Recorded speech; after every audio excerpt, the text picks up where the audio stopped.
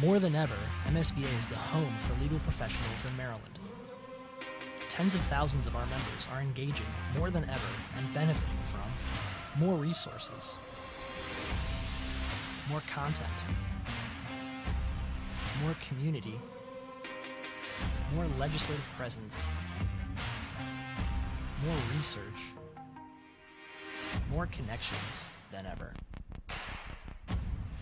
More than ever, MSBA is serving, connecting, and empowering Maryland's legal professionals. Be a part of it. When we ask our students and alumni why they chose Stevenson, there's a phrase that often repeats itself: the moment I stepped on campus. There's a gut feeling that never goes unrecognized and stands the test of time when you first feel at home somewhere. Because we are not just the classrooms where you spend 4 years. We are all the in-between. We are the students who have pursued the boldest ventures, who have tested their creative limits, who have pushed themselves to national championships, who have paved the way for unheard voices, who have turned their passions into professions, and who have charted their vision for the future here. We are the faculty, staff, coaches, and advisors who mentor, who meet students where they are and propel them toward where they want to be, and who are the cornerstone of our personal and professional growth. We are the Mustangs, past, present, and future, who come together across all barriers to face uncertainty with resilience and look to the future with confidence. We are the place where people still hold doors open for each other. Where questions turn into conversations. Where crossing paths spark lifelong bonds. Where you're not just seen as a number. Where you become you. We are more than just an education. We are the experiences, the connections, the community that give education meaning. We are who we've always been, your home away from home. It's a history worth repeating and a feeling worth holding on to. We are Stevenson University.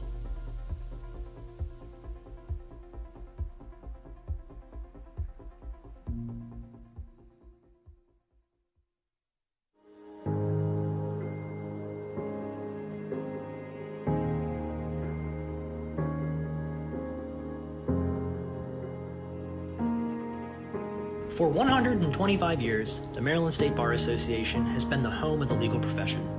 Tens of thousands of our members have built a legacy of service, thought leadership, connection. And we're just getting started. This year, we celebrate our 125th anniversary.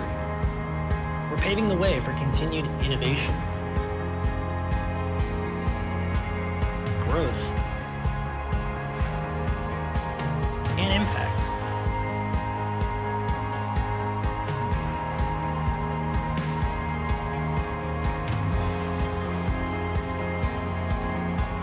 We're ready for what's next. Join us.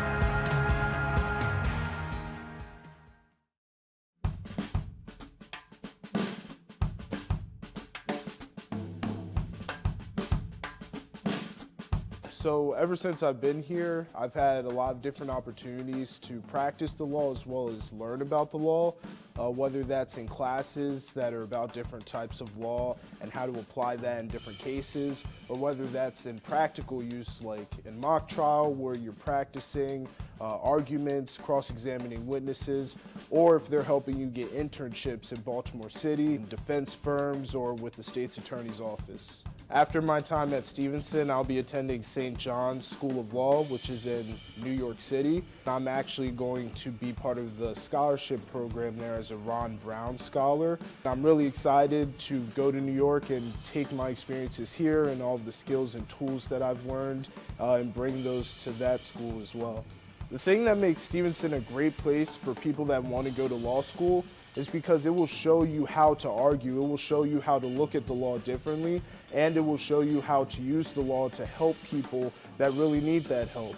Stevenson will give you the tools as well as the knowledge to be able to apply those things to your life and to the community and help those that need it.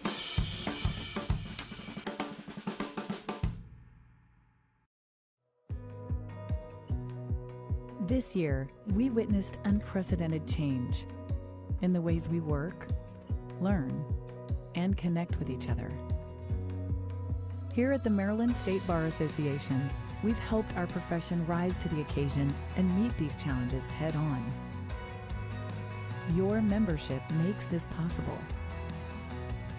This year, your membership helped us fight for public policies and initiatives that protect the interests of attorneys, allowing practitioners and firms to continue to serve clients and the public effectively.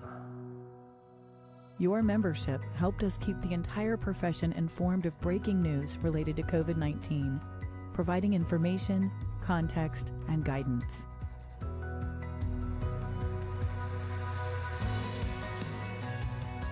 Your membership helped us innovate our CLE to bring more relevant learning to more attorneys in formats that are convenient for you. Your membership supported the well-being of attorneys and our local communities, thanks to our Lawyer Assistance Program and other partner organizations. Although you may never know the individuals or peers that you are helping through your membership, you are making an impact and changing lives every day. Thanks to your membership, we are the voice of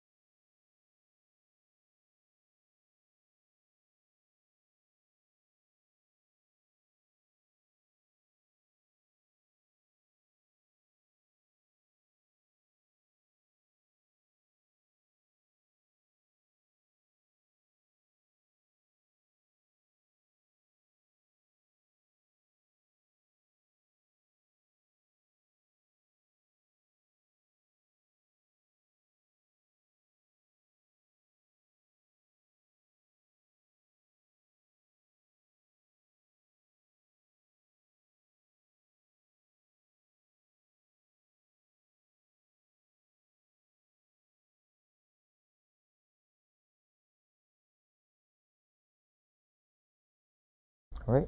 All right.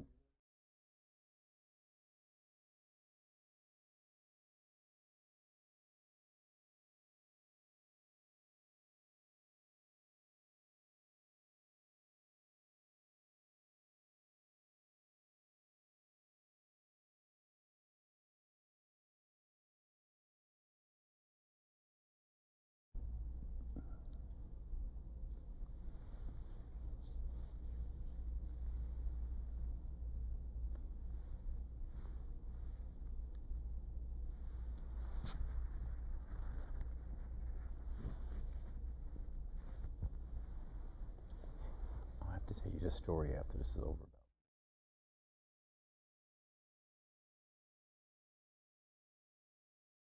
Welcome to our very first interview. I'm proud to be here. My name is Bobby Zirkin, former state senator. I'm here with Rushern Baker, Democratic candidate for governor of the state of Maryland. We're here on behalf of the Maryland State Bar Association in partnership with Stevenson University here at the beautiful Stevenson University campus. And welcome. Senator, thanks for having me. It's good to be here and good to kick off the event. Well, we appreciate you being first. And so we're going to have an hour to talk about issues, talk about yourself and your vision for the state of Maryland. So we're going to get through a lot of issues, a lot of really important issues that I think the state and its citizens want to hear. So let's start with, who is Rushern Baker? For those who may not know you, tell us a little bit about yourself and your background and how you got here. That's a really good question. I often think about how I actually got here, not driving here, but how I came to be into public service and into running for governor. I grew up in the military, so I lived all around the world, including Okinawa, Japan, and my dad's last duty station was in Massachusetts. And so 2 years after coming back to the States, we lived in Massachusetts, and then I came to Howard University for undergrad and for law school. And the reason I went to Howard University was, I really wasn't a good student when I was coming up. In fact, I tell my kids to be like their mother. I got kicked out of every school in the United States and a couple overseas. But when we came back to the States, it was right after the busing issues in Boston in 1970, 75, 76. And we were living north of Boston in Beverly, Mass. And I really wasn't aware of the issues going on in the community, but I had a teacher, an English teacher, that took an interest in me and made me aware of the social injustices that were going on. It was really interesting because I was the only black student in this school in Beverly. And this teacher, English teacher, really wanted me to be aware of the responsibilities. And so they got me to thinking about my role and the opportunities I've been given because I had such great parents. And so I wanted to do something different with my life. So at 17, I decided I should go into public service after having a conversation with my dad, who, when I was complaining about the local politician, he said, well, if you can do better, run. And I decided to do that. And that started a career of me going to Howard University in DC, going to law school. And in law school, I lived in Prince George's County. And I really liked the county and decided that that's where, my wife and I settled and I'd start my career. So I was fortunate enough to run for the state legislature and to win and to go on judiciary, a committee that you know well and I loved. So I spent my first 4 years on judiciary. Then I moved over to appropriations and then decided to run for county executive. I didn't win the first time I ran. I didn't win the second time I ran. I won the third time that I had for county executive. So I served 8 years as county executive. And that really was an interesting time. I know we'll get to it. So 8 years in the legislature, 8 years as county executive. And then really the rest of that practicing law. And being while you were county executive, you were able to continue practicing law? Or was well, when I was in the state legislature, I practiced law. As county executive, it was a full-time job, so I didn't. But after I left the county executive seat, I ran a nonprofit, I'm sorry. After I left the legislature, I ran a nonprofit, and then now I do some teaching at University of Maryland, and I work with county executives and county judges and mayors from around the country on executive leadership. That's great. and now you're running for to become the governor of the state of Maryland. Yes. Well, let's get into that a little bit. Okay. So before we get into, I'm going to have a lot of specific issues on that I'd like to talk to you about, but give you a couple minutes just to kind of give your stump speech. You know, what does a Rushern Baker administration look like? Well, I think for me, what made me decide to run again, because I had been out, and I ran in 2018 for governor. I didn't win, but I felt like I had a good public career. You know, 8 years in the legislature, and 8 years as county executive of Prince George's County. I know you remember what it was like in 2010 when I took over. The county executive was on his way to jail. Yep. The stock market had crashed, and Prince George's County was leading the nation in foreclosures.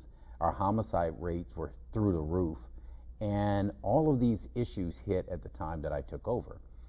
And so it was a hard 8 years.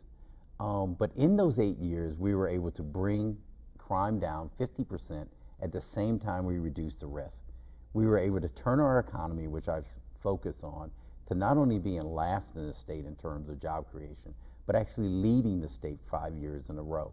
And then we had economic development throughout the county. So I felt good about what I had done. But COVID changed all that. During COVID, my wife and I were quarantined together.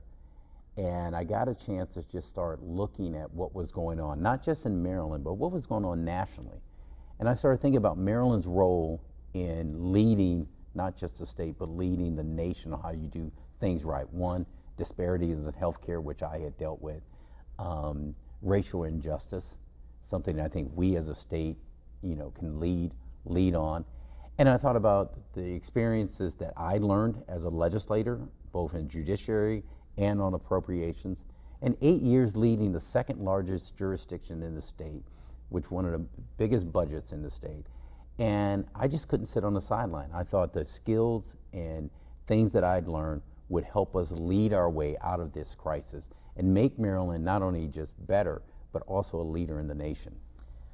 So what is let's talk about a couple of these issues that you brought up. If you, you know, looking at the polls, the top two issues by a long shot are, in fact, COVID and criminal justice, both things that you brought up. So let's start with COVID. Governor Hogan gets high marks around the country for his handling of the pandemic, and he certainly is getting high marks here. What has he done that's been good? What would you do that's different? And I guess with this new variant that's spiking cases again, you know, where are we going from here? Well, I think here's my different take on what the governor's done. I think in terms of handling and reassuring the public that there's somebody in charge, he's done a great job. The issue that I have, and I think is different because I had actually run a county, is that every county has a health officer. That health officer is jointly appointed by the governor and the county executive or the mayor of Baltimore. And so that means the governor's office, the health officer for the governor, is actually the leader on how we deal with these crises. Every county has a Homeland Security department. We had one in Prince George's County, which means in times of crisis and emergency, that's where you lead from. And so for me as governor, I think the way we would do it is to call all those folks together and map out a Maryland plan, working with the local jurisdictions, knowing that they're individually different, but really having one voice. The governor is the only person that can bring every jurisdiction together. So if Montgomery County has a COVID plan and Prince George's County has a different COVID plan, COVID doesn't care that you're in Prince George's County or Maryland, or Montgomery County or Howard County. So the governor has to be able to do that. And so from my perspective, that's where the leadership part comes in. In dealing with this crisis, we have to understand that the governor working with the local jurisdictions to make sure these issues are addressed is where I would go. So I guess specifically, you know, kind of the two most controversial topics, I guess, if you look at the news, are vaccine mandates and mask mandates. So, right. You know, we have not done that here. We don't have mask mandates across, or we have at certain periods of time. What do you think? Should we have, my kids are in school, they have to wear a mask every single day there, and they get quarantined when there's a little bit of an outbreak. What does it look like? I mean, besides bringing people together, what are the specifics of it? I think the specifics of it is just that, is that you actually have the lead taken from the governor's office, working with each jurisdiction. So I think in jurisdictions where we see the spike is up, you need a mask mandate in those, especially in our schools. In jurisdictions where it isn't, then you wouldn't have to have that. But the problem is, if every individual jurisdiction is making that decision and they're right next to each other, then it has an impact on the state as a whole. And I think the only person that can bring them together is the governor, and assigning somebody to look at those. So right now, in Prince George's County, if you're in a restaurant, you don't have to wear a mask. Montgomery County is going toward, well, we're going to have the mask back. Schools were closed in one part and weren't closed in the other. So I think it has to be a universal policy. Vaccines, we know they work. As governor, I think you should follow the science, is what I did as county executive when we were dealing with issues. But you have to lead at the state level and then make sure the jurisdictions are following that. So, not to press you too hard on it, but since the science is fairly clear, in fact, I would say abundantly clear, that vaccines do in fact work and boosters are necessary and so forth, should we have a vaccine mandate here? We have an odd national, it's an odd law from the Fed, or a regulation from the feds, that if you come into the country, you have to be vaccinated and you have to quarantine. But if you are traveling around the country, you do not. It doesn't seem to make a lot of sense. That seems disjointed. Should we have vaccine mandates here in the state of Maryland? I think you should. I think we should have vaccine mandates, with the exceptions being, certainly you have to make exceptions for religious exceptions, and for, my wife, before she passed, was immune deficiency. So those are things you have to look out. Outside of that, it's a health, crisis. And so we do it when we send our children to school. This is not one of the things where you make a decision and it just affects you. It affects everybody. And so it's a hard decision, but it's one that, as governor, I'd want our folks to make. And then you start making changes as the facts change. But I think you do need a mandate with the exceptions that I talked about. Okay. So I guess the other issue that you brought up was criminal justice. And I know in Prince George's County, as you said, tremendous, I think 50% reduction in violent crime when you were county executive. Maryland is now kind of in the other direction, particularly, I live in the Baltimore region, and we have had a stubbornly high homicide rate, and the non-fatal shootings are even higher. It is just a number that will not go down. And so I guess I'll just throw it out as a general question. What does a Rushern Baker administration do about criminal justice and more specifically about public safety in places like Baltimore City? So one of the things that I did when I came in, we saw our homicide rates just spiking tremendously. And so what I did was brought not just our police department and our sheriff's department and state's attorneys, but also our health department and our economic development. I brought everybody together in a plan, what we called our Transforming Neighborhoods Initiative, where we targeted 6 areas in the county where everything was going in the wrong direction, whether it was homicides, truancy, all of these things that I know all go together. You start looking at those trends, that they're going in a bad direction.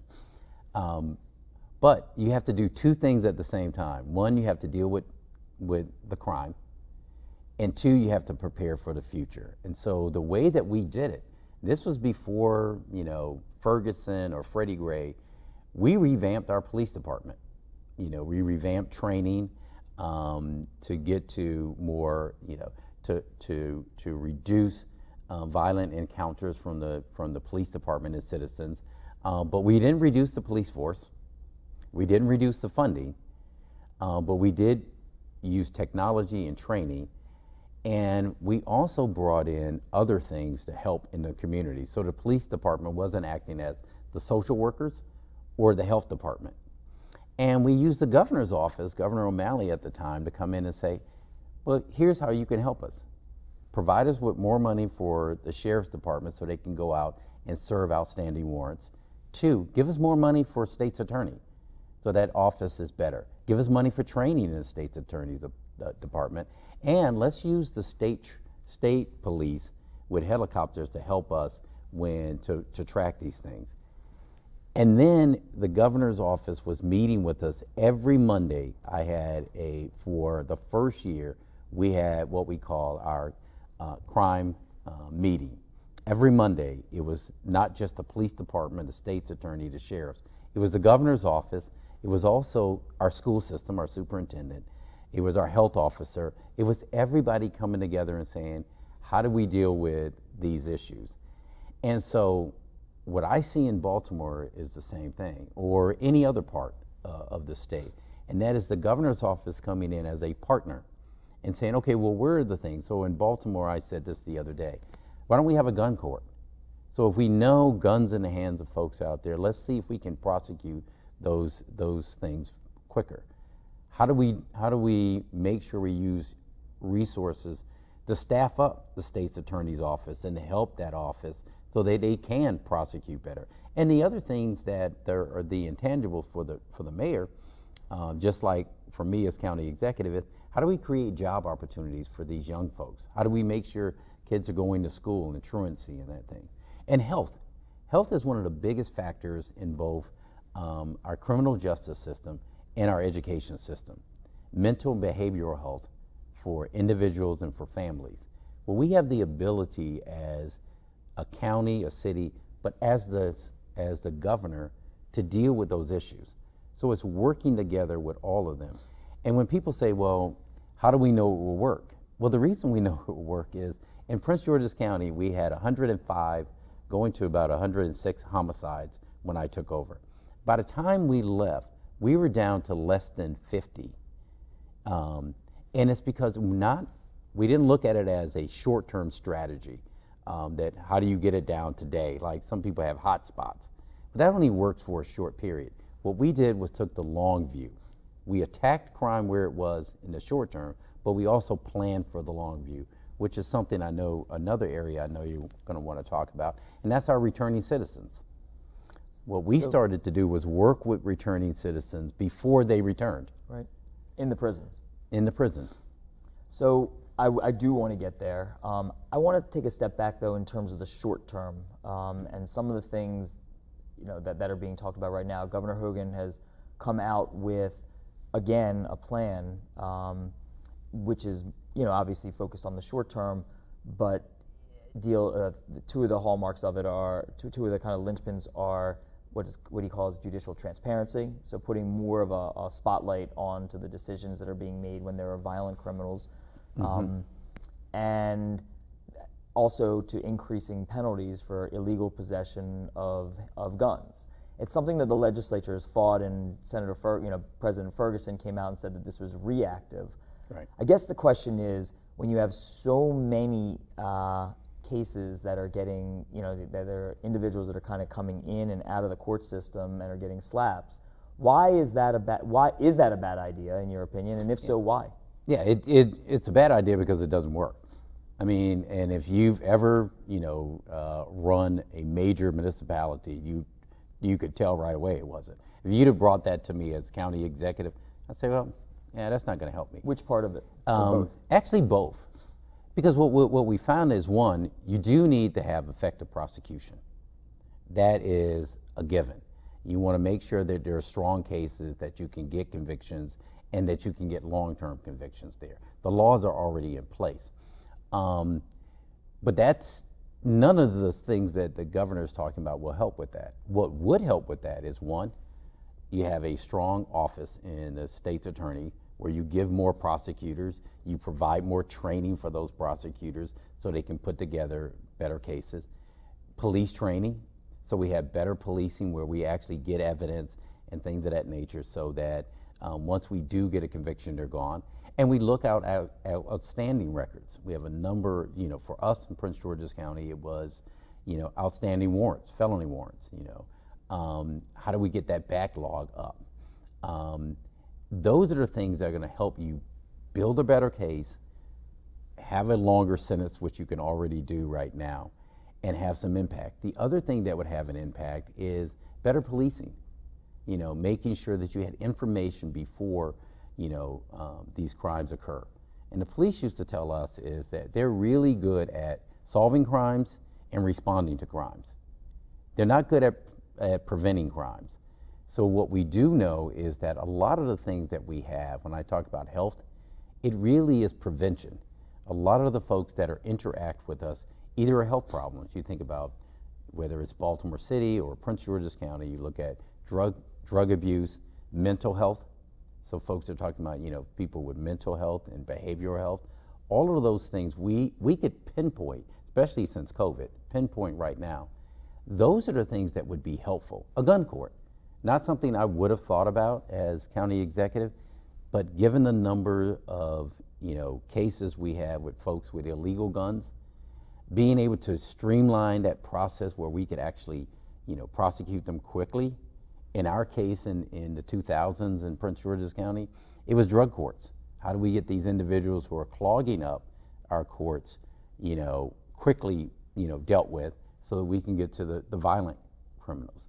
Those are the things that are going to help, and providing resources. The Maryland police are great individuals and could be, a benchmark. The federal, we work with federal police, to help us. Those are the things that are going to get to the long-term and short-term solution.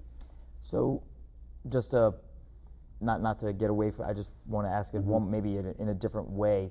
One of the things that has been around in the General Assembly for the last few years has been a fight about sentencing, and the governor has wanted to increase sentences to ensure that people are getting put away when they are repeat offenders, not just for the first time, and not about drugs, not about not individuals who are possessing or who are addicts, but individuals who are committing multiple and getting convicted multiple times for violent offenses.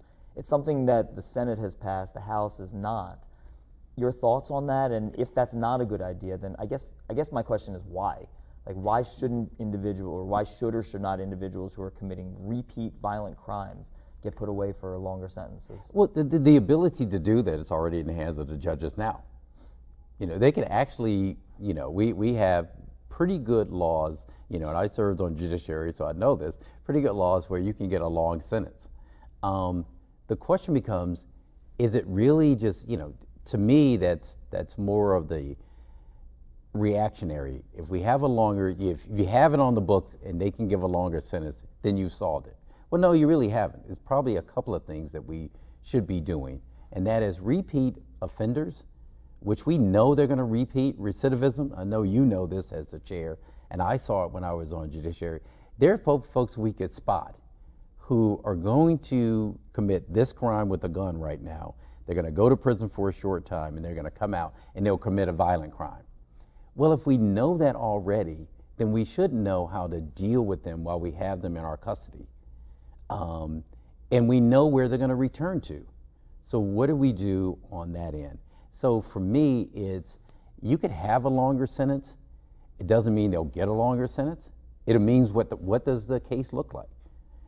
So if we want longer sentences for folks who are committing these crimes, then we have to have better prosecution, more prosecutors so they're not handling like 70 cases and then trying to get the first one off the docket. All of those things we could do immediately that will have a greater impact than waiting down the road. Okay. How about juvenile justice? Any thoughts about that? Obviously, 20 years ago, it was Hickey and Cheltenham, which out in Prince George's County, big monster institutions, and that's all been broken down, but still a stubbornly high recidivism rate. Thoughts about what to do there? Yeah, I think juvenile justice is one of the issues that's one of the most challenging ones we're going to face, to be all in honesty. I know during my time as a member of judiciary, it was one of the reasons I had to leave judiciary. It's just depressing. As county executive, you're faced with it because you run a jail and you're dealing with these individuals. So for me, that's the area I think we need to put the greatest focus on. I know one of your former colleagues, Jim Brochin, talks about this a lot. The individual who just dropped out, Mike Rosenberg, he talked about it a lot about what we could do around juvenile justice. So clearly that's an area where I want to focus on. We start doing it as county executive, and that is looking at our school system, our truancy rates. We could just see the pattern going of kids, starting to skip school, spending more time out there. How do we interact at that level? So one, I think we begin by working with all of our schools to stop with truancy. How do we get kids to stay in school? We know that if they get an education, if they get their high school diploma, they're less likely to go out and do these things if they can find a job. How do we start doing job training? And then the real difficult part is, how do we actually deal with the children who are in our custody? Right. And for the long term, I have a nephew who I love very much in Georgia, who started on this path as a juvenile and is now in prison for 30 years. But you could just see it going up, what would happen. And interventions that at some point there could have stopped it. Clearly there was behavioral and mental health issues that we could have dealt with early on. So I don't want to make this sound like you got to wait to do it. There are things we can do immediately, which is really focusing on juvenile justice in a way that we haven't since the Glendening administration. Nobody has really tried to deal with it because it's difficult. So that means getting a person in there who understands this and is committed to the long term. The other thing is working with the jurisdictions. These children, and they're our children, are going to come back. They're part of our system. How do we make sure that they're connected to the community in a positive way? I'll throw this out. One of the things we did in the county was, when we had juveniles in our school system, there's an education program there. They're being taught, but it's not connected to the school that they went to. So my kids went to Suitland High School, which is in a challenging area in Prince George's County. The children in our custody from Suitland were being taught, but they weren't being taught what they were at Suitland High School. So they were returned to school, they were behind. Right. It was different. Well, if we have them and we know where they go to school, why can't we tailor the curriculum to what they're behind in, so they're not behind in the school there, so that they don't feel like they're lost, that there's no reason to be there.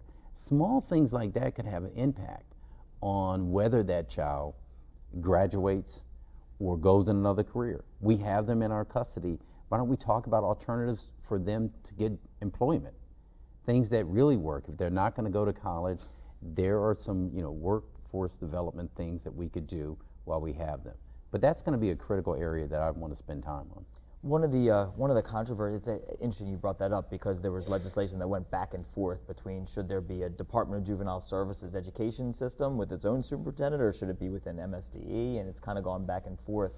One of the controversies in juvenile justice has been kind of the tension between the public and the private sector. Right. And you had the Cheltenhams, which were public, and the Hickeys, which are public, but then you have kind of this array of group homes and so forth, and each one individually tracking them and seeing how they're doing. Any thoughts about, I guess one of the basic questions has always been, should the private sector be in the juvenile justice, quote, business? You hear about private jails, but this is the lower level of that, and so I guess, should they be? I think there's a way you could have them involved, but my issue always is the moral responsibility is for the government to do it and to figure out a way to do it the best, because you can't farm this out. You can't farm you need real oversight when it comes to juvenile justice and juvenile reform, because it's time intensive. And so it's not the problems with group homes. We know we need them. We don't have space capacity. We want individuals being in the community, but the oversight and making sure that everything, especially the education, the mental health, all of those things are conducted. So the government has to play the role in that. And I think you have to have a strong juvenile justice, secretary that has the ability, as you talked about with education. I think it should be within that department. because I've seen it both ways. I've seen it when it was within the department, and I've seen it when they took it out and said, hey, it's better to be under, under the education system. But it gets lost. Right. And it's it has to be very, very tailored. You need a coordinated action, which is why the person who is in charge of juvenile justice has to have the capacity and the ability to really get things done, and to know that this is for the long haul, that the investment is, long term. But if we do that, the thing that I'll point to folks is, if you look at what we did, not in the first 4 years as county executive, but if you look at the arc of the 8 years, we saw truancy drop, we saw crime drop in these areas, because more and more of our younger folks who were getting into small trouble, we were actually being able to divert at that level. So it can work, but you have to be willing to put the time and effort into it, and the resources. It's an incredibly important and never talked about topic. So it'd be interesting solutions that you're putting out. I'd be interested to see that. Let me quickly, before we move on from criminal justice, police reform. The General Assembly last year essentially got rid of LAOBR, yes, which I know you know about from the Judiciary Committee, yes, from your old Judiciary Committee days. There's still controversy. One of the candidates for governor says that there should be no ability for police to do no-knock warrants with any exceptions. Police would say that puts them at risk. Thoughts about what the General Assembly did on police reform, things that we still need to do, if anything? Well, I give the General Assembly, credit for doing that. I not only served on judiciary, but as you know, there are local delegations that deal with, local issues. So I was the chair of the law enforcement for Prince George's County, where this issue came up time and time again, because one of the areas where you saw police abuse and was known for it, even as a student at Howard University, Prince George's County was a place where if you're an African-American male, you didn't go to, So I give them credit for, for doing this, for passing the reform and making some progress.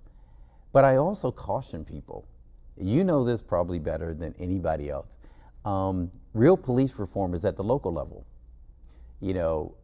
What we do at the state level is a guide, but hiring of the police chief and the captains and the majors and all of those belong to the local jurisdiction. And in our great state, we have counties that have cities within there. I had 27 municipalities in Prince George's County. Each and every one of them have a police force. Right. So none of them got rid of their police force during this whole, social unrest. So they're still there. So you have all of these things at the local level that we have to have change. So what I would propose is that you work on the long-term solutions for the local level. It's the state using this as an example to go to the local jurisdiction and say, here's how you do police reform right. One, better training. I know that from experience. This is not me just saying it because somebody wrote it down or did a position paper. I was there when we had a Justice Department decree that said our police department was racist and was abusing people, and you have to change it. You changed the structure of the training, the individuals in promotion there, but you all at the same time, you still have to police. You still have to make sure. And so we can't have these men and women in harm's way. I've been to too many funerals of police officers.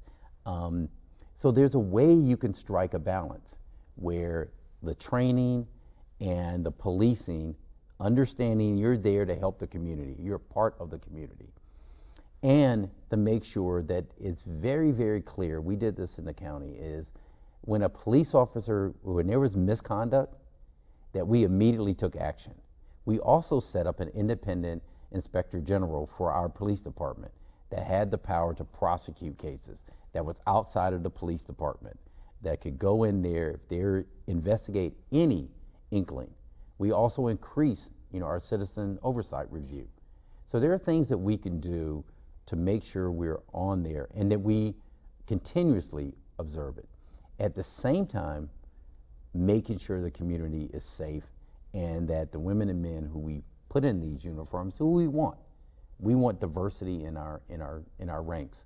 And so we want to make sure we train them well, we want diversity, but we also want them to be safe when they walk out there on the streets. So let me ask you this, so numbers are starting to come out that, and there was some concern about this as things were moving along last year, that police forces here in Baltimore County, they're down a fairly significant number of officers. I'm certain that that's going to be the case everywhere because, you know, if you talk to police officers, they're concerned in places like Baltimore about doing what they thought was their job and then getting prosecuted. So there's a little bit of a hands-off. And they're concerned about, you know, that they're not respected, that the way they should be for putting themselves in harm's way. What do we do specifically about the fact that we are losing officers? Because that in and of itself is a public safety challenge. It really is. I mean, it really is. It's something that we have to, just like you said, that we have to show that we want women and men to go into public safety, because that's what it is. It's public service. We want them. So one, the recruiting of, we want the best and the brightest to go into this field because you're actually doing good work. We want you trained. You're going to get the type of training and support that you need. And we want to hold you, but as somebody who wants excellence as an officer, you want to be held responsible for what your actions are. So we, one, have to do a good job of inviting people to be in. That's the way we're actually going to get out of it. Inviting people to be into our police departments, whether it's at the county level, the state level, or the municipal level. And we have to provide them the type of training and support. Pay them more money? Pay them more money, just like our teachers. I mean, we upped our pay because we're competing, especially now since the pool is shrinking. Just think about who we're competing against. We're competing against surrounding jurisdictions and surrounding states. So we want to pay them more. And with more pay, it becomes more responsibility and more oversight. The other thing we do is let the officers, so from an officer's perspective, is we're going to pay you more, we're going to provide you with better training, but we're going to provide you with ongoing educational training.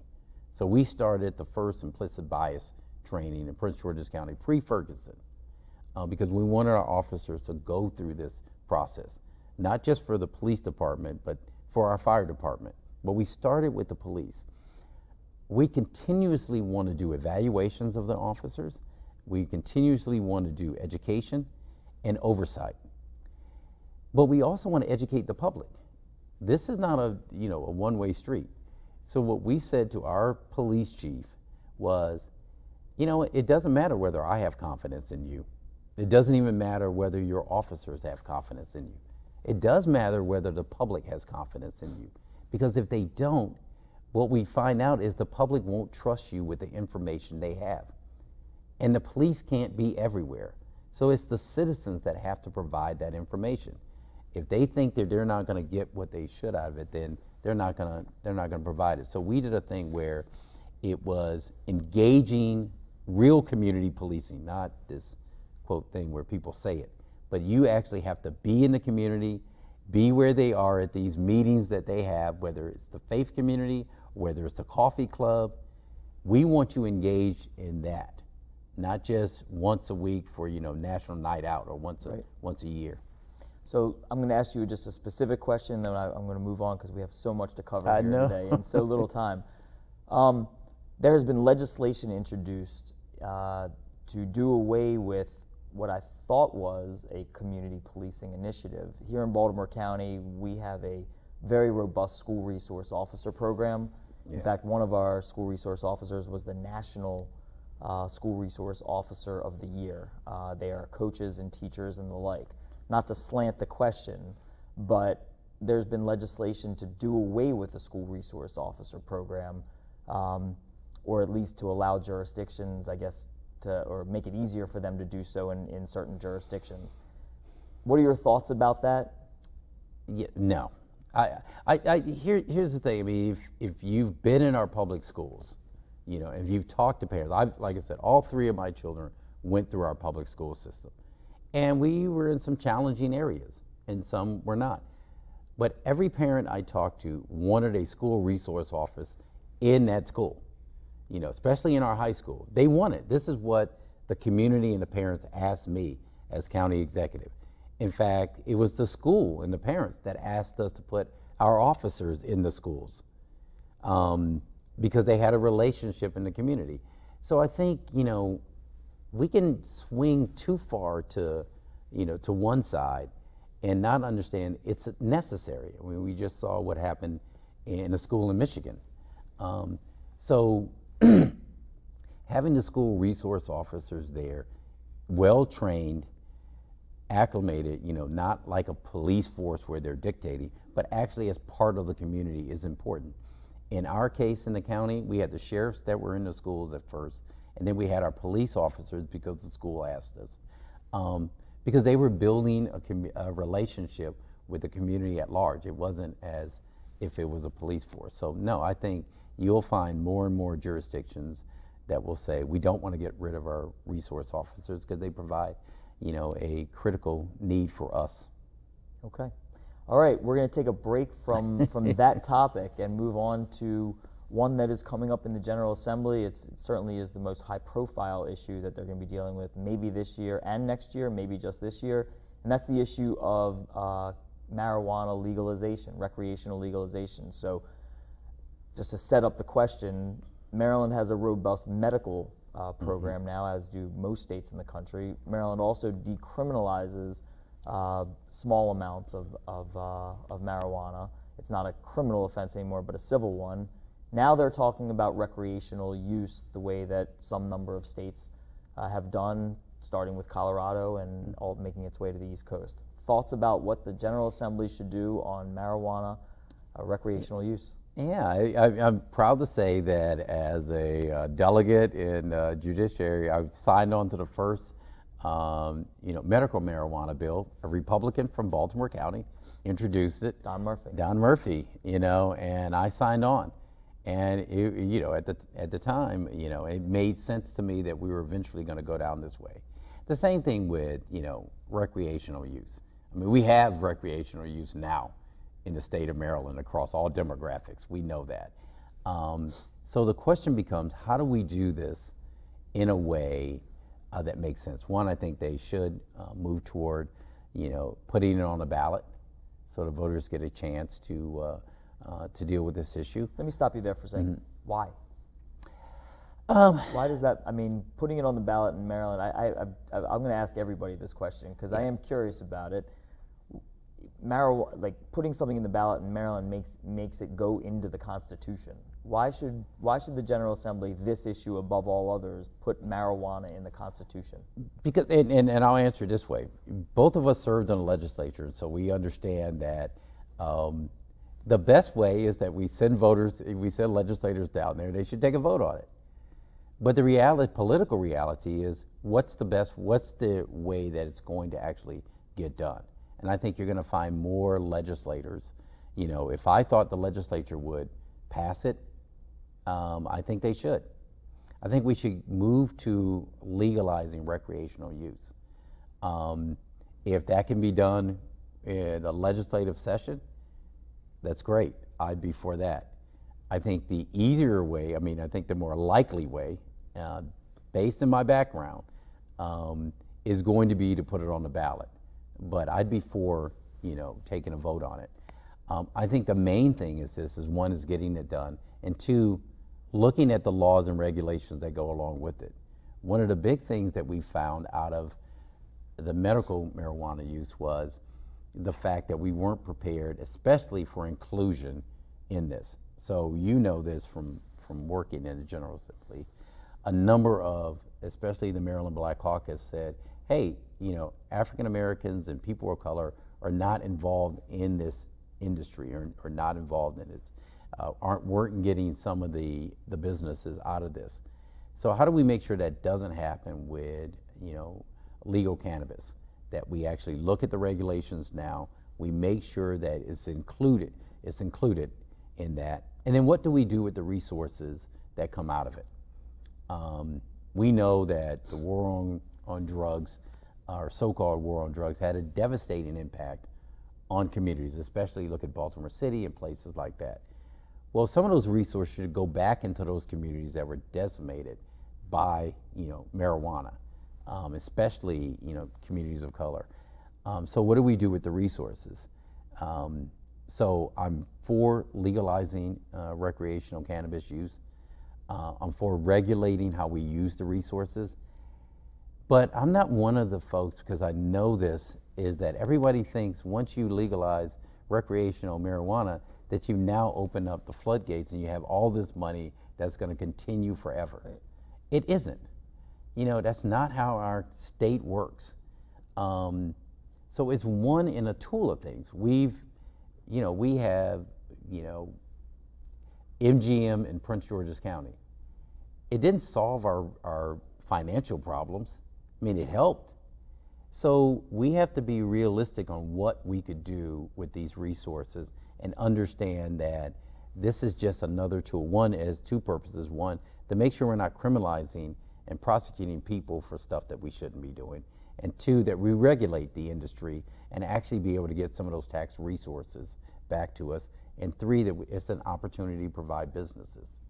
So one of the other questions is, we have a robust medical cannabis industry in Maryland, and when you move away from that, other states have seen tension and problems. Some have done it better than others. How do you protect, if you think it's important to, the industry that has laid out their capital to kind of be the pioneers, as it were, for our medical cannabis industry? If you open some have suggested just allowing home grow, which would basically, people would just be, you would decapitate what is a medical industry. How do you differentiate those two things, and how do you protect, if you think it's important, what's already here?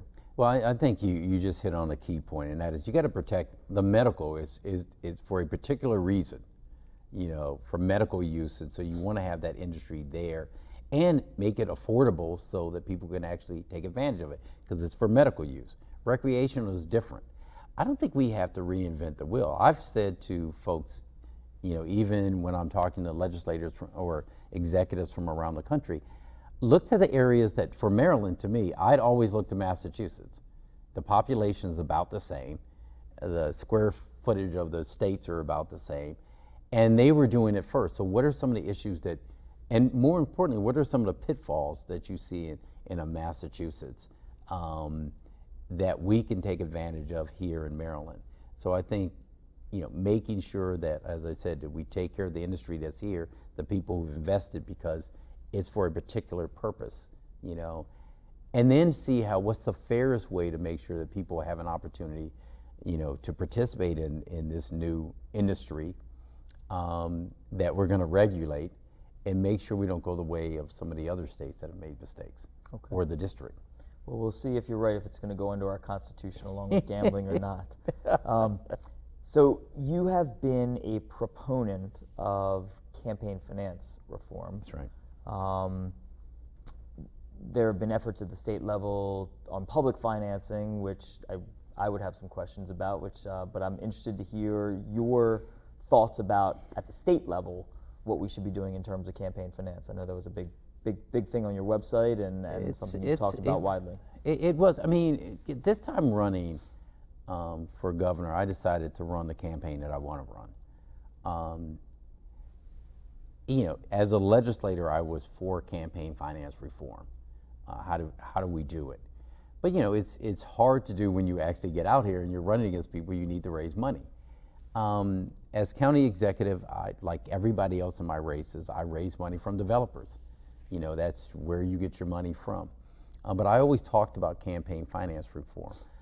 When I became county executive, I actually put a law in place that said, the county executive and the county council could not receive money from developers if there were ongoing projects in the county or proposed projects. So that pretty much, took away the money in there. Because what I wanted was every project we did to be one that we're doing it for the right reason, and that the public knows we're doing it for the right reason. And also, I didn't want to be hypocritical. You can't talk about campaign finance reform and then do the very things that you're against it. And so in this campaign, I decided, and I was blessed to have a running mate who actually did this in her races, Nancy Navarro, in Montgomery County. Because I think if we're going to do the changes at the state level, then we have to lead by example. And we want the decisions just think how much time we spend raising money at $6,000 a crack. In this instance, where I spend my time is actually raising money from people who can vote for me. Talking to voters about these very issues that you're talking about, talking in forums like this, because this is how I'm actually going to get the resources to run, because I depend on people from Maryland who can't give me any more than $250. There's a lot of folks I have to convince that I'm the right person. But I think it's the right way to go because it sends the message to the public, which is already jaded, that you're in it for the right reasons, that their voice, their $5, their $25 has a greater impact than somebody who gave $6,000 or raised $100. So at the state level, would you be advocating for campaign finance reform that prohibits certain groups from participating, or what is it? Some years ago there was an effort to, I think it was Senator Dyson at the time, who was in Penske, who were pushing for public financing for state legislative races. That the bill was defeated on the floor of the Senate for a number of reasons. What is it that would be proposed at the state level for campaign finance? I would be in favor of looking at public financing at the state level. I think there's a lot of debate about how you would do it statewide, but I do think there are examples that we can turn to. Montgomery County has done it. We didn't do it in Prince George's County. It was defeated in the council. Baltimore County is now looking at this, Howard County.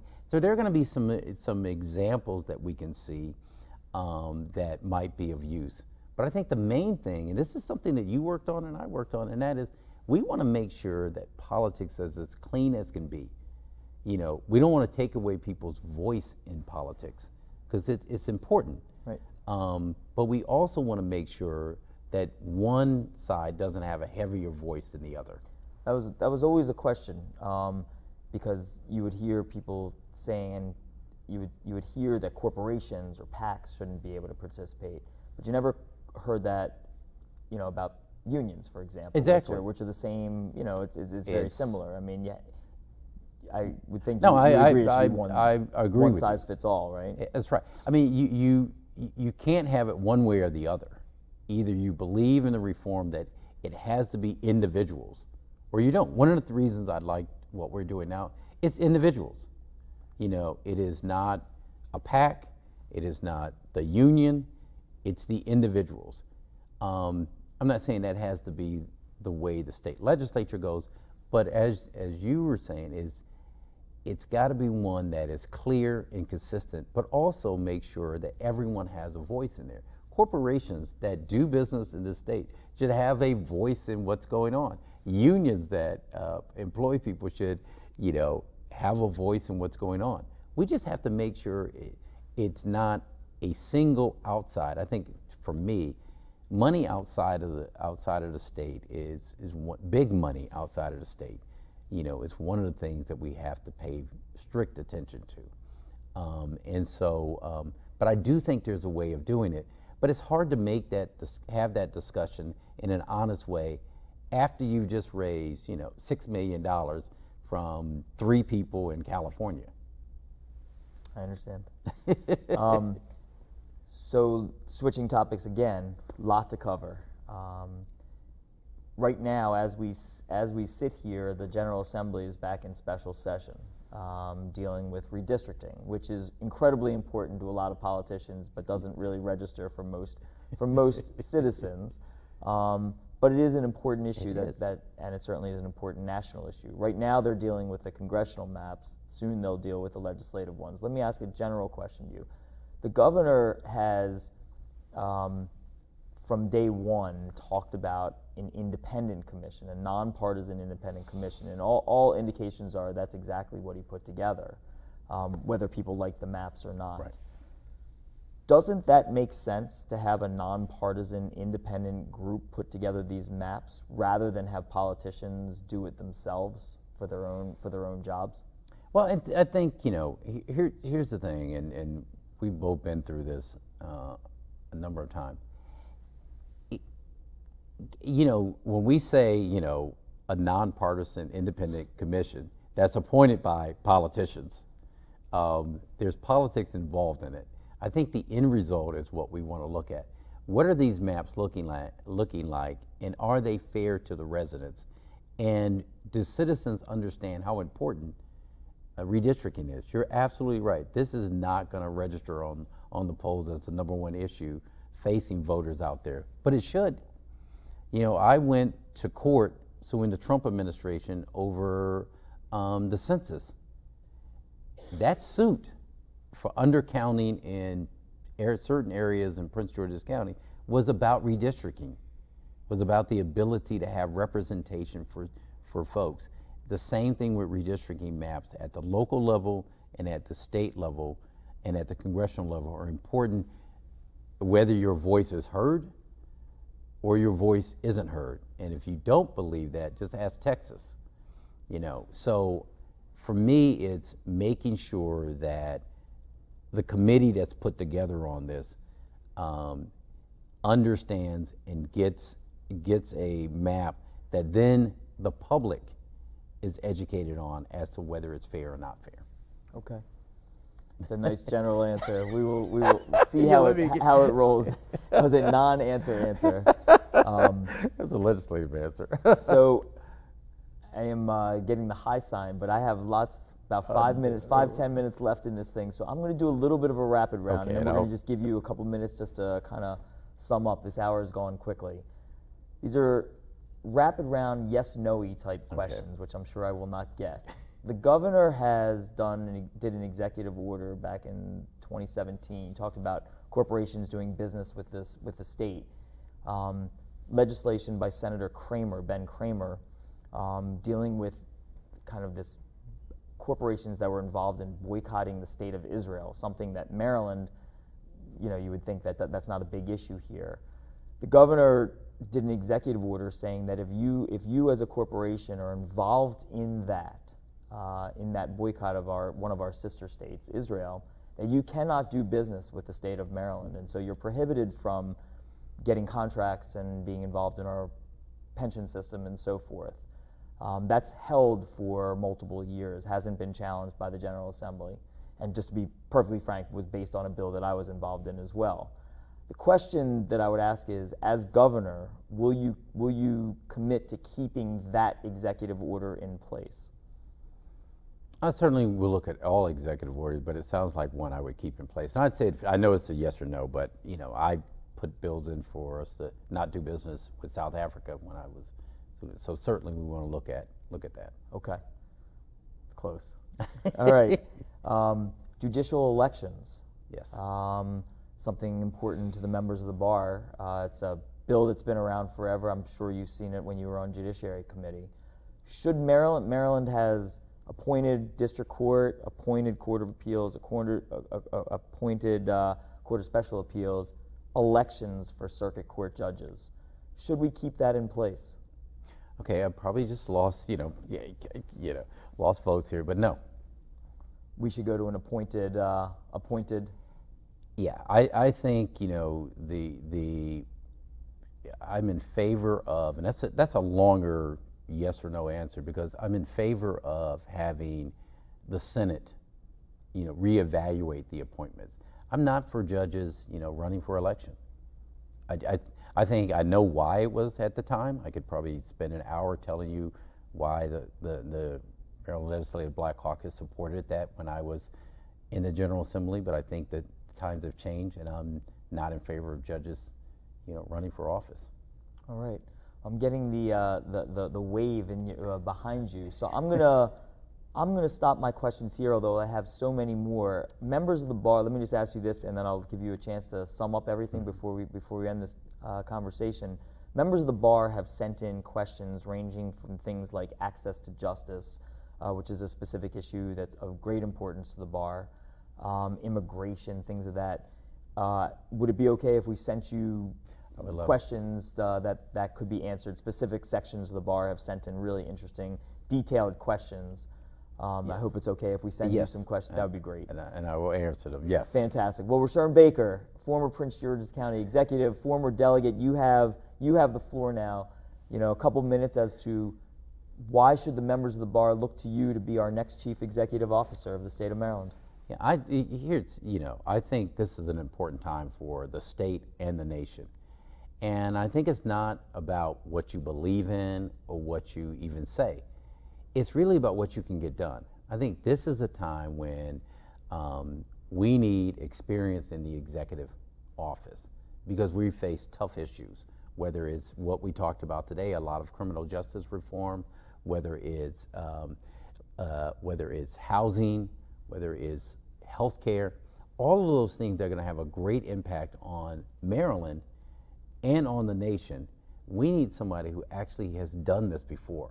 The one thing I'm proudest about is picking a running mate, Nancy Navarro, who's actually governed in the largest jurisdiction in the state, understands the budget, understands creating jobs is important, AAA budget, is important. The same thing is my experience as county executive. These aren't positions that we're talking about and wish we could do. We've actually done it. We walked this walk. And I think at this stage in Maryland's Maryland's crisis, we need someone who can do that. And that's why I'm running for governor. I'd love to have the bar's support and the members' support. All right. Well, on behalf of the Maryland State Bar Association and Stevenson University, thank you so much for spending so much time with us this morning, and good luck to you, and we look forward to seeing what comes next. Thank you. Thank you for having me. All right. All right. Good job. Thank you. All right. All right. Okay, you can't be on the...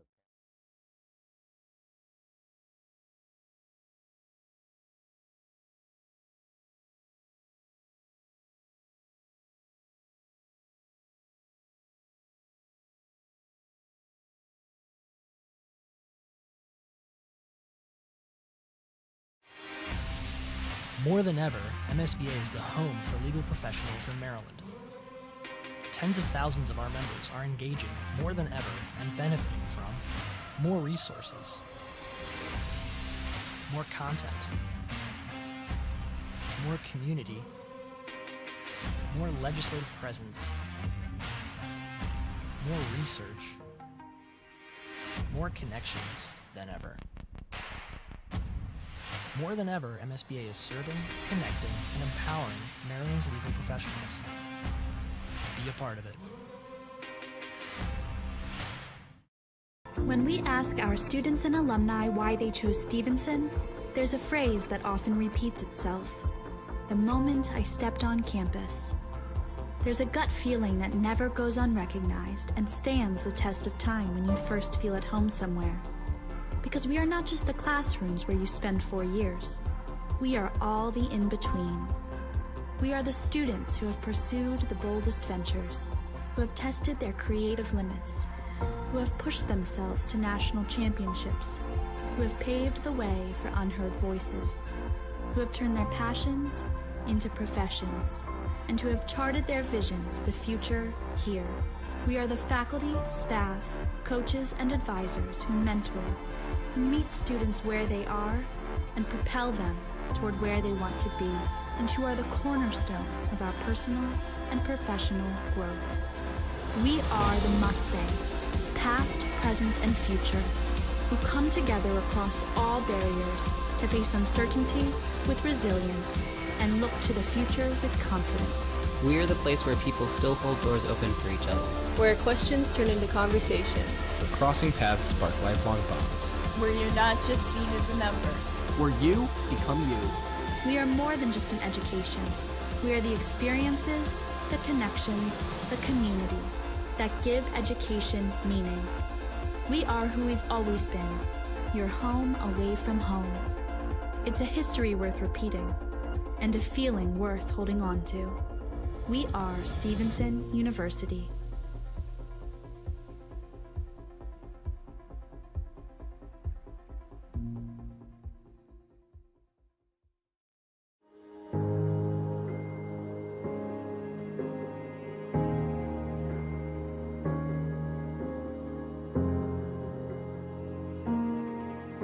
For 125 years, the Maryland State Bar Association has been the home of the legal profession. Tens of thousands of our members have built a legacy of service, thought leadership, connection. And we're just getting started. This year, we celebrate our 125th anniversary. We're paving the way for continued innovation, growth, and impact.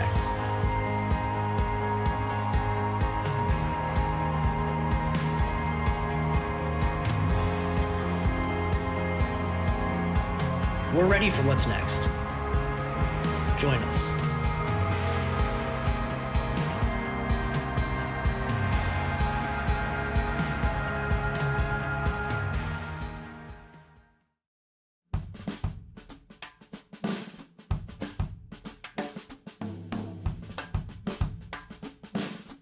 So ever since I've been here, I've had a lot of different opportunities to practice the law as well as learn about the law, whether that's in classes that are about different types of law and how to apply that in different cases, or whether that's in practical use like in mock trial where you're practicing arguments, cross-examining witnesses, or if they're helping you get internships in Baltimore City, in defense firms, or with the state's attorney's office. After my time at Stevenson, I'll be attending St. John's School of Law, which is in New York City. I'm actually going to be part of the scholarship program there as a Jon Baron scholar. I'm really excited to go to New York and take my experiences here and all of the skills and tools that I've learned and bring those to that school as well. The thing that makes Stevenson a great place for people that want to go to law school is because it will show you how to argue, it will show you how to look at the law differently, and it will show you how to use the law to help people that really need that help. Stevenson will give you the tools as well as the knowledge to be able to apply those things to your life and to the community and help those that need it.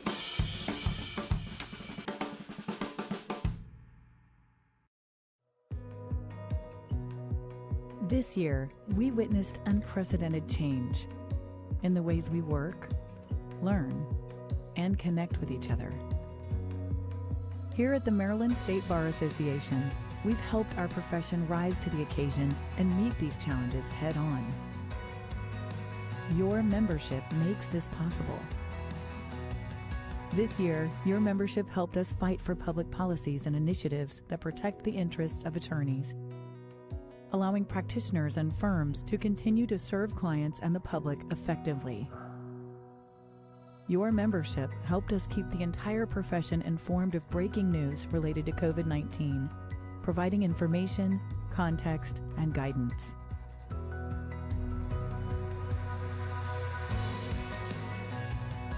Your membership helped us innovate our CLE to bring more relevant learning to more attorneys in formats that are convenient for you.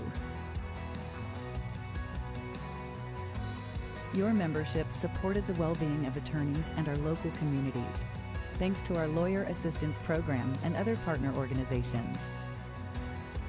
Although you may never know the individuals or peers that you are helping through your membership, you are making an impact and changing lives every day.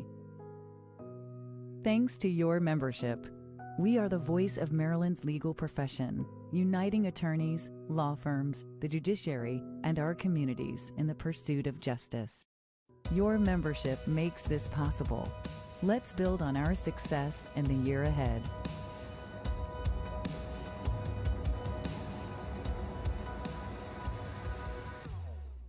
We're really excited about our new track and field complex, and we were fortunate enough to have a lot of time to really do the research before building the facility, and we looked at a lot of different big Division I schools and really looked at how we could make it kind of the best facility where the student athletes are going to have the best experience and the best opportunities to compete.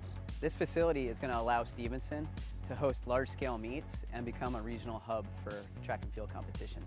Some of the things I'm most excited about are we're going to be able to run sprints on both sides of the track in both directions, so we'll always be able to have a tailwind. We also have 4 separate long jump and triple jump pits with 2 different runways. We have the ability to have 4 different pole vault pits running in 2 different directions. A separate throwing area that has a javelin runway that is a rubber surface, plus separate shot put area, and another area with a cage and dual circles for the hammer and the discus. Also, the Owings Mills East facility is going to have a 6K and an 8K cross-country course for the college athletes, and also a 5K distance for the high school athletes. Additionally, we have a Binen poured rubber surface that is comparable to the surfaces that a lot of the top level athletes in the country train on, and what a lot of the top universities in the country train on. Ultimately, when this facility is completed, our students are going to be fortunate that they're going to have the opportunity to train and compete on one of the top facilities in the country, regardless of division. We are very excited about having the new turf field at the Owings Mills East campus. First reason, it is the preferred surface, so it's a carpet turf, and that is a very rare thing to have, especially on the Division III level, but even in the state of Maryland, where we're only the 3rd university in this state that has that preferred surface for field hockey. So it is really advantageous to our team to be able to play on the faster premier surface, as well as for recruits coming in looking for that preferred surface. Just an absolutely wonderful opportunity for us to teach elite skills on campus here at Stevenson University, and also the potential for other people to come in and utilize it as well, like outside clubs, even U.S. field hockey, because this type of surface is very rare for our sport indeed. We're really excited about this whole complex for the university. This complex will serve not only our NCAA student athletes, but our club sport athletes that compete intercollegiately, and our general student population. This is for our whole campus. With our brand new baseball and softball diamonds, they will have a natural setting where we'll have the green outfields for each of them. We will also have double-sided batting cages for both baseball and softball. In addition, our 2 Bermuda grass fields are world-class. The Bermuda grass is the preferred surface for soccer to be played on. In fact, we are part of the bid for Baltimore, D.C. for the FIFA World Cup. We will be one of their practice sites. The quality of these Bermuda grass fields will be an elite level for our NCAA program, our club sports, and our general student population as well. A 3rd field that will be used for our general student population will be a Kentucky bluegrass field that we will be able to serve our students in the fall and spring, but also for camps and other recreational events during the summer. All of our quality facilities, we will be able to draw into a production area that will broadcast us on the Roku channel, Apple TV, and Fire TV. As we complete the Owings Mills East campus, these facilities will give our students and our student athletes an unbelievable experience and atmosphere for them to continue their education.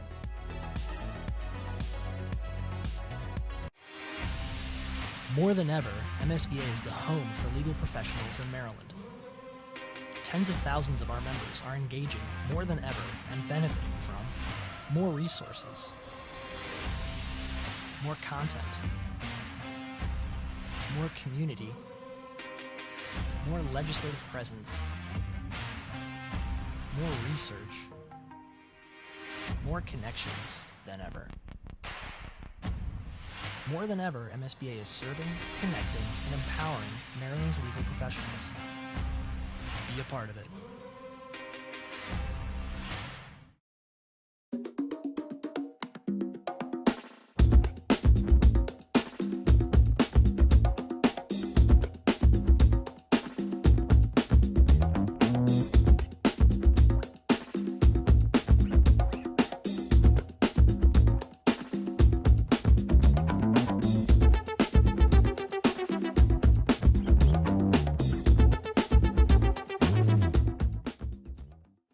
When we ask our students and alumni why they chose Stevenson, there's a phrase that often repeats itself: the moment I stepped on campus.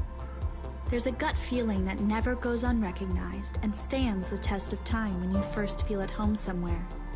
Because we are not just the classrooms where you spend 4 years. We are all the in-between. We are the students who have pursued the boldest ventures, who have tested their creative limits, who have pushed themselves to national championships, who have paved the way for unheard voices, who have turned their passions into professions, and who have charted their vision for the future here We are the faculty, staff, coaches, and advisors who mentor, who meet students where they are and propel them toward where they want to be, and who are the cornerstone of our personal and professional growth. We are the Mustangs, past, present, and future, who come together across all barriers to face uncertainty with resilience and look to the future with confidence. We are the place where people still hold doors open for each other. Where questions turn into conversations. Where crossing paths spark lifelong bonds. Where you're not just seen as a number. Where you become you. We are more than just an education. We are the experiences, the connections, the community that give education meaning. We are who we've always been, your home away from home. It's a history worth repeating and a feeling worth holding on to. We are Stevenson University.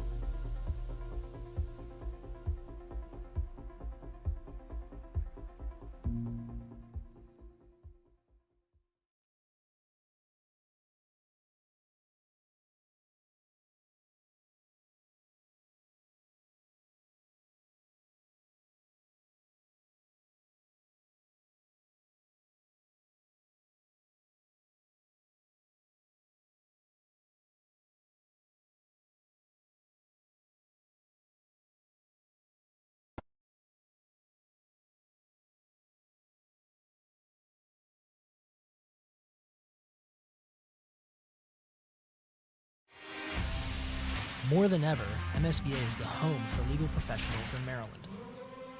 Tens of thousands of our members are engaging more than ever and benefiting from more resources, more content, more community, more legislative presence, more research, more connections than ever.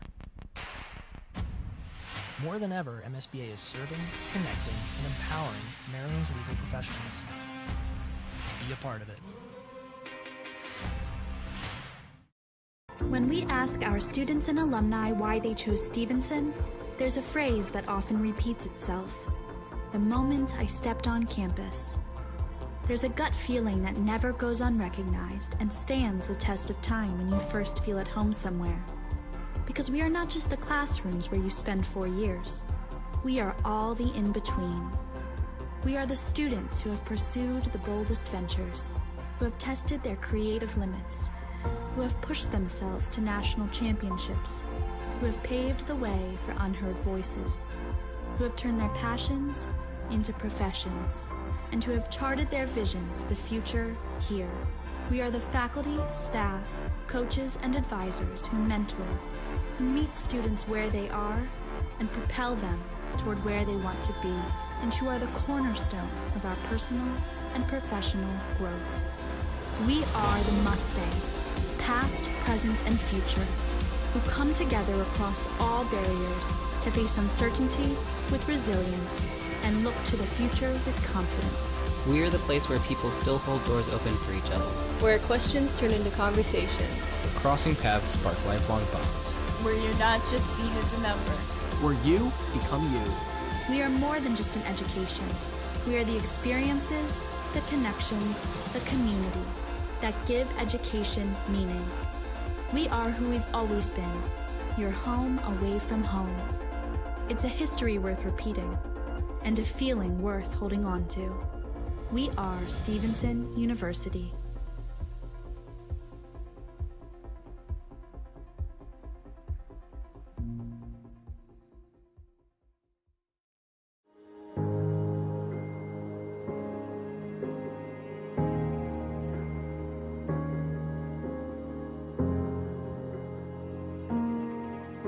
For 125 years, the Maryland State Bar Association has been the home of the legal profession. Tens of thousands of our members have built a legacy of service, thought leadership, connection. And we're just getting started. This year, we celebrate our 125th anniversary. We're paving the way for continued innovation, growth, and impact.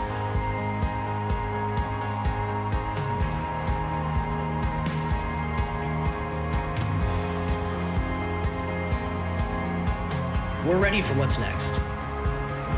Join us.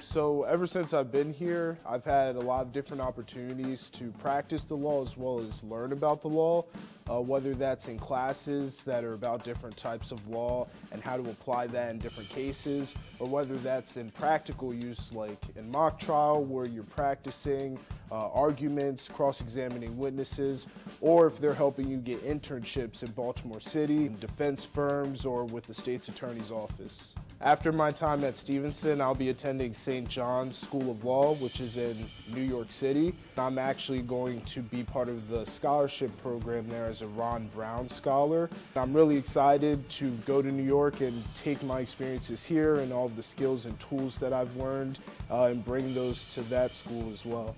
The thing that makes Stevenson a great place for people that want to go to law school is because it will show you how to argue, it will show you how to look at the law differently, and it will show you how to use the law to help people that really need that help. Stevenson will give you the tools as well as the knowledge to be able to apply those things to your life and to the community and help those that need it.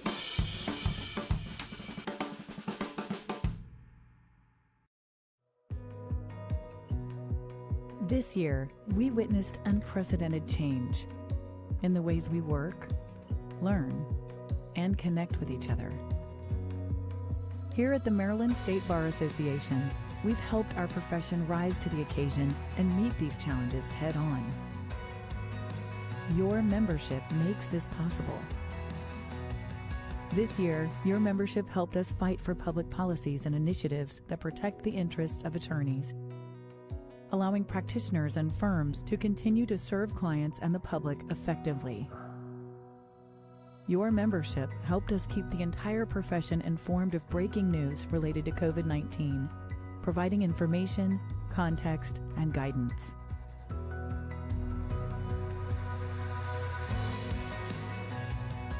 Your membership helped us innovate our CLE to bring more relevant learning to more attorneys in formats that are convenient for you. Your membership supported the well-being of attorneys and our local communities, thanks to our Lawyer Assistance Program and other partner organizations. Although you may never know the individuals or peers that you are helping through your membership, you are making an impact and changing lives every day. Thanks to your membership, we are the voice of Maryland's legal profession, uniting attorneys, law firms, the judiciary, and our communities in the pursuit of justice. Your membership makes this possible. Let's build on our success in the year ahead.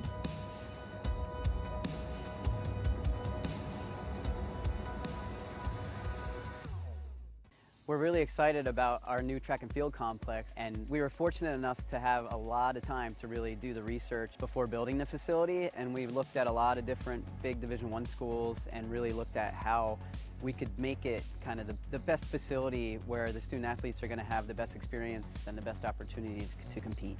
This facility is going to allow Stevenson to host large-scale meets and become a regional hub for track and field competitions. Some of the things I'm most excited about are we're going to be able to run sprints on both sides of the track in both directions, so we'll always be able to have a tailwind. We also have 4 separate long jump and triple jump pits with 2 different runways. We have the ability to have 4 different pole vault pits running in 2 different directions. A separate throwing area that has a javelin runway that is a rubber surface, plus separate shot put area, and another area with a cage and dual circles for the hammer and the discus. Also, the Owings Mills East facility is going to have a 6K and an 8K cross-country course for the college athletes and also a 5K distance for the high school athletes. Additionally, we have a Binen poured rubber surface that is comparable to the surfaces that a lot of the top-level athletes in the country train on and what a lot of the top universities in the country train on. Ultimately, when this facility is completed, our students are going to be fortunate that they're going to have the opportunity to train and compete on one of the top facilities in the country regardless of division. We are very excited about having the new turf field at the Owings Mills East campus. First reason, it is the preferred surface, so it's a carpet turf, and that is a very rare thing to have, especially on the Division III level, but even in the state of Maryland, where we're only the third university in this state that has that preferred surface for field hockey. So it is really advantageous to our team to be able to play on the faster premier surface, as well as for recruits coming in looking for that preferred surface. Just an absolutely wonderful opportunity for us to teach elite skills on campus here at Stevenson University, and also the potential for other people to come in and utilize it as well, like outside clubs, even U.S. field hockey, because this type of surface is very rare for our sport indeed. We're really excited about this whole complex for the university.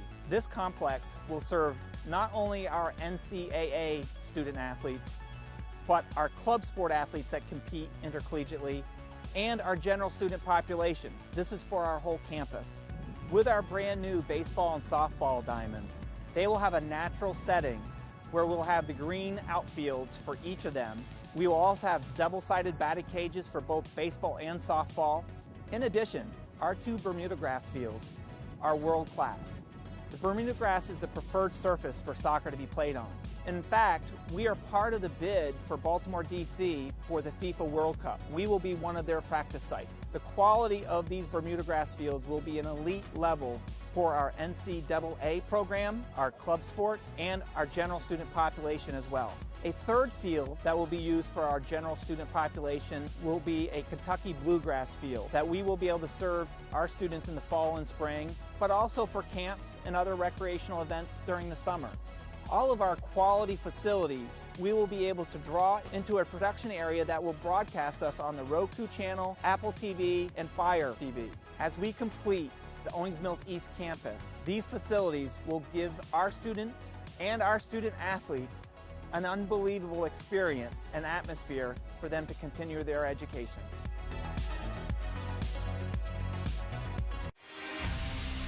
More than ever, MSBA is the home for legal professionals in Maryland. Tens of thousands of our members are engaging more than ever and benefiting from more resources, more content, more community, more legislative presence, more research, more connections than ever. More than ever, MSBA is serving, connecting, and empowering Maryland's legal professionals. Be a part of it.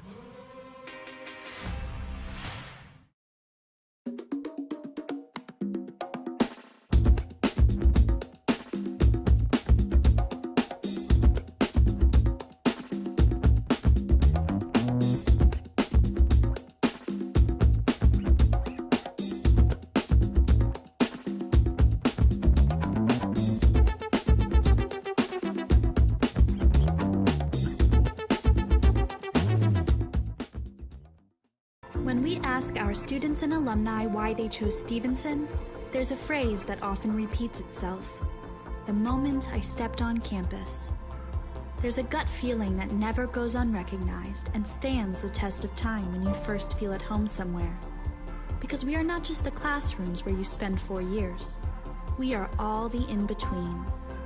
We are the students who have pursued the boldest ventures, who have tested their creative limits, who have pushed themselves to national championships, who have paved the way for unheard voices, who have turned their passions into professions, and who have charted their vision for the future here. We are the faculty, staff, coaches, and advisors who mentor, who meet students where they are and propel them toward where they want to be, and who are the cornerstone of our personal and professional growth.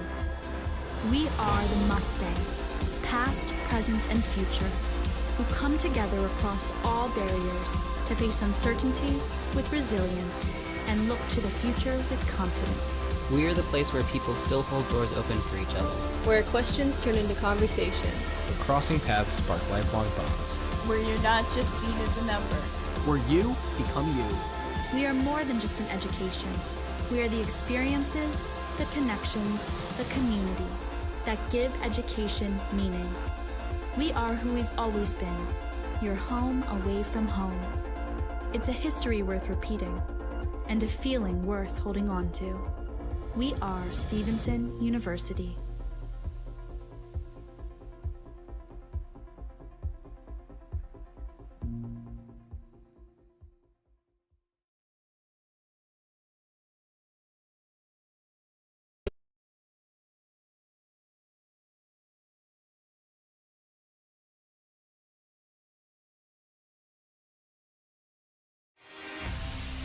More than ever, MSBA is the home for legal professionals in Maryland. Tens of thousands of our members are engaging more than ever and benefiting from more resources, more content, more community, more legislative presence, more research, more connections than ever. More than ever, MSBA is serving, connecting, and empowering Maryland's legal professionals. Be a part of it. When we ask our students and alumni why they chose Stevenson, there's a phrase that often repeats itself: the moment I stepped on campus. There's a gut feeling that never goes unrecognized and stands the test of time when you first feel at home somewhere. Because we are not just the classrooms where you spend 4 years. We are all the in-between. We are the students who have pursued the boldest ventures, who have tested their creative limits, who have pushed themselves to national championships, who have paved the way for unheard voices, who have turned their passions into professions, and who have charted their vision for the future here.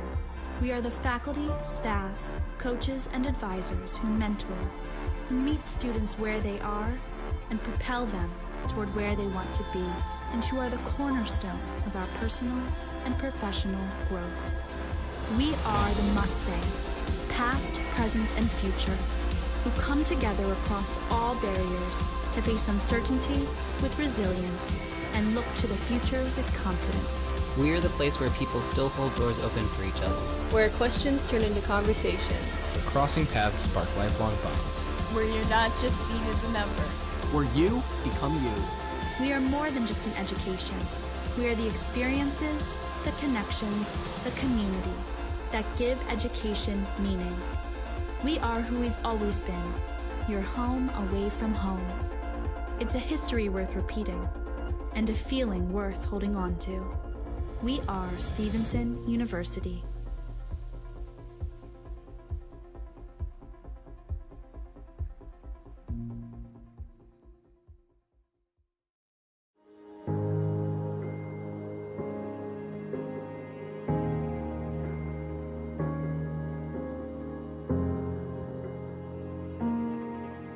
For 125 years, the Maryland State Bar Association has been the home of the legal profession. Tens of thousands of our members have built a legacy of service, thought leadership, connection. And we're just getting started. This year, we celebrate our 125th anniversary. We're paving the way for continued innovation, growth, and impact.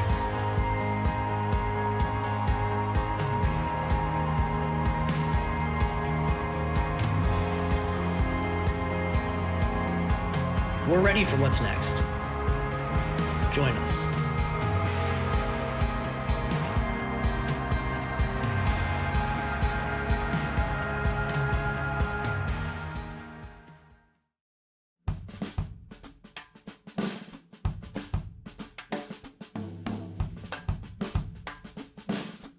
So ever since I've been here, I've had a lot of different opportunities to practice the law as well as learn about the law, whether that's in classes that are about different types of law and how to apply that in different cases, or whether that's in practical use like in mock trial where you're practicing arguments, cross-examining witnesses, or if they're helping you get internships in Baltimore City, in defense firms, or with the state's attorney's office. After my time at Stevenson, I'll be attending St. John's School of Law, which is in New York City. I'm actually going to be part of the scholarship program there as a Jon Baron scholar. I'm really excited to go to New York and take my experiences here and all of the skills and tools that I've learned and bring those to that school as well. The thing that makes Stevenson a great place for people that want to go to law school is because it will show you how to argue, it will show you how to look at the law differently, and it will show you how to use the law to help people that really need that help. Stevenson will give you the tools as well as the knowledge to be able to apply those things to your life and to the community and help those that need it.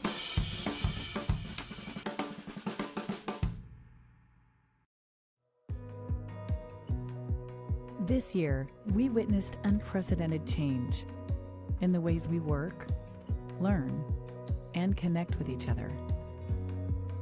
Here at the Maryland State Bar Association, we've helped our profession rise to the occasion and meet these challenges head on.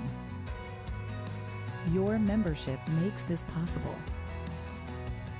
This year, your membership helped us fight for public policies and initiatives that protect the interests of attorneys, allowing practitioners and firms to continue to serve clients and the public effectively.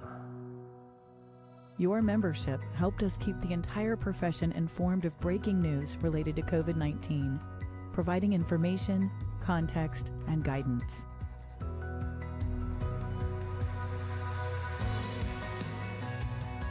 Your membership helped us innovate our CLE to bring more relevant learning to more attorneys in formats that are convenient for you.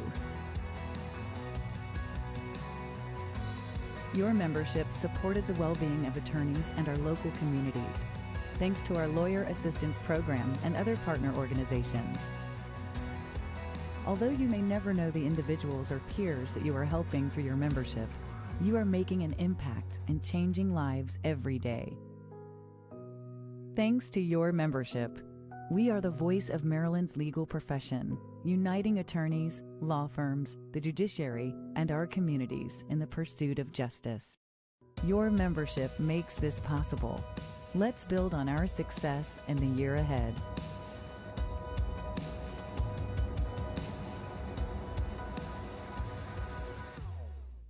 We're really excited about our new track and field complex, and we were fortunate enough to have a lot of time to really do the research before building the facility, and we looked at a lot of different big Division I schools and really looked at how we could make it kind of the best facility where the student athletes are going to have the best experience and the best opportunities to compete.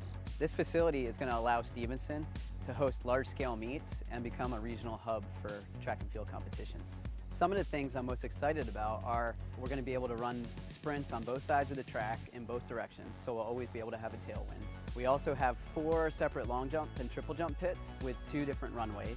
We have the ability to have 4 different pole vault pits running in 2 different directions. A separate throwing area that has a javelin runway that is a rubber surface, plus separate shot put area, and another area with a cage and dual circles for the hammer and the discus. Also, the Owings Mills East facility is going to have a 6K and an 8K cross-country course for the college athletes and also a 5K distance for the high school athletes. Additionally, we have a Binen poured rubber surface that is comparable to the surfaces that a lot of the top-level athletes in the country train on and what a lot of the top universities in the country train on. Ultimately, when this facility is completed, our students are going to be fortunate that they're going to have the opportunity to train and compete on one of the top facilities in the country regardless of division. We are very excited about having the new turf field at the Owings Mills East campus. First reason, it is the preferred surface, so it's a carpet turf, and that is a very rare thing to have, especially on the Division III level, but even in the state of Maryland, where we're only the 3rd university in this state that has that preferred surface for field hockey. So it is really advantageous to our team to be able to play on the faster premier surface, as well as for recruits coming in looking for that preferred surface. Just an absolutely wonderful opportunity for us to teach elite skills on campus here at Stevenson University, and also the potential for other people to come in and utilize it as well, like outside clubs, even U.S. field hockey, because this type of surface is very rare for our sport indeed. We're really excited about this whole complex for the university. This complex will serve not only our NCAA student athletes, but our club sport athletes that compete intercollegiately, and our general student population. This is for our whole campus. With our brand new baseball and softball diamonds, they will have a natural setting where we'll have the green outfields for each of them. We will also have double-sided batting cages for both baseball and softball. In addition, our 2 Bermuda grass fields are world class. The Bermuda grass is the preferred surface for soccer to be played on. In fact, we are part of the bid for Baltimore, D.C. for the FIFA World Cup. We will be one of their practice sites. The quality of these Bermuda grass fields will be an elite level for our NCAA program, our club sports, and our general student population as well. A third field that will be used for our general student population will be a Kentucky bluegrass field that we will be able to serve our students in the fall and spring, but also for camps and other recreational events during the summer.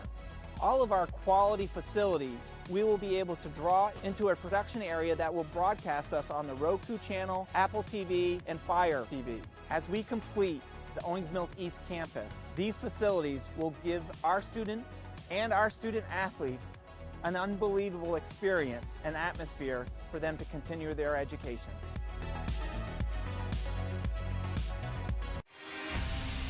More than ever, MSBA is the home for legal professionals in Maryland.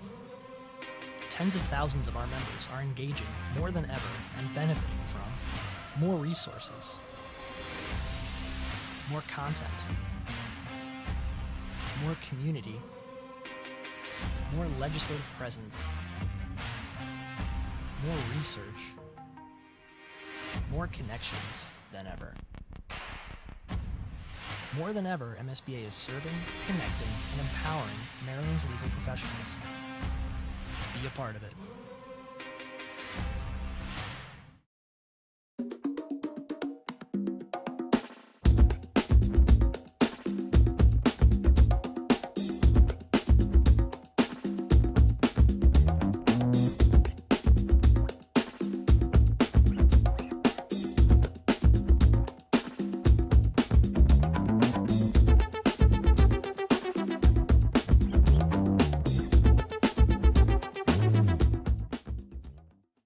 When we ask our students and alumni why they chose Stevenson, there's a phrase that often repeats itself: the moment I stepped on campus. There's a gut feeling that never goes unrecognized and stands the test of time when you first feel at home somewhere. Because we are not just the classrooms where you spend 4 years. We are all the in-between. We are the students who have pursued the boldest ventures, who have tested their creative limits, who have pushed themselves to national championships, who have paved the way for unheard voices, who have turned their passions into professions, and who have charted their vision for the future here. We are the faculty, staff, coaches, and advisors who mentor, who meet students where they are and propel them toward where they want to be, and who are the cornerstone of our personal and professional growth.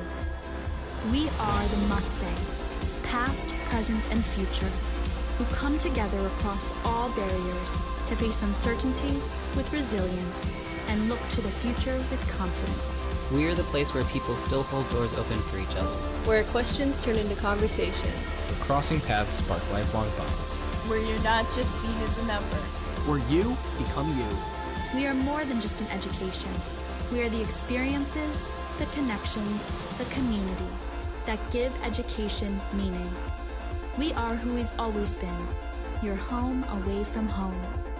It's a history worth repeating, and a feeling worth holding on to. We are Stevenson University.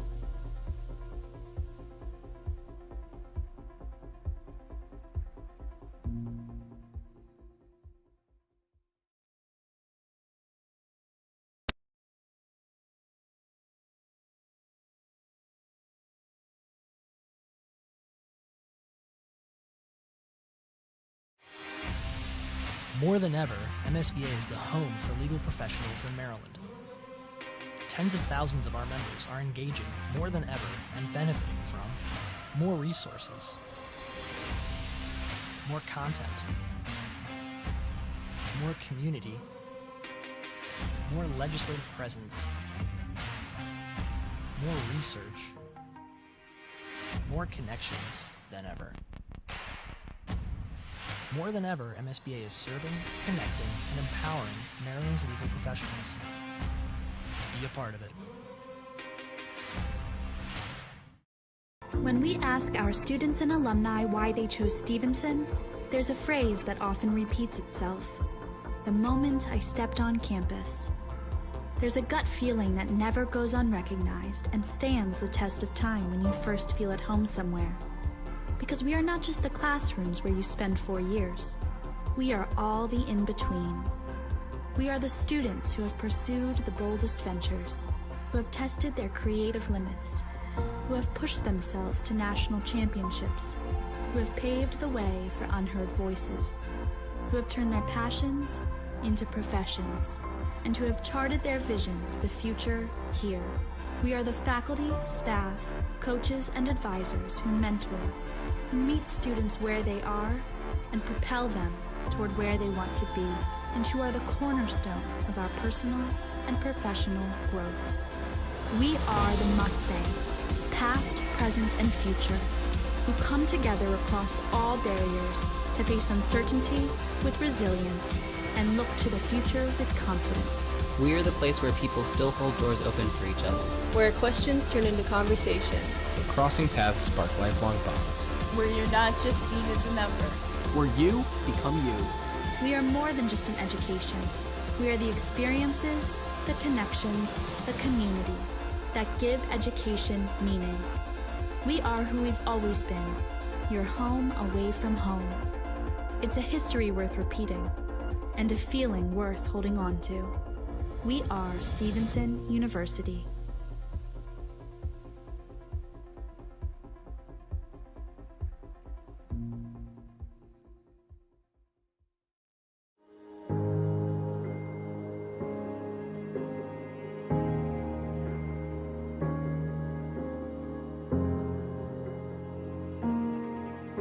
For 125 years, the Maryland State Bar Association has been the home of the legal profession.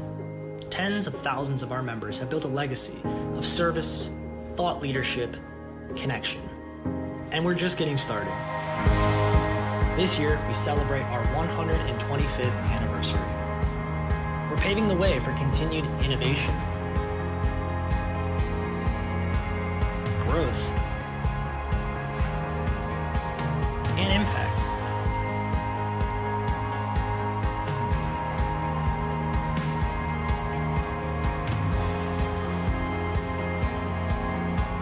We're ready for what's next. Join us.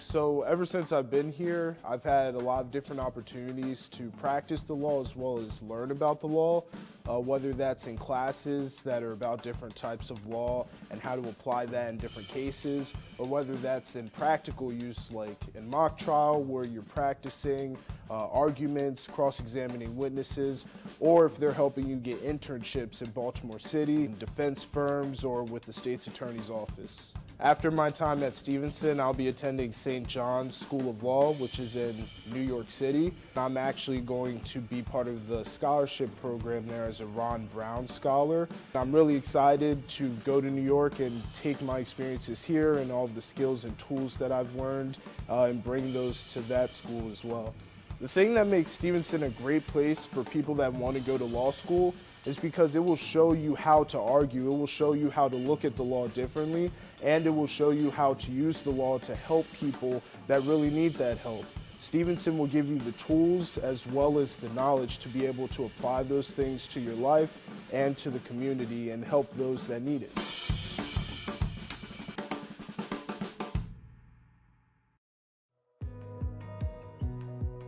This year, we witnessed unprecedented change in the ways we work, learn, and connect with each other.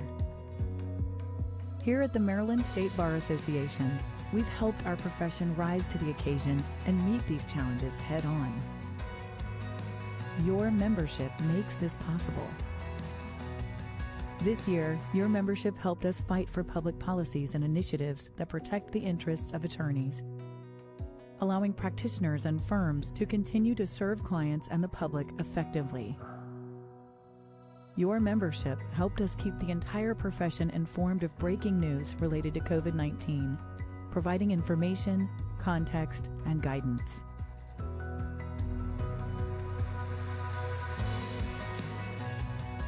Your membership helped us innovate our CLE to bring more relevant learning to more attorneys in formats that are convenient for you. Your membership supported the well-being of attorneys and our local communities, thanks to our Lawyer Assistance Program and other partner organizations. Although you may never know the individuals or peers that you are helping through your membership, you are making an impact and changing lives every day. Thanks to your membership, we are the voice of Maryland's legal profession, uniting attorneys, law firms, the judiciary, and our communities in the pursuit of justice.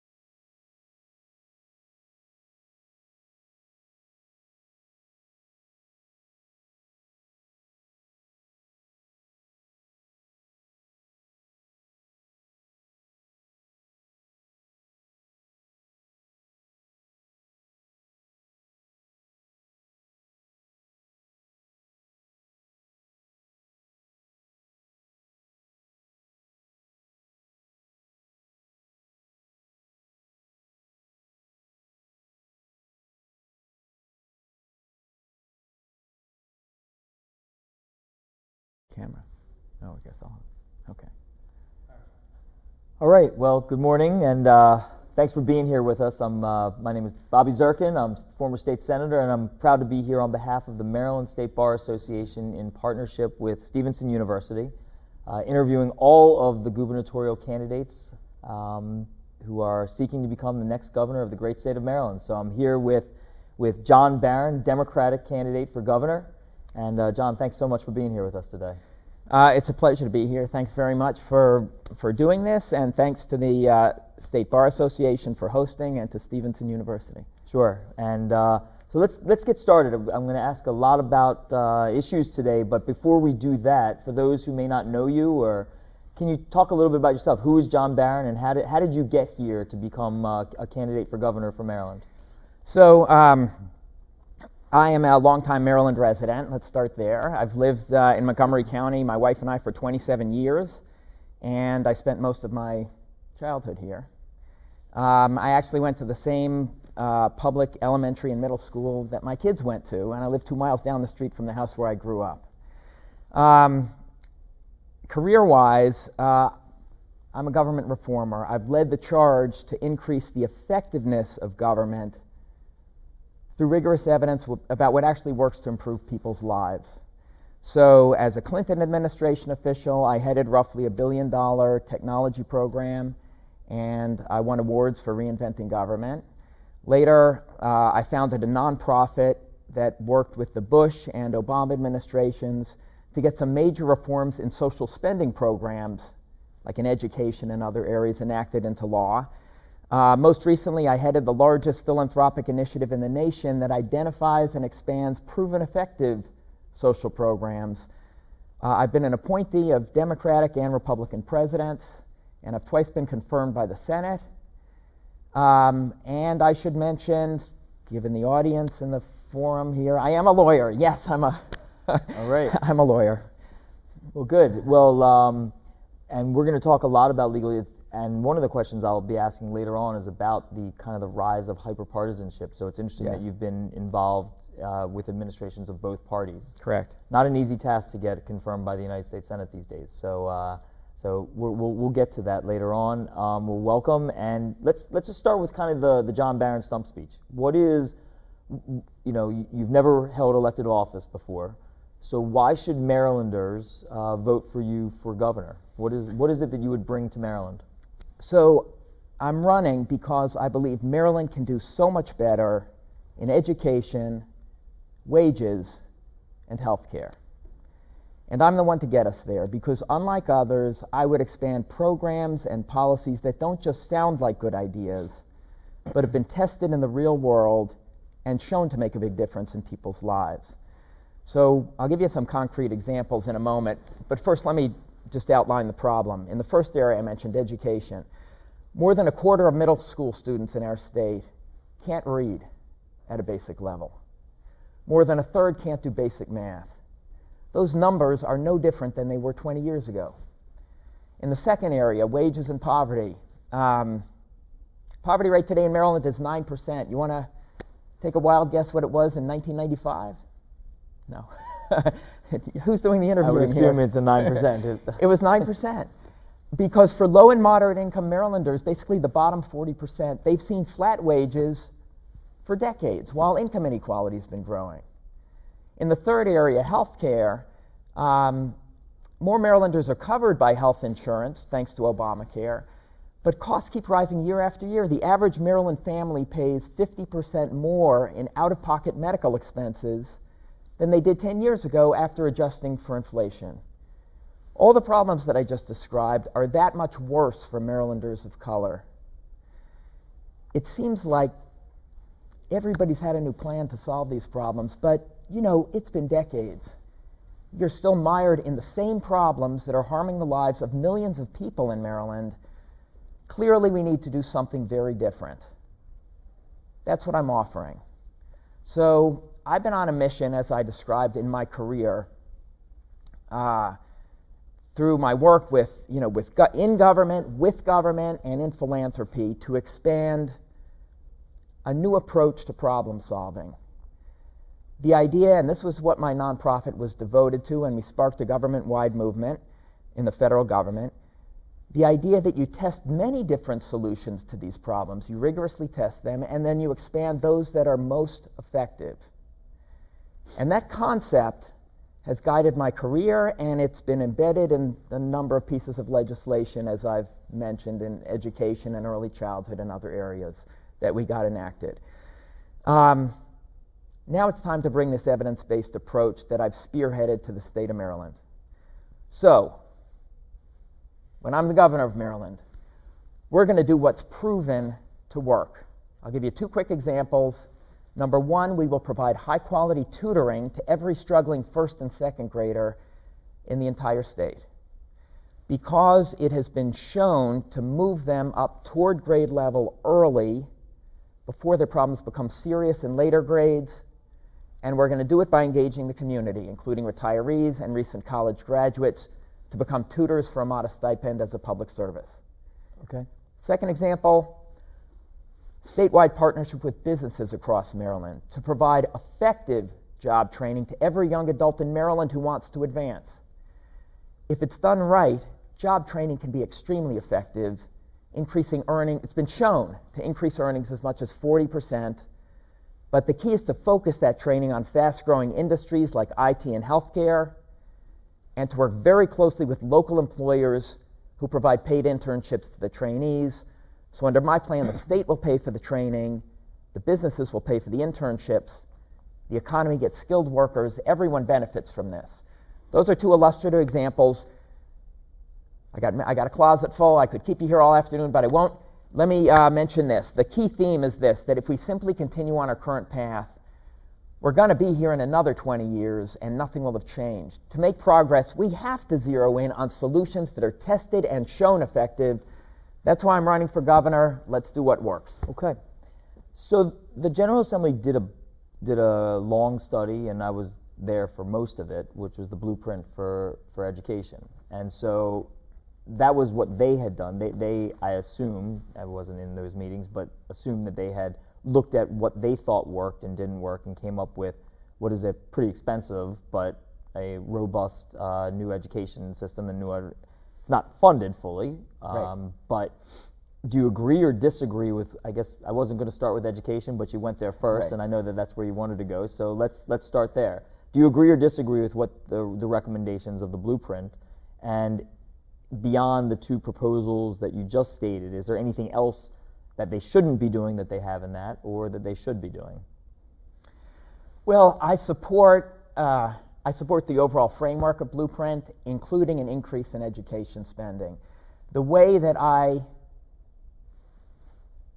thing that I would bring as governor that I believe is critical to ensure the effectiveness of the Blueprint reforms as they're being implemented is a focus on evidence about what works and what doesn't work, again, in the implementation of the Blueprint reforms.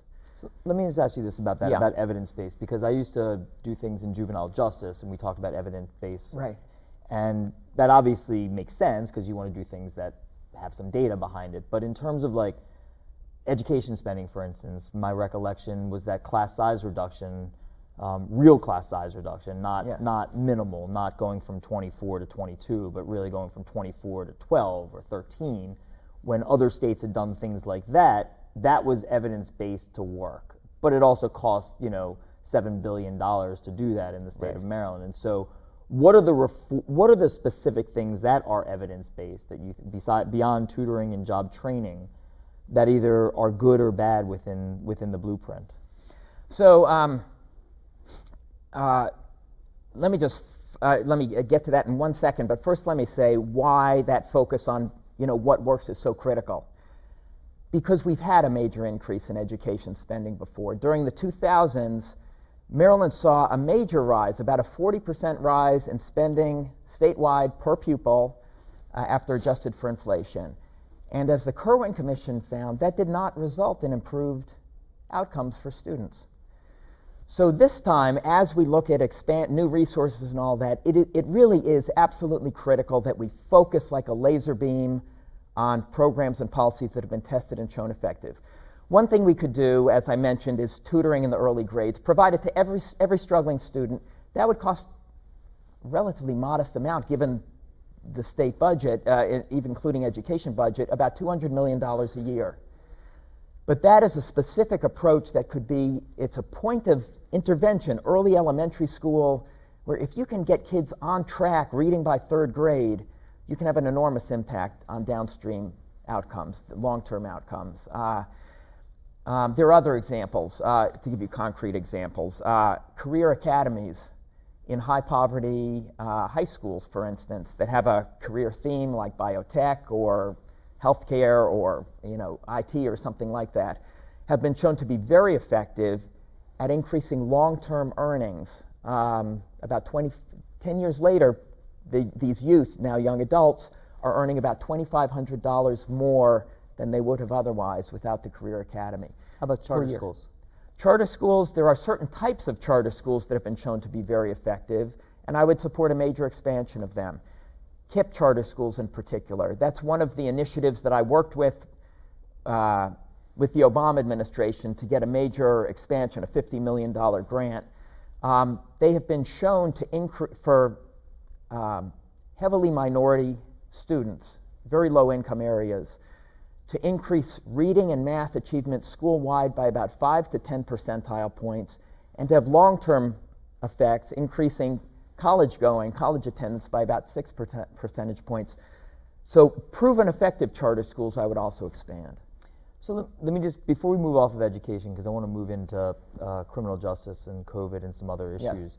But before we move on, the governor has said that he does not agree with the blueprint, not because he's not for education, but rather because, similar to what you're saying, that just throwing more money at the problem, like that without kind of the evidence behind it, doesn't make any sense. Do you agree with that? Because if we don't have the data to back up some of the reforms that are in the blueprint, or then why expand, since we've increased funding so much over the years, why not take a look at what's actually working and what's not working before spending more money? Well, in some areas we do know what works. That's the thing. There are proven approaches. I don't see if Governor Hogan doesn't like what's in the blueprint, I don't see him going. The way I would be different from the current governor is I believe in an activist government that's trying to solve major problems like breaking the cycle of poverty and improving education statewide. So I'm very different from him in that respect, but I agree with we need to focus on what's tested and proven. Otherwise, we run the risk of funding many well-meaning programs, as we've done before, as often happens in government, well-intentioned programs that unfortunately don't deliver the hoped-for effects. So yeah, I agree. I agree with the expansion. An expansion in state education spending, but that focus on what works is absolutely critical. Okay. Let's move into kind of what, if you believe polls, which most people don't these days, but nonetheless, two of the biggest issues, for obvious reasons, are COVID and criminal justice. Yes. So let's start with COVID. Yeah. We have a new variant that's making the rounds, and so the governor has gotten high marks, again, with polls, both in the state and nationally, for his leadership on the coronavirus. Do you agree or disagree with what people say about on that front? Has Maryland been as good as people think we have been? What would you be doing differently? And I guess, more importantly, as we move forward, since this thing doesn't seem to be going anywhere fast, what should we be doing now? So Maryland has done reasonably well. I think there's bipartisan credit due on that front in expanding vaccines and addressing COVID generally. But we've been doing reasonably well compared to other states. We have one of the higher vaccination rates in the country. However, our contest isn't with other states. Our contest is with the virus. And while 32% of Marylanders, which is the current statistic, have not been fully vaccinated, we remain vulnerable to future waves of COVID. The vaccine has been shown to be extremely effective. both in the clinical studies that have been done, but also just looking at the numbers. Vaccinated, people who are fully vaccinated, adults and youth, have less than 1/10 the rate of severe COVID, meaning hospitalization or death, than people who are unvaccinated. This is one of the most effective things out there in terms of in medicine, and it's extremely effective. The evidence is definitive.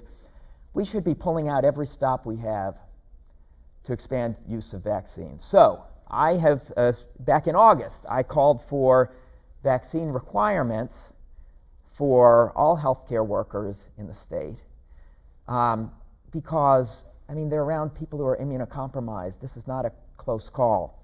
I called for vaccine requirements also for state employees and contractors and for all school staff, teachers and so on, and students 16 and over who are, they're in a congregate setting, so again, it really makes sense. And for students 16 and over, FDA has fully approved the use of the vaccine for them. And we require vaccines for measles and polio. I remember, when I was in school getting vaccines for polio in school. We should be doing it. So I support vaccine requirements of these kinds. So let me ask about some other vaccines. So if there's a vaccine mandate for healthcare workers, or some have suggested that businesses should be required to, then why not for other things that the government can control? So for example, would you support if, spitballing, like if somebody goes to get a driver's license, that they need to be vaccinated before they get a driver's license? Or if somebody has public housing, before they get their housing voucher, should they be required to get vaccines? And kind of the list goes on for things that public assistance from the state of Maryland, Medicaid or what have you. Should those things also be vaccine mandates? Asked like a true lawyer. Well, if you're doing it here, shouldn't you require it here? And since you're a lawyer, you can answer.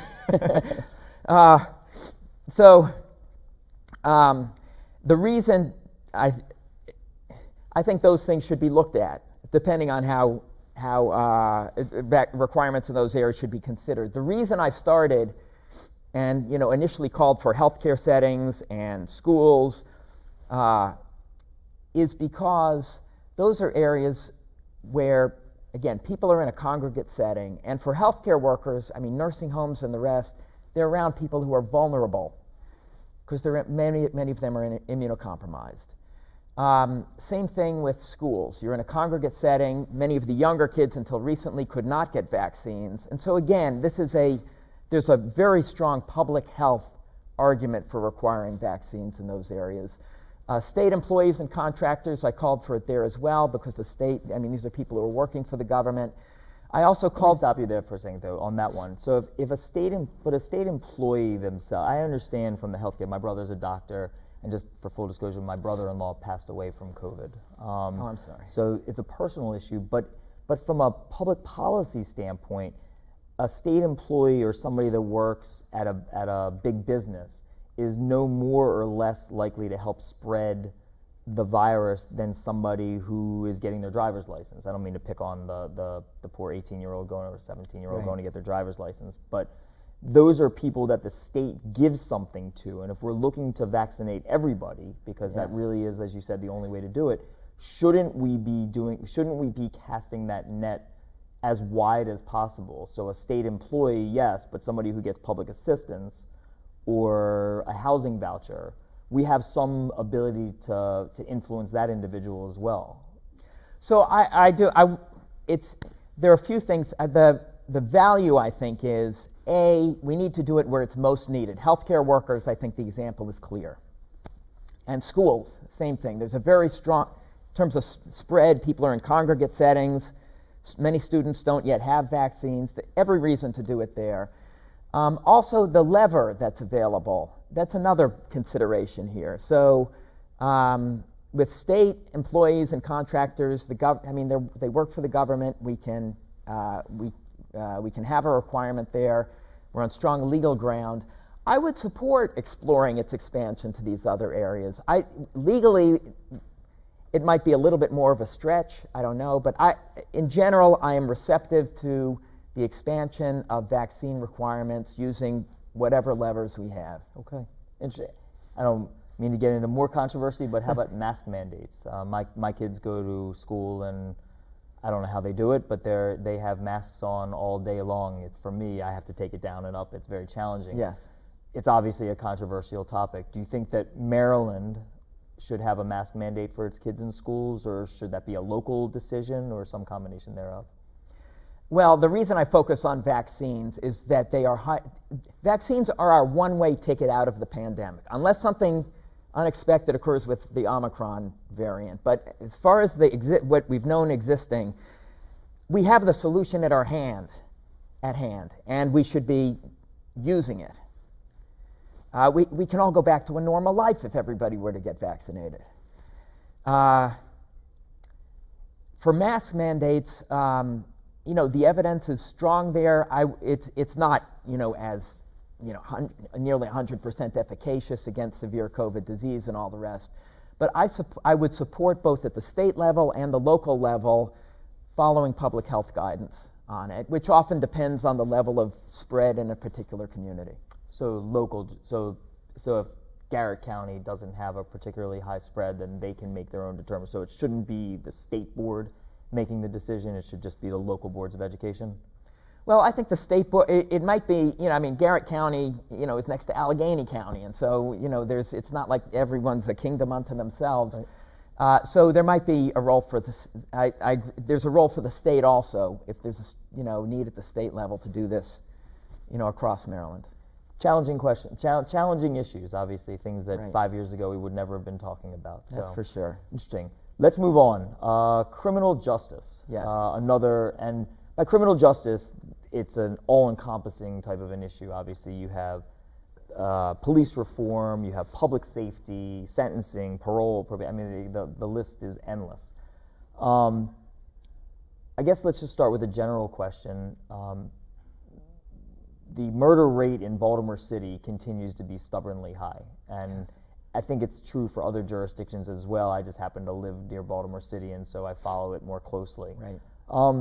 What do we do about that, both in the short term and the long term? I've heard a lot of folks talk about jobs and things of that nature, which obviously are important long term, but probably don't, from the evidence, don't get to this year's murder rate, which is, again, staggeringly high. Right. And so I guess starting with the short term, yes. How do we get this thing under control?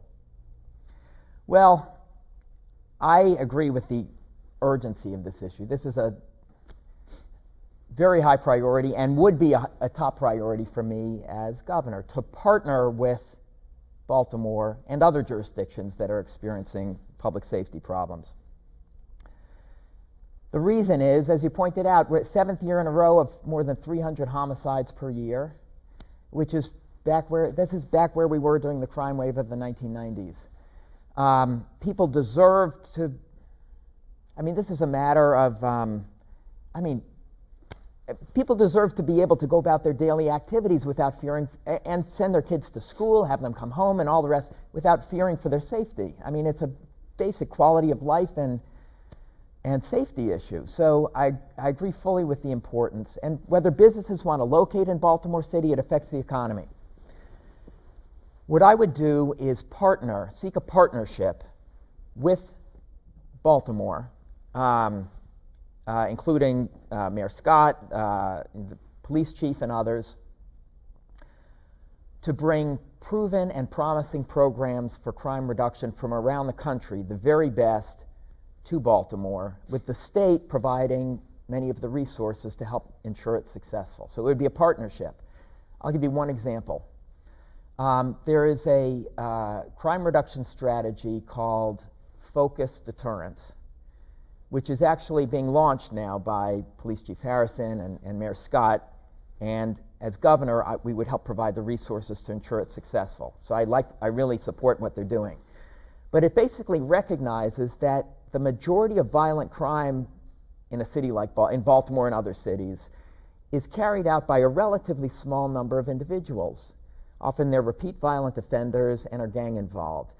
And the strategy, it invites them in for meetings, these people in for meetings with social service agencies and community leaders and law enforcement, and offers them a positive way forward, such as job opportunities and counseling, addiction treatment if they need it, but also makes clear that if they continue to act violently, they will be the focus of extraordinary attention from law enforcement. So there's a positive way forward, but there's also a strong enforcement component.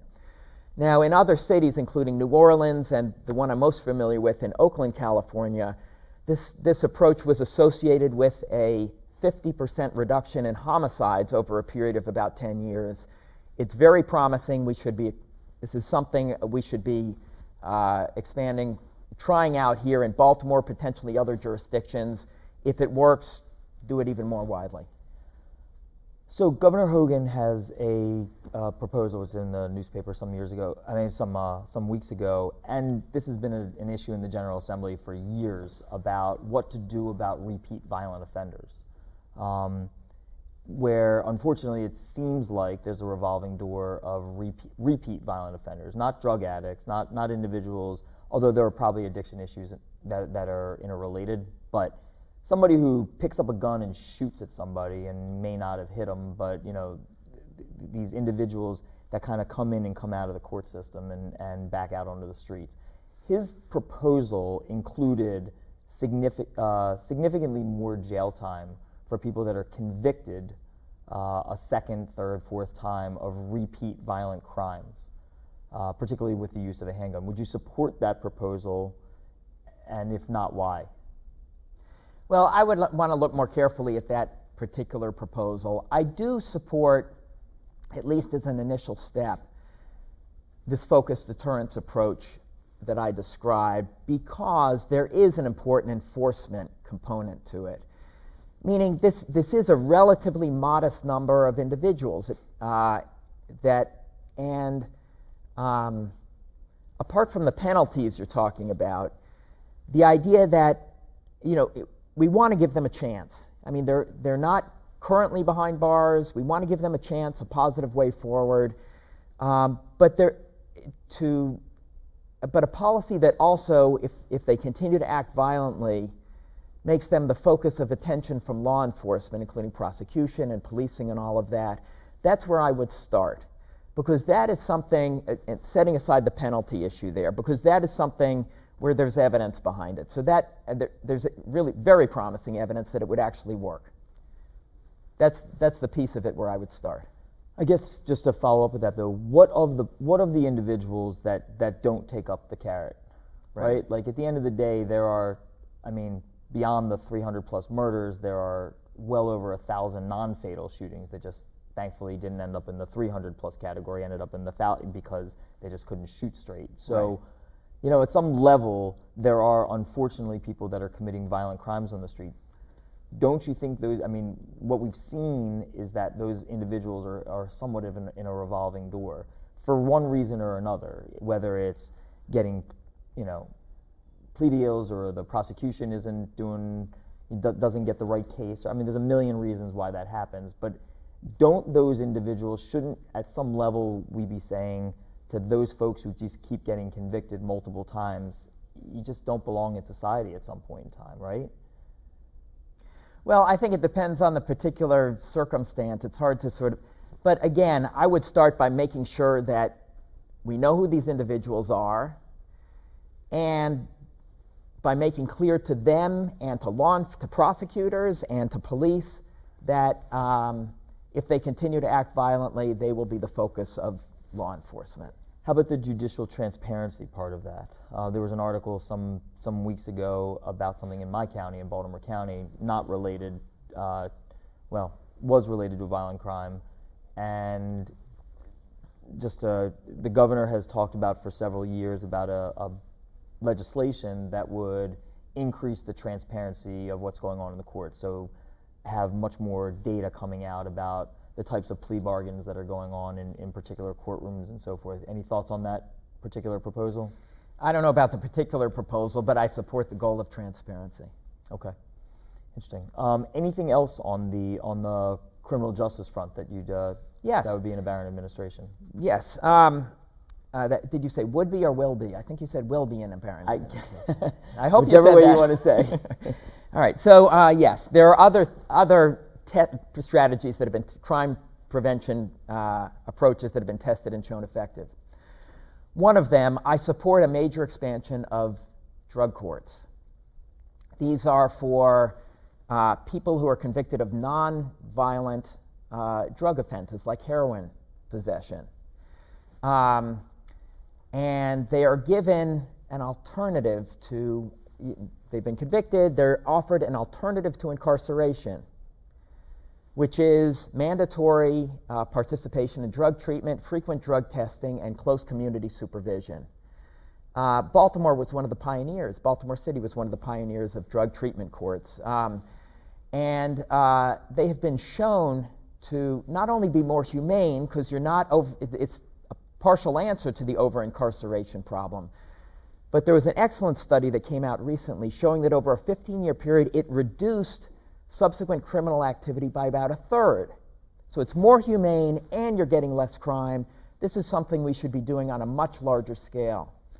There are other approaches for the juvenile justice system that I could also I do want to discuss. talk about juvenile. Before we move on, so with drug court, there's a new proposal that's been out and has shown some promise. I don't know exactly the name of it, but it's I think they call it safe injection use facilities or something to that effect. And so former Delegate Moorheim from this area had proposed that for several years, and I think several other legislators have taken up that cause. Do you think that that's a good idea, where essentially somebody can come into a facility and with treatment options there, but safely and legally use drugs? I think that's something that is worth exploring and testing initially on a small scale to see what happens.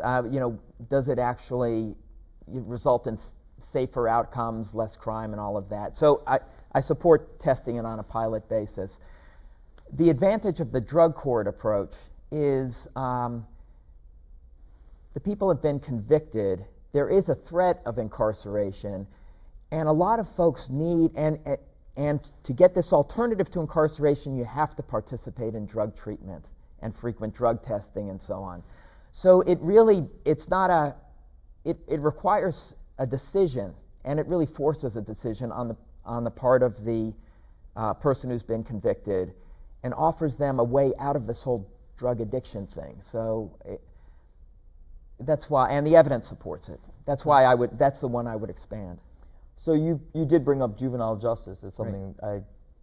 In a former life, I was the head of the juvenile law subcommittee in the House. So yes. Very interested in your thoughts on the juvenile justice system. When 20 years ago we were looking at monster facilities like Charles Hickey or Cheltenham and other institutions that were basically warehouses, which have since been broken down, but still a stubborn recidivism rate. So right.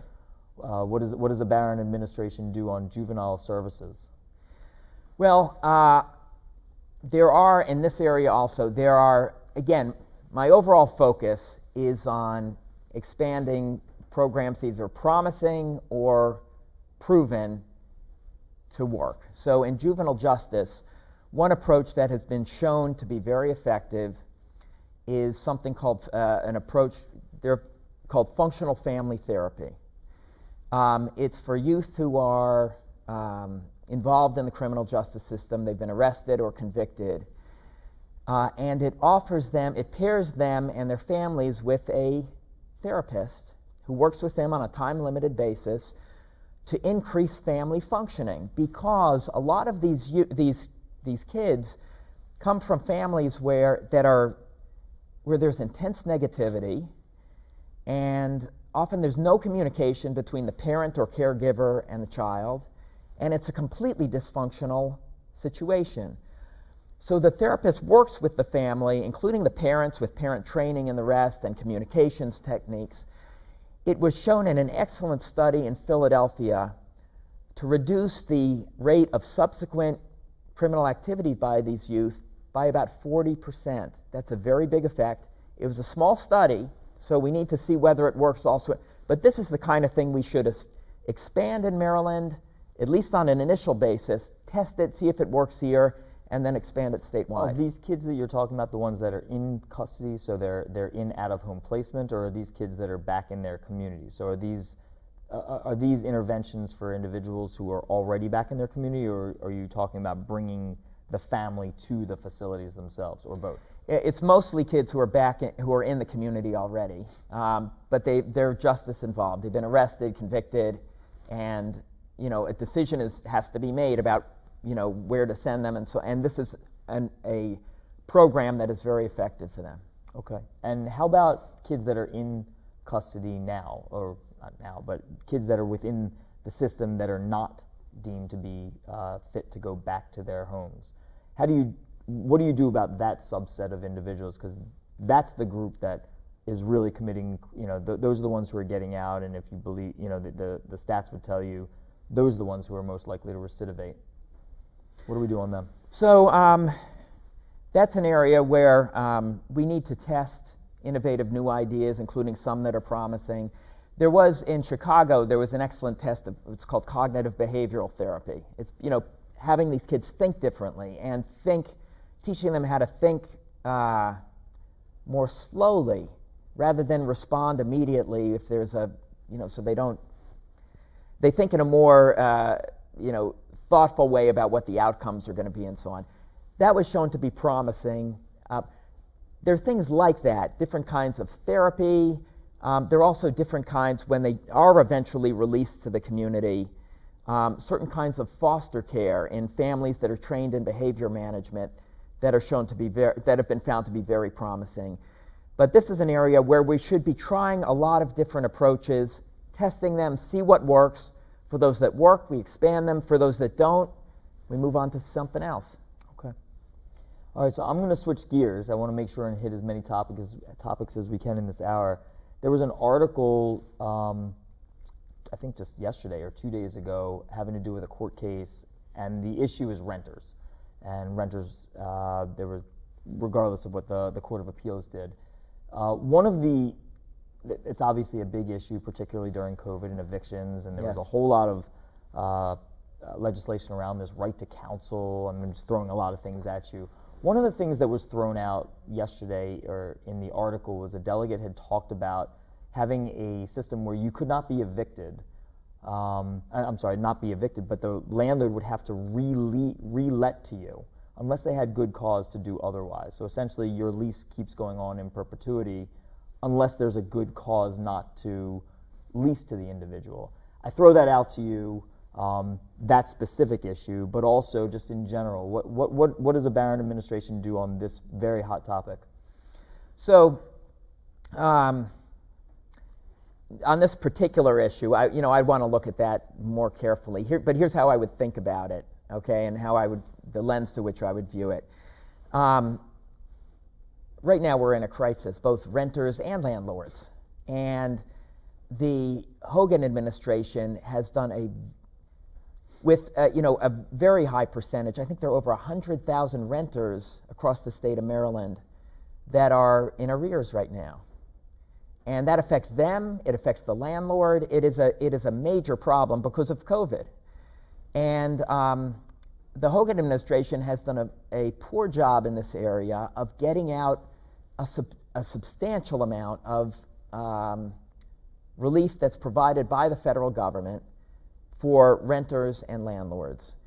We're doing much. I think we've gotten out 26% of the federal funds in the relief. Virginia has gotten over half of it out. New Jersey has done much better. Even Pennsylvania has done better. We're lagging. This is a question of the operational functioning of government. How do you stand up a program quickly and get the money out to people who are in need? So I would, long story short, that's the most pressing issue regarding rent right now in the state. I would bring someone who is an expert at running government programs, just making the trains run on time. You remember when the Obamacare website was rolled out in 2013 and it was a catastrophe? It was not functional. They brought in Jeff Zients and within a few months it was fixed. I was somebody like that when I was in government in the Clinton administration. I won awards for reinventing government. That's the kind of person that I would bring in to make sure that emergency rental assistance gets out the door quickly. That's number one. You're looking for number two. I am. Well, I mean, because at some level, like, just having tax money go to landlords or tax money go to renters is going to dry. And so the question is from a holistic standpoint, right? Because there are lots of proposals that are out there that would, are interesting. And so I'm curious about from a legislative standpoint what your thoughts are on those things as well.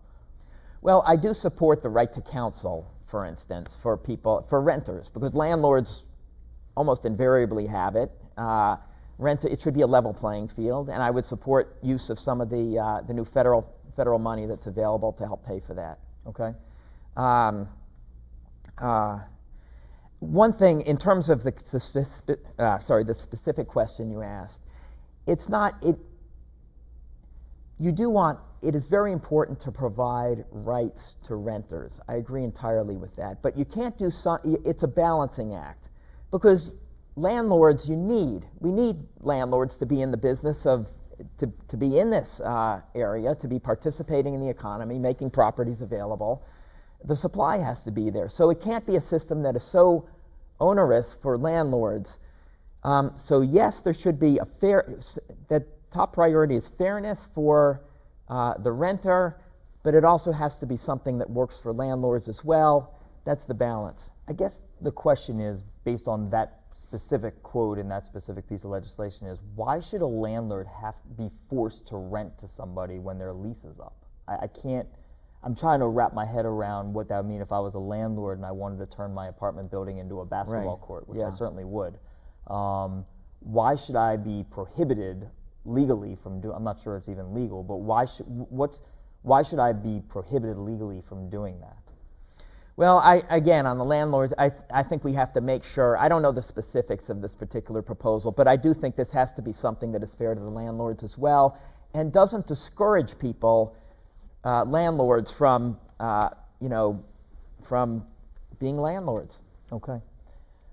Let's switch gears again. The General Assembly is back in session right now as we sit here, dealing with the issue of redistricting, which does not poll all that high, but it polls very high with politicians. So I guess the question is, the governor, this is every 10-year thing.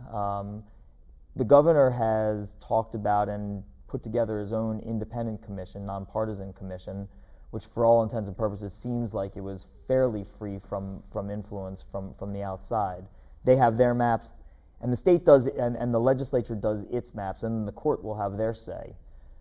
Doesn't it make more sense to have a group that's outside of politicians doing their own maps? And kind of, what are your thoughts on that? It was a big deal for Larry Hogan. He certainly ran on it 8 years ago. What do you think about it? Well, I strongly support federal legislation to ensure nonpartisan gerrymandering, districting across the United States. Because the current system where each state, Democrat or Republican, whoever controls the legislature, this is incumbent protection policy, basically. We want open, competitive elections. That's something I think that is extremely important. As to Maryland, if every other state, if all the Republican states are doing partisan gerrymandering, and we have a fair and open process, which would be the ideal, under that circumstance, it is more of sort of unilateral disarmament. And we're not, so I support it on a federal level, a nonpartisan process.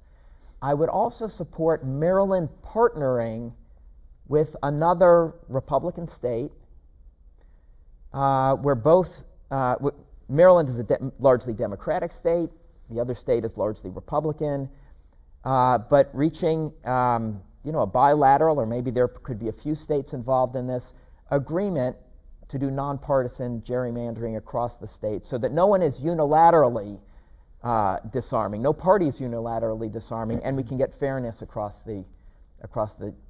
all of these states.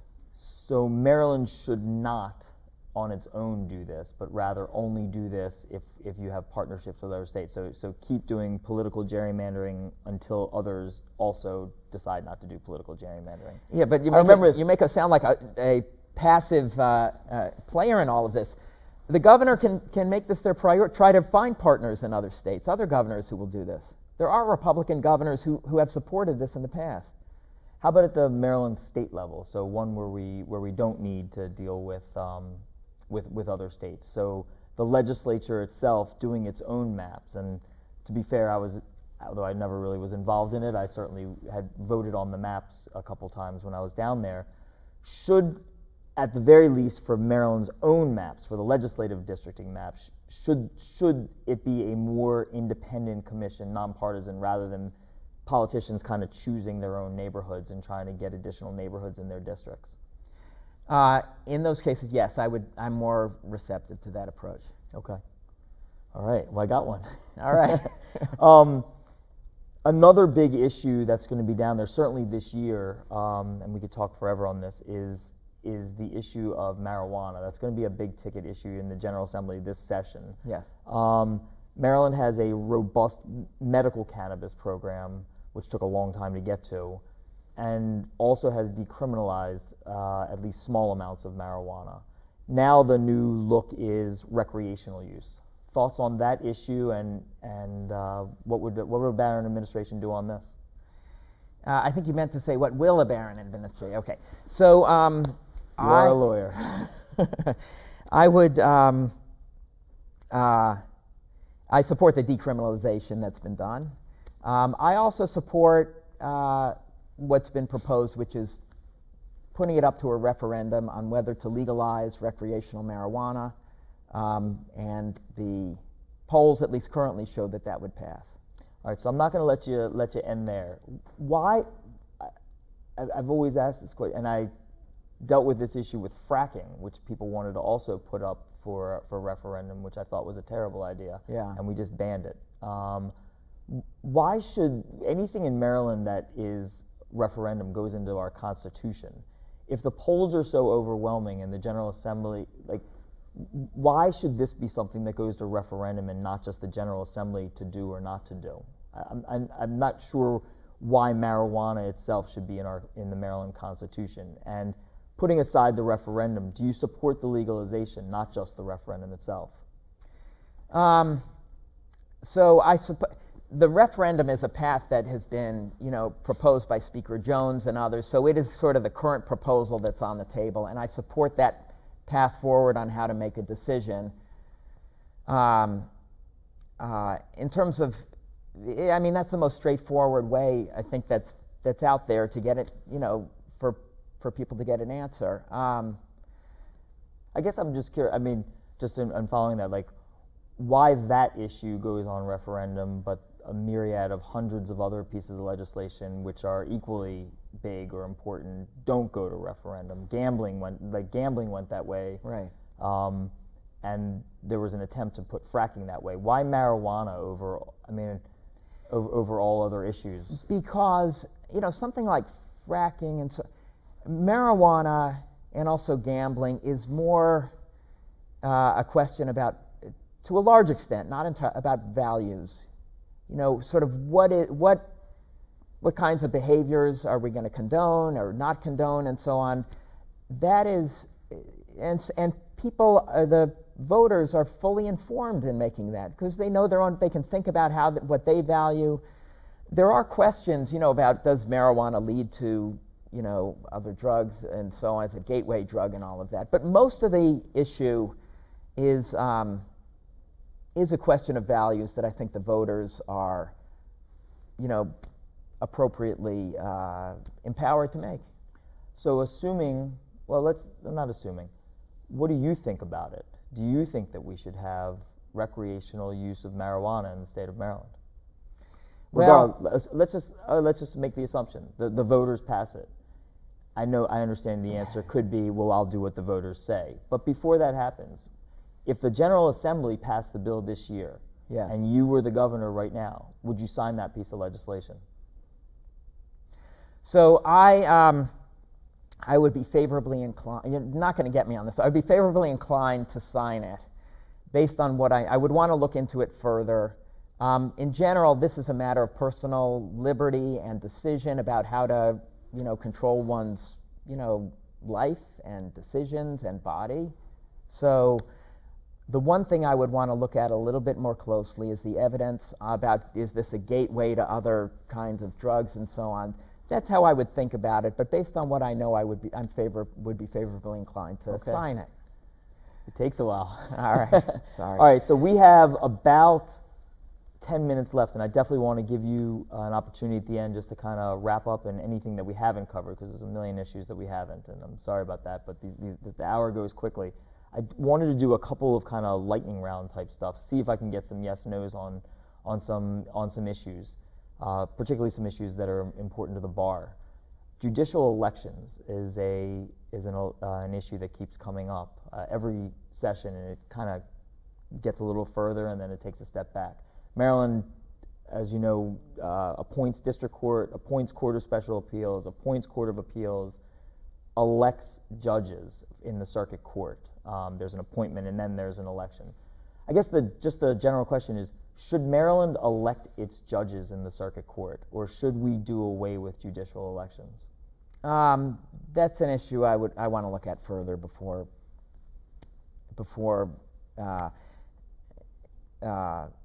in general, I am inclined, my inclination is to support appointed judges rather than elected judges, because the role of the judiciary is to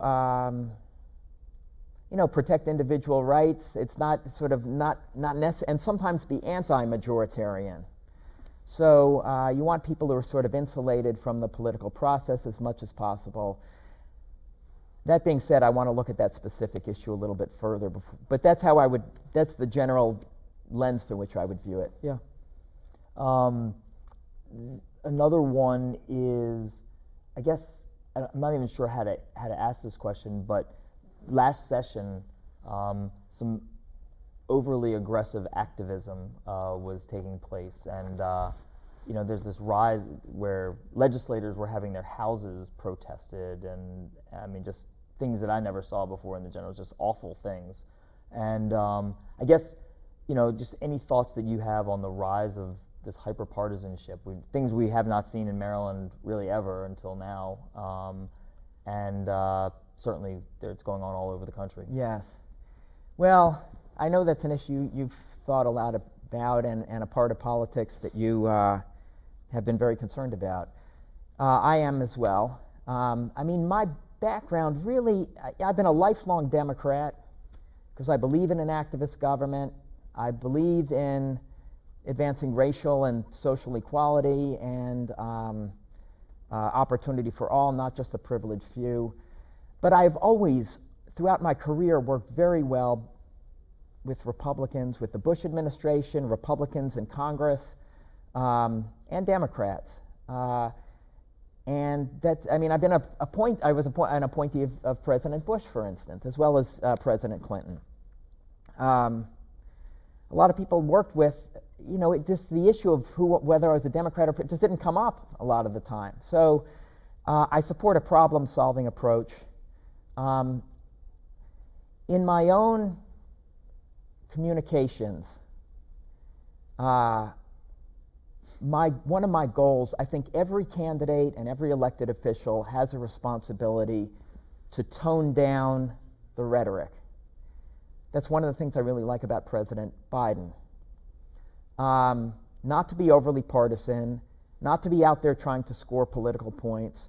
When I make a communication, I always try to present it in terms of the principle that's being advanced and why this is good public policy, and not, why the other guy is a bum or other woman is a bum, whatever it happens to be. I think, especially in these times, it is essential for public officials and those seeking office to scale back the rhetoric, to treat each other with civility. Maryland is one of the few states in the nation, or it's one of the states in the nation where, and I would credit Governor Hogan with this as well, where the parties talk to each other in a reasonably civil way. That's very important, and it's something that I would work very hard to maintain as governor. Good. We have 5 minutes left, and I know you want to talk a little bit about evidence-based budgeting, which is a big ticket issue on your website and in other things that you've been talking about. Why don't you go ahead and tell us what does that mean, and if you could, just give me an example of what that looks like here in Maryland. Well, I want to bring a new governing approach to our state. One where we are not just rolling out the next new plan, the next new unproven plan, and hoping it's going to work. We've done that. I mean, we've been doing that for decades. Are our kids going to look back 20 years from now and say, you know, we had all these persistent problems, I described them earlier, education, wages, poverty, rising healthcare costs. Are they going to look back and say that we just kept doing the same thing again and again? Or, this is what I want to offer, will they say that Maryland led the nation, that we pioneered a new governing approach where decisions about spending and resources are made based on evidence about what actually works to improve people's lives? That's the future I want for Maryland. So what's an example of something that we've been doing? Because obviously I voted for 21 budgets and hoped that they were doing that type of an analysis. What's an example of something, a big ticket thing or small ticket, that we have in our budgets that you would put under the heading of this is not evidence-based budgeting, this is something that is a waste?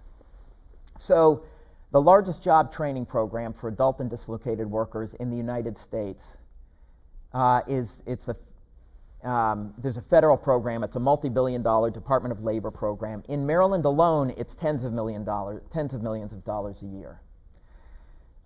There was a large federal study that came out showing that the workers who got training under this program ended up with wages that were roughly the same as the equivalent group of workers who didn't get training.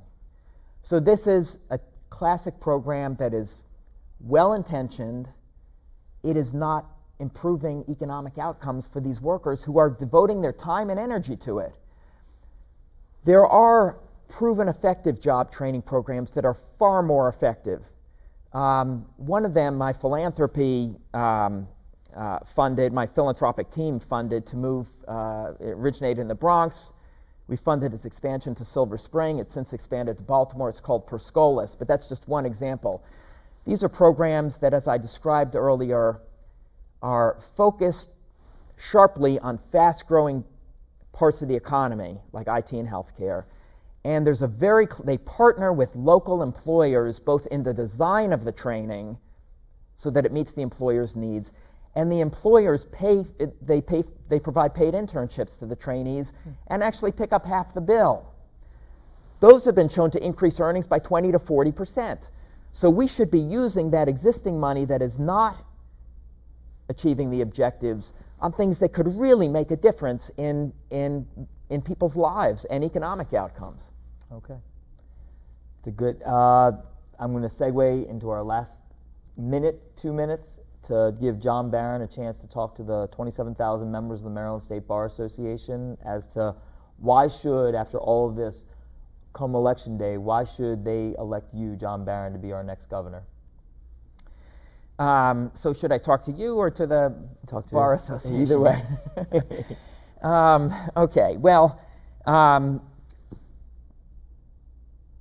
here's what I would say. That all of the candidates you're going to hear from on the Democratic side, we all support similar goals. We all want to improve education in our state. We all want to reduce poverty and improve wages and all the rest. The way that I am different is this. I recognize that to achieve those goals, it is simply not enough to roll out yet another unproven plan or program, because, however well-intentioned, many plans and programs just don't work. We've seen that again and again when the results are actually measured. So if we're really going to make progress on these long-standing problems, if we're really going to move the needle on stagnant wages and the rest, we need to focus like a laser beam on expanding programs that have been tested in the real world and shown to make a big difference in people's lives. I've given a couple examples here. There are a number of additional ones. Statewide tutoring for struggling first and second graders early in elementary school could make an enormous difference. These kinds of highly effective job training programs, which we would scale up statewide in a partnership with businesses across the state, could make an enormous difference. That's what's really needed. If it's just one unproven plan after the next, we're spinning wheels, and we're going to be here in another 20 years. You'll be interviewing who knows who, the next governor's election, and we'll be talking about the same problems. If you go back to the 1990s and look at the governor's elections back then, they're all talking about the urgent need to improve education, particularly the schools in Baltimore. They're talking about, then it was the cocaine epidemic, now it's the opioid epidemic. We need something to break out of that. That's what I'm offering. All right.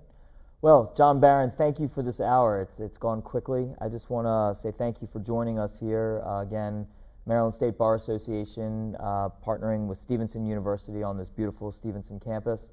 And I just want to say thank you for joining me today and sharing all of your ideas, and wish you the best of luck on your campaign, and we look forward to hearing more from you.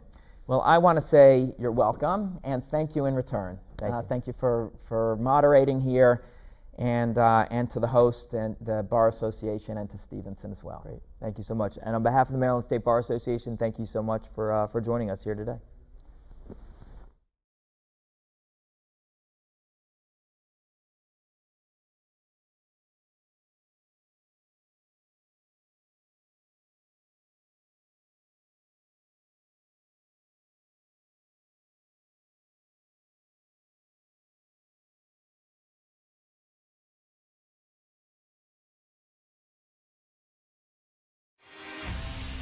More than ever, MSBA is the home for legal professionals in Maryland.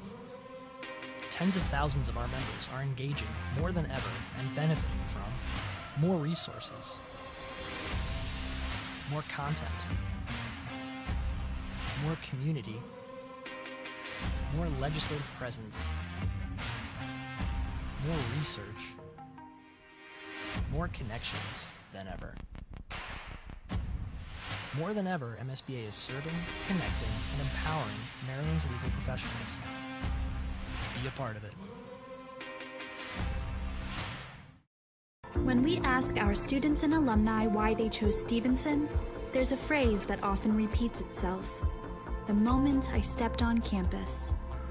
There's a gut feeling that never goes unrecognized and stands the test of time when you first feel at home somewhere. Because we are not just the classrooms where you spend 4 years. We are all the in-between. We are the students who have pursued the boldest ventures, who have tested their creative limits, who have pushed themselves to national championships, who have paved the way for unheard voices, who have turned their passions into professions, and who have charted their vision for the future here. We are the faculty, staff, coaches, and advisors who mentor, who meet students where they are and propel them toward where they want to be, and who are the cornerstone of our personal and professional growth. We are the Mustangs, past, present, and future, who come together across all barriers to face uncertainty with resilience and look to the future with confidence. We are the place where people still hold doors open for each other. Where questions turn into conversations. Where crossing paths spark lifelong bonds. Where you're not just seen as a number. Where you become you. We are more than just an education. We are the experiences, the connections, the community that give education meaning. We are who we've always been, your home away from home. It's a history worth repeating and a feeling worth holding on to. We are Stevenson University.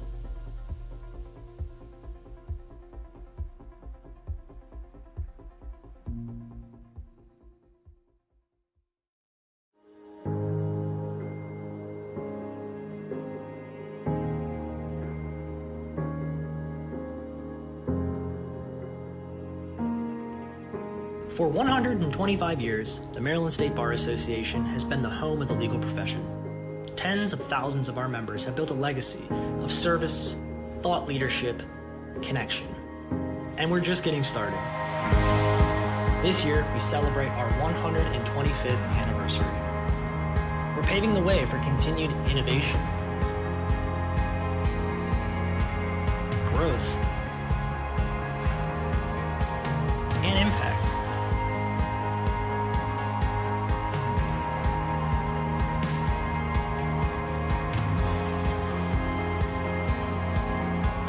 We're ready for what's next.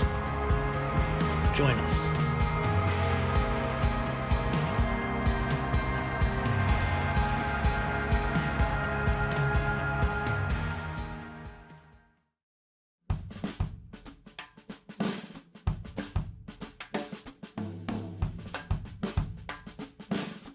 So ever since I've been here, I've had a lot of different opportunities to practice the law as well as learn about the law, whether that's in classes that are about different types of law and how to apply that in different cases, or whether that's in practical use like in mock trial where you're practicing arguments, cross-examining witnesses, or if they're helping you get internships in Baltimore City, in defense firms, or with the state's attorney's office. After my time at Stevenson, I'll be attending St. John's School of Law, which is in New York City. I'm actually going to be part of the scholarship program there as a Jon Baron scholar. I'm really excited to go to New York and take my experiences here and all of the skills and tools that I've learned and bring those to that school as well. The thing that makes Stevenson a great place for people that want to go to law school is because it will show you how to argue, it will show you how to look at the law differently, and it will show you how to use the law to help people that really need that help. Stevenson will give you the tools as well as the knowledge to be able to apply those things to your life and to the community and help those that need it.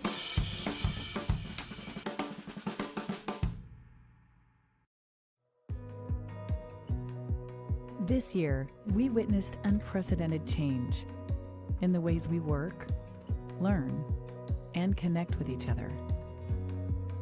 Here at the Maryland State Bar Association, we've helped our profession rise to the occasion and meet these challenges head on.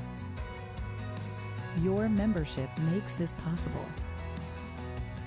This year, your membership helped us fight for public policies and initiatives that protect the interests of attorneys, allowing practitioners and firms to continue to serve clients and the public effectively. Your membership helped us keep the entire profession informed of breaking news related to COVID-19, providing information, context, and guidance.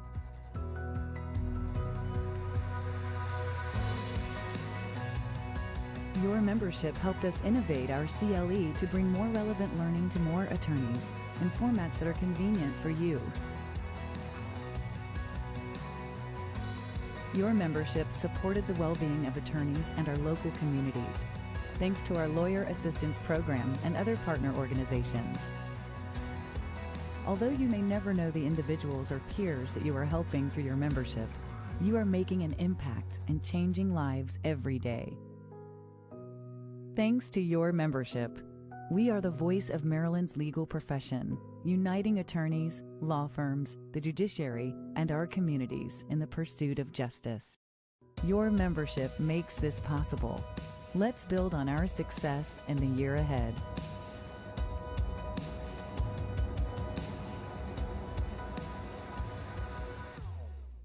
We're really excited about our new track and field complex, and we were fortunate enough to have a lot of time to really do the research before building the facility, and we looked at a lot of different big Division I schools and really looked at how we could make it kind of the best facility where the student athletes are going to have the best experience and the best opportunities to compete. This facility is going to allow Stevenson to host large-scale meets and become a regional hub for track and field competitions. Some of the things I'm most excited about are we're going to be able to run sprints on both sides of the track in both directions, so we'll always be able to have a tailwind. We also have 4 separate long jump and triple jump pits with 2 different runways.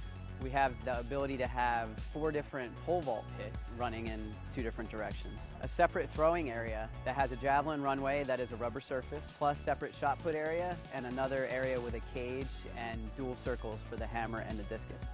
Also, the Owings Mills East facility is going to have a 6K and an 8K cross-country course for the college athletes, and also a 5K distance for the high school athletes.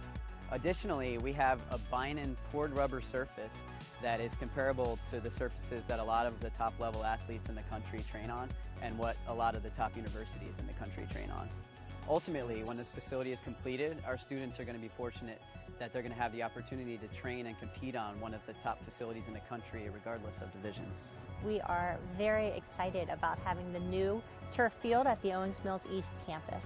First reason, it is the preferred surface, so it's a carpet turf, and that is a very rare thing to have, especially on the Division III level, but even in the state of Maryland, where we're only the third university in this state that has that preferred surface for field hockey. So it is really advantageous to our team to be able to play on the faster premier surface, as well as for recruits coming in looking for that preferred surface. Just an absolutely wonderful opportunity for us to teach elite skills on campus here at Stevenson University, and also the potential for other people to come in and utilize it as well, like outside clubs, even U.S. field hockey, because this type of surface is very rare for our sport indeed.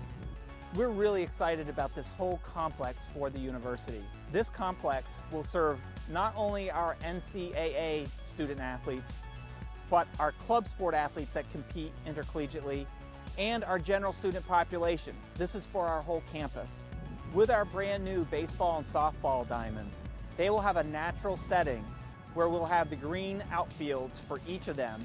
We will also have double-sided batting cages for both baseball and softball. In addition, our two Bermuda grass fields are world-class. The Bermuda grass is the preferred surface for soccer to be played on. In fact, we are part of the bid for Baltimore, D.C. for the FIFA World Cup. We will be one of their practice sites. The quality of these Bermuda grass fields will be an elite level for our NCAA program, our club sports, and our general student population as well. A third field that will be used for our general student population will be a Kentucky bluegrass field that we will be able to serve our students in the fall and spring, but also for camps and other recreational events during the summer. All of our quality facilities, we will be able to draw into a production area that will broadcast us on the Roku channel, Apple TV, and Fire TV. As we complete the Owings Mills East campus, these facilities will give our students and our student athletes an unbelievable experience and atmosphere for them to continue their education.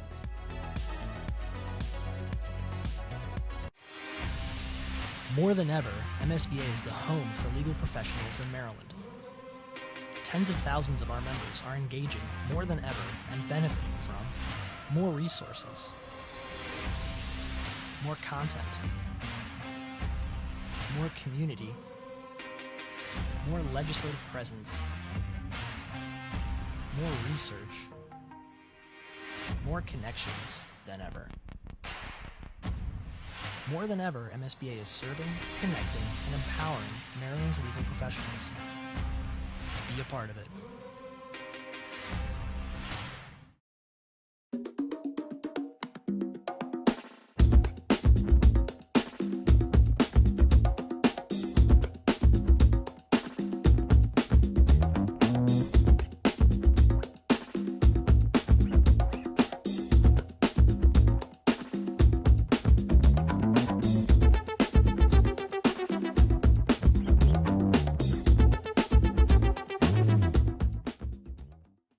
When we ask our students and alumni why they chose Stevenson, there's a phrase that often repeats itself: the moment I stepped on campus.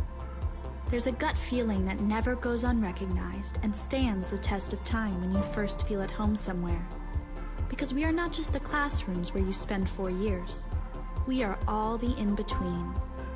We are the students who have pursued the boldest ventures, who have tested their creative limits, who have pushed themselves to national championships, who have paved the way for unheard voices, who have turned their passions into professions, and who have charted their vision for the future here.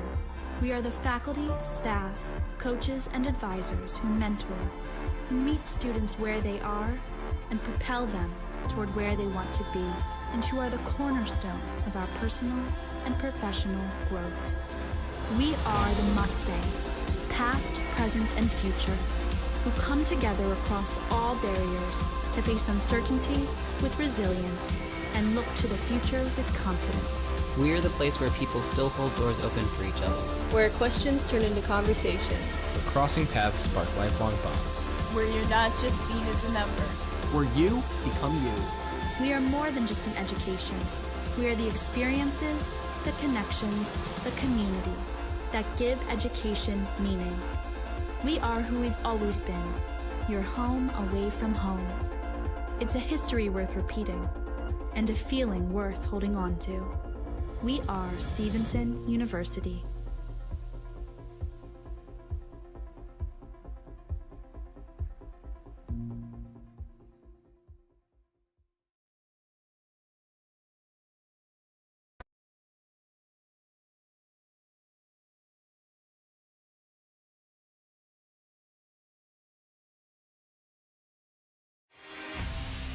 More than ever, MSBA is the home for legal professionals in Maryland. Tens of thousands of our members are engaging more than ever and benefiting from more resources, more content, more community, more legislative presence, more research, more connections than ever. More than ever, MSBA is serving, connecting, and empowering Maryland's legal professionals. Be a part of it. When we ask our students and alumni why they chose Stevenson, there's a phrase that often repeats itself: the moment I stepped on campus. There's a gut feeling that never goes unrecognized and stands the test of time when you first feel at home somewhere. Because we are not just the classrooms where you spend 4 years. We are all the in-between. We are the students who have pursued the boldest ventures, who have tested their creative limits, who have pushed themselves to national championships, who have paved the way for unheard voices, who have turned their passions into professions, and who have charted their vision for the future here. We are the faculty, staff, coaches, and advisors who mentor, who meet students where they are and propel them toward where they want to be, and who are the cornerstone of our personal and professional growth. We are the Mustangs, past, present, and future, who come together across all barriers to face uncertainty with resilience and look to the future with confidence. We are the place where people still hold doors open for each other. Where questions turn into conversations. Where crossing paths spark lifelong bonds. Where you're not just seen as a number. Where you become you. We are more than just an education. We are the experiences, the connections, the community that give education meaning. We are who we've always been, your home away from home. It's a history worth repeating and a feeling worth holding on to. We are Stevenson University.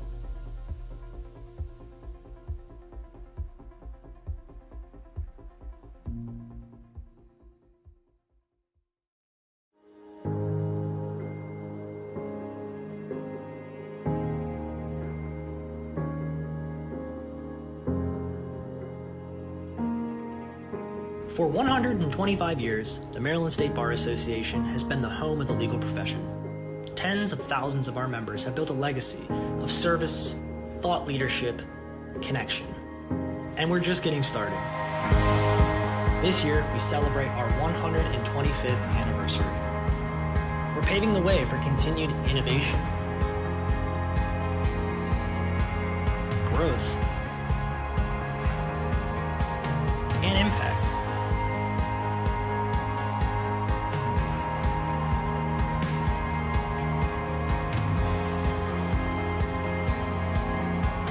We're ready for what's next. Join us.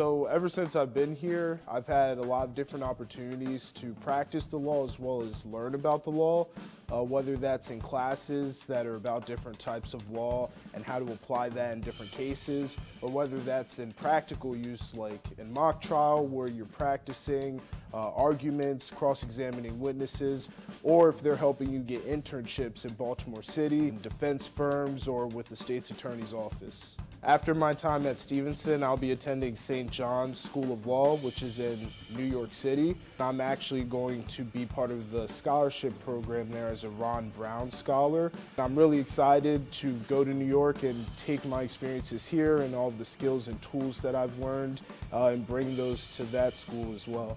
The thing that makes Stevenson a great place for people that want to go to law school is because it will show you how to argue, it will show you how to look at the law differently, and it will show you how to use the law to help people that really need that help. Stevenson will give you the tools as well as the knowledge to be able to apply those things to your life and to the community and help those that need it.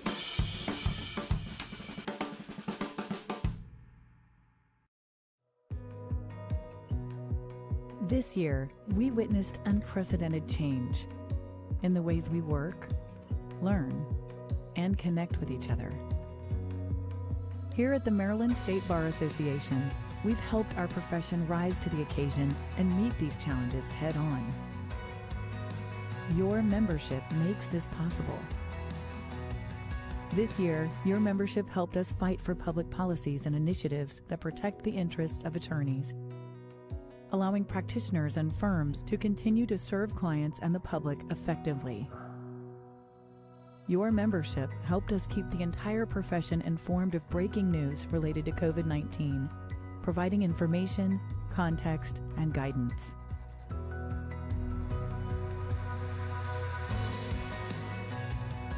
Your membership helped us innovate our CLE to bring more relevant learning to more attorneys in formats that are convenient for you. Your membership supported the well-being of attorneys and our local communities, thanks to our Lawyer Assistance Program and other partner organizations. Although you may never know the individuals or peers that you are helping through your membership, you are making an impact and changing lives every day. Thanks to your membership, we are the voice of Maryland's legal profession, uniting attorneys, law firms, the judiciary, and our communities in the pursuit of justice. Your membership makes this possible. Let's build on our success in the year ahead.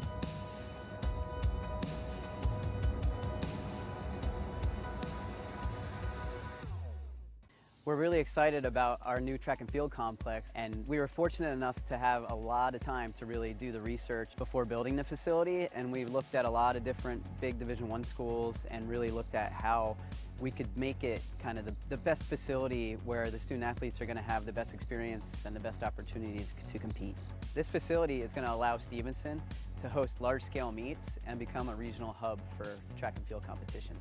Some of the things I'm most excited about are we're going to be able to run sprints on both sides of the track in both directions, so we'll always be able to have a tailwind. We also have 4 separate long jump and triple jump pits with 2 different runways. We have the ability to have 4 different pole vault pits running in 2 different directions. A separate throwing area that has a javelin runway that is a rubber surface, plus separate shot put area, and another area with a cage and dual circles for the hammer and the discus. Also, the Owings Mills East facility is going to have a 6K and an 8K cross-country course for the college athletes and also a 5K distance for the high school athletes. Additionally, we have a Binen poured rubber surface that is comparable to the surfaces that a lot of the top-level athletes in the country train on and what a lot of the top universities in the country train on. Ultimately, when this facility is completed, our students are going to be fortunate that they're going to have the opportunity to train and compete on one of the top facilities in the country regardless of division. We are very excited about having the new turf field at the Owings Mills East campus. First reason, it is the preferred surface, so it's a carpet turf, and that is a very rare thing to have, especially on the Division III level, but even in the state of Maryland, where we're only the 3rd university in this state that has that preferred surface for field hockey. So it is really advantageous to our team to be able to play on the faster premier surface, as well as for recruits coming in looking for that preferred surface. Just an absolutely wonderful opportunity for us to teach elite skills on campus here at Stevenson University, and also the potential for other people to come in and utilize it as well, like outside clubs, even U.S. field hockey, because this type of surface is very rare for our sport indeed. We're really excited about this whole complex for the university. This complex will serve not only our NCAA student athletes, but our club sport athletes that compete intercollegiately, and our general student population. This is for our whole campus. With our brand new baseball and softball diamonds, they will have a natural setting where we'll have the green outfields for each of them. We will also have double-sided batting cages for both baseball and softball. In addition, our 2 Bermuda grass fields are world class. The Bermuda grass is the preferred surface for soccer to be played on. In fact, we are part of the bid for Baltimore, D.C. for the FIFA World Cup. We will be one of their practice sites. The quality of these Bermuda grass fields will be an elite level for our NCAA program, our club sports, and our general student population as well. A third field that will be used for our general student population will be a Kentucky bluegrass field that we will be able to serve our students in the fall and spring, but also for camps and other recreational events during the summer. All of our quality facilities, we will be able to draw into a production area that will broadcast us on the Roku channel, Apple TV, and Fire TV. As we complete the Owings Mills East campus, these facilities will give our students and our student athletes an unbelievable experience and atmosphere for them to continue their education.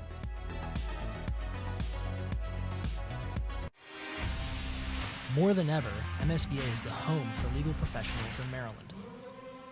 Tens of thousands of our members are engaging more than ever and benefiting from more resources, more content, more community, more legislative presence, more research, more connections than ever. More than ever, MSBA is serving, connecting, and empowering Maryland's legal professionals. Be a part of it.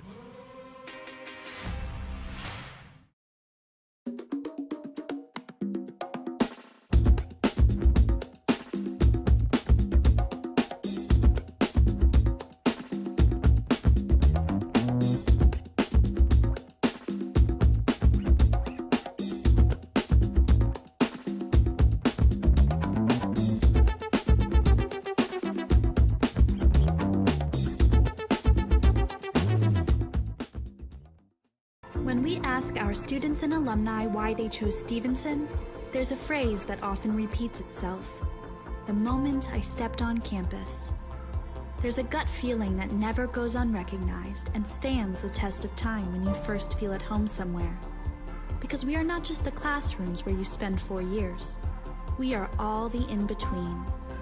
We are the students who have pursued the boldest ventures, who have tested their creative limits, who have pushed themselves to national championships, who have paved the way for unheard voices, who have turned their passions into professions, and who have charted their vision for the future here.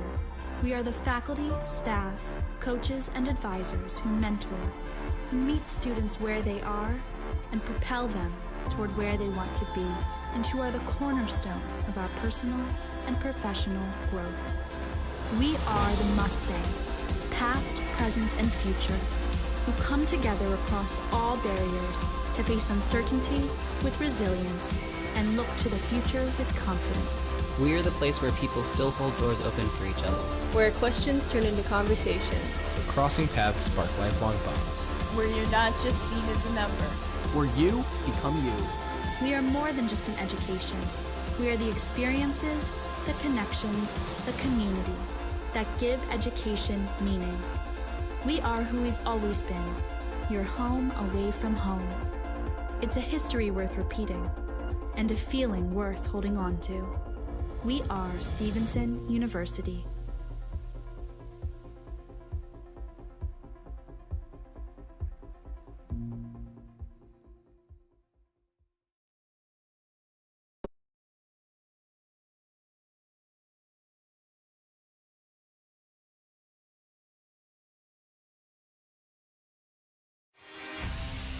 More than ever, MSBA is the home for legal professionals in Maryland. Tens of thousands of our members are engaging more than ever and benefiting from more resources, more content, more community, more legislative presence, more research, more connections than ever. More than ever, MSBA is serving, connecting, and empowering Maryland's legal professionals. Be a part of it. When we ask our students and alumni why they chose Stevenson, there's a phrase that often repeats itself: the moment I stepped on campus. There's a gut feeling that never goes unrecognized and stands the test of time when you first feel at home somewhere. Because we are not just the classrooms where you spend 4 years. We are all the in-between. We are the students who have pursued the boldest ventures, who have tested their creative limits, who have pushed themselves to national championships, who have paved the way for unheard voices, who have turned their passions into professions, and who have charted their vision for the future here.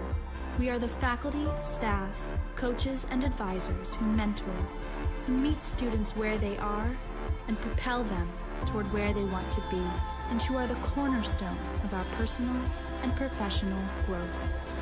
We are the Mustangs, past, present, and future, who come together across all barriers to face uncertainty with resilience and look to the future with confidence. We are the place where people still hold doors open for each other. Where questions turn into conversations. Crossing paths spark lifelong bonds.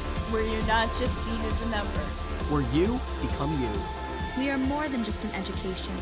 We are the experiences, the connections, the community that give education meaning. We are who we've always been, your home away from home. It's a history worth repeating and a feeling worth holding on to. We are Stevenson University.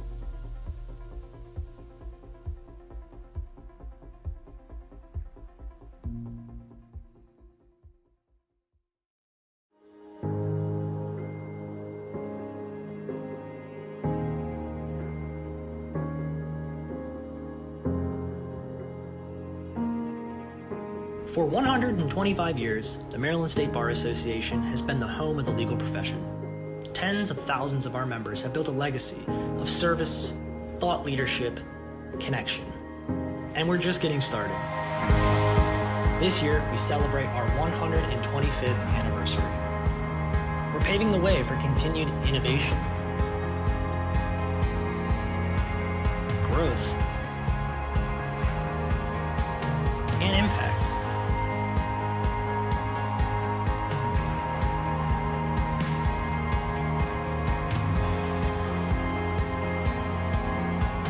We're ready for what's next.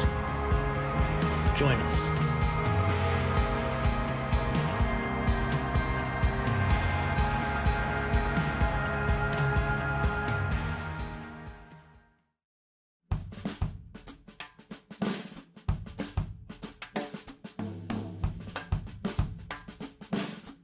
So ever since I've been here, I've had a lot of different opportunities to practice the law as well as learn about the law, whether that's in classes that are about different types of law and how to apply that in different cases, or whether that's in practical use like in mock trial where you're practicing arguments, cross-examining witnesses, or if they're helping you get internships in Baltimore City, in defense firms, or with the state's attorney's office. After my time at Stevenson, I'll be attending St. John's School of Law, which is in New York City. I'm actually going to be part of the scholarship program there as a Jon Baron scholar. I'm really excited to go to New York and take my experiences here and all of the skills and tools that I've learned and bring those to that school as well.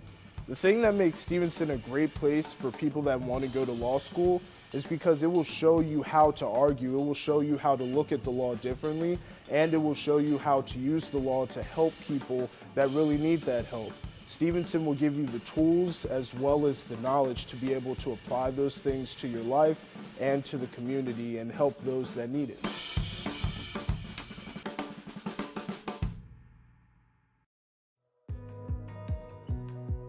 This year, we witnessed unprecedented change in the ways we work, learn, and connect with each other. Here at the Maryland State Bar Association, we've helped our profession rise to the occasion and meet these challenges head on. Your membership makes this possible. This year, your membership helped us fight for public policies and initiatives that protect the interests of attorneys, allowing practitioners and firms to continue to serve clients and the public effectively. Your membership helped us keep the entire profession informed of breaking news related to COVID-19, providing information, context, and guidance.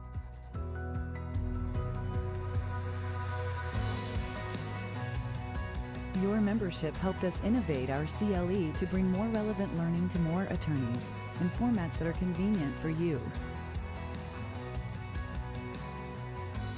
Your membership supported the well-being of attorneys and our local communities, thanks to our Lawyer Assistance Program and other partner organizations.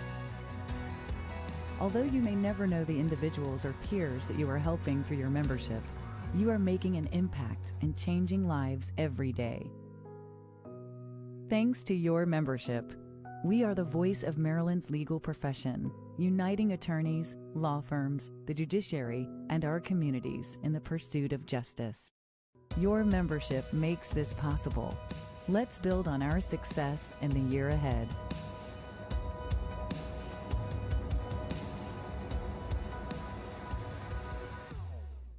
We're really excited about our new track and field complex, and we were fortunate enough to have a lot of time to really do the research before building the facility, and we looked at a lot of different big Division I schools and really looked at how we could make it kind of the best facility where the student athletes are going to have the best experience and the best opportunities to compete. This facility is going to allow Stevenson to host large-scale meets and become a regional hub for track and field competitions. Some of the things I'm most excited about are we're going to be able to run sprints on both sides of the track in both directions, so we'll always be able to have a tailwind. We also have 4 separate long jump and triple jump pits with 2 different runways. We have the ability to have 4 different pole vault pits running in 2 different directions. A separate throwing area that has a javelin runway that is a rubber surface, plus separate shot put area, and another area with a cage and dual circles for the hammer and the discus. Also, the Owings Mills East facility is going to have a 6K and an 8K cross-country course for the college athletes, and also a 5K distance for the high school athletes. Additionally, we have a Binen poured rubber surface that is comparable to the surfaces that a lot of the top-level athletes in the country train on, and what a lot of the top universities in the country train on. Ultimately, when this facility is completed, our students are going to be fortunate that they're going to have the opportunity to train and compete on one of the top facilities in the country, regardless of division. We are very excited about having the new turf field at the Owings Mills East campus. First reason, it is the preferred surface, so it's a carpet turf, and that is a very rare thing to have, especially on the Division III level, but even in the state of Maryland, where we're only the 3rd university in this state that has that preferred surface for field hockey. So it is really advantageous to our team to be able to play on the faster premier surface, as well as for recruits coming in looking for that preferred surface. Just an absolutely wonderful opportunity for us to teach elite skills on campus here at Stevenson University, and also the potential for other people to come in and utilize it as well, like outside clubs, even U.S. field hockey, because this type of surface is very rare for our sport indeed. We're really excited about this whole complex for the university. This complex will serve not only our NCAA student athletes, but our club sport athletes that compete intercollegiately, and our general student population. This is for our whole campus.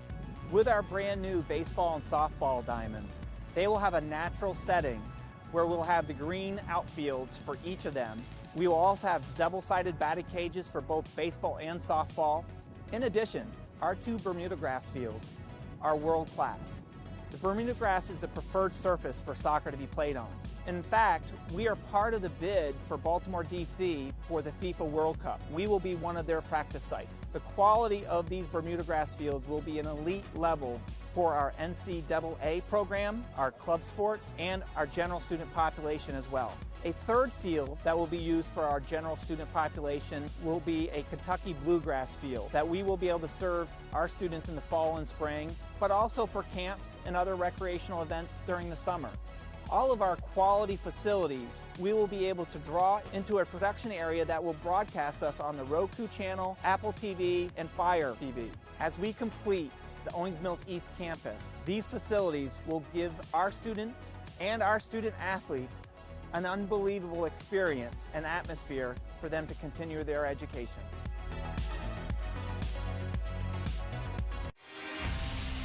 More than ever, MSBA is the home for legal professionals in Maryland. Tens of thousands of our members are engaging more than ever and benefiting from more resources, more content, more community, more legislative presence, more research, more connections than ever. More than ever, MSBA is serving, connecting, and empowering Maryland's legal professionals. Be a part of it.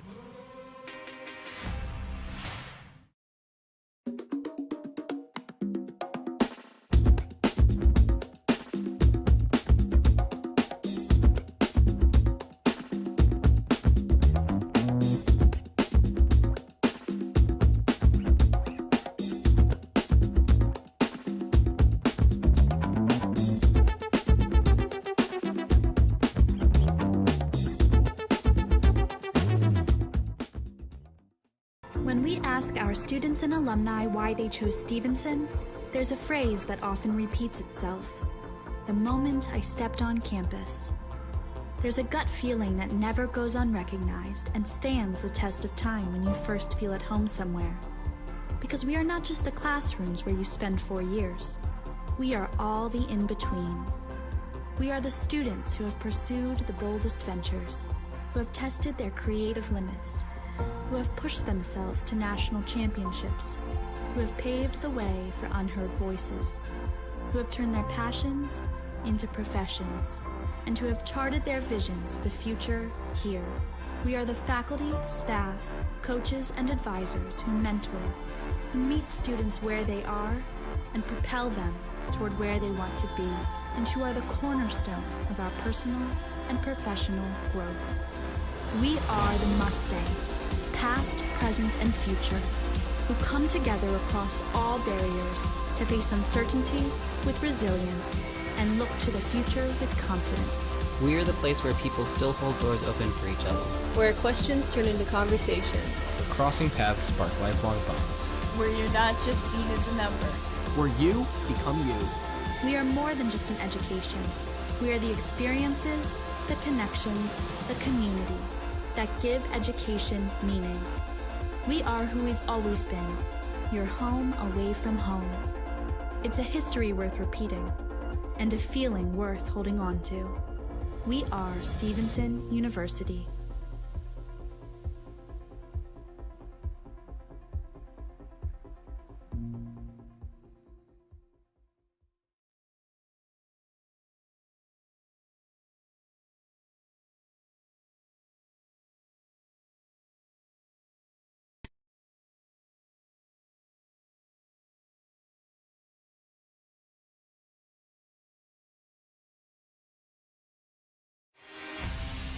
More than ever, MSBA is the home for legal professionals in Maryland. Tens of thousands of our members are engaging more than ever and benefiting from more resources, more content, more community, more legislative presence, more research, more connections than ever.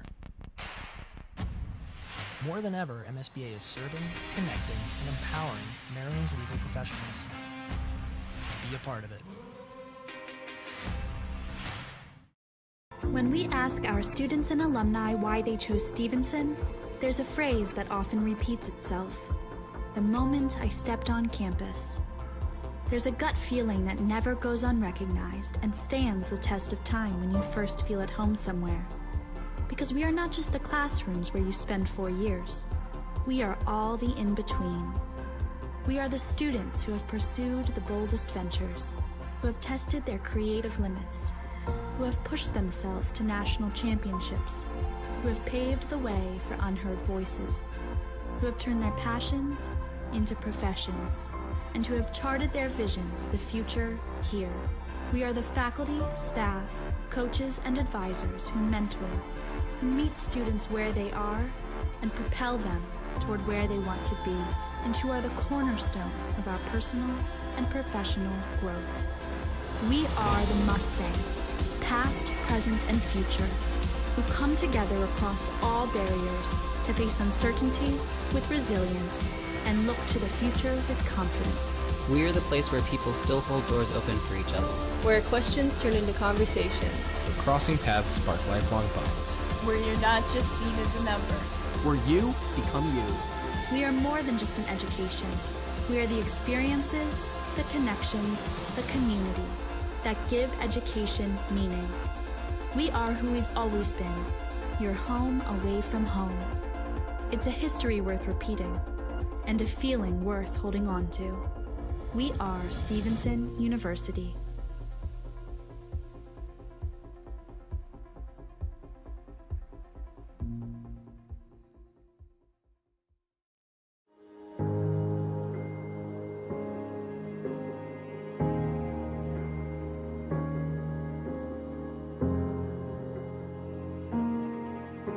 For 125 years, the Maryland State Bar Association has been the home of the legal profession. Tens of thousands of our members have built a legacy of service, thought leadership, connection. And we're just getting started. This year, we celebrate our 125th anniversary. We're paving the way for continued innovation, growth, and impact.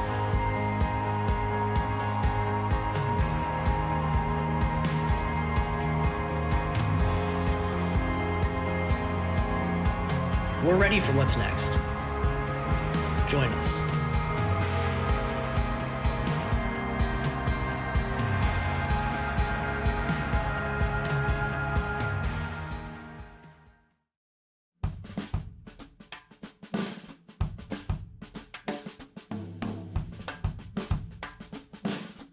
So ever since I've been here, I've had a lot of different opportunities to practice the law as well as learn about the law, whether that's in classes that are about different types of law and how to apply that in different cases, or whether that's in practical use like in mock trial where you're practicing arguments, cross-examining witnesses, or if they're helping you get internships in Baltimore City, in defense firms, or with the state's attorney's office. After my time at Stevenson, I'll be attending St. John's School of Law, which is in New York City. I'm actually going to be part of the scholarship program there as a Jon Baron scholar. I'm really excited to go to New York and take my experiences here and all of the skills and tools that I've learned and bring those to that school as well.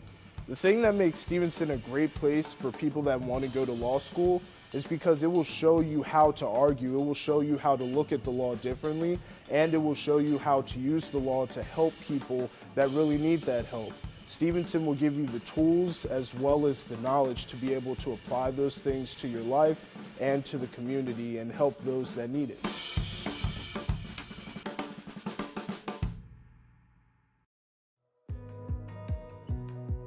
This year, we witnessed unprecedented change in the ways we work, learn, and connect with each other. Here at the Maryland State Bar Association, we've helped our profession rise to the occasion and meet these challenges head on. Your membership makes this possible.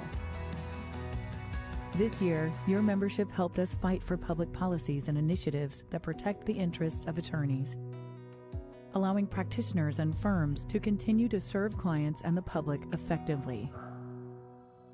Your membership helped us keep the entire profession informed of breaking news related to COVID-19 providing information, context, and guidance.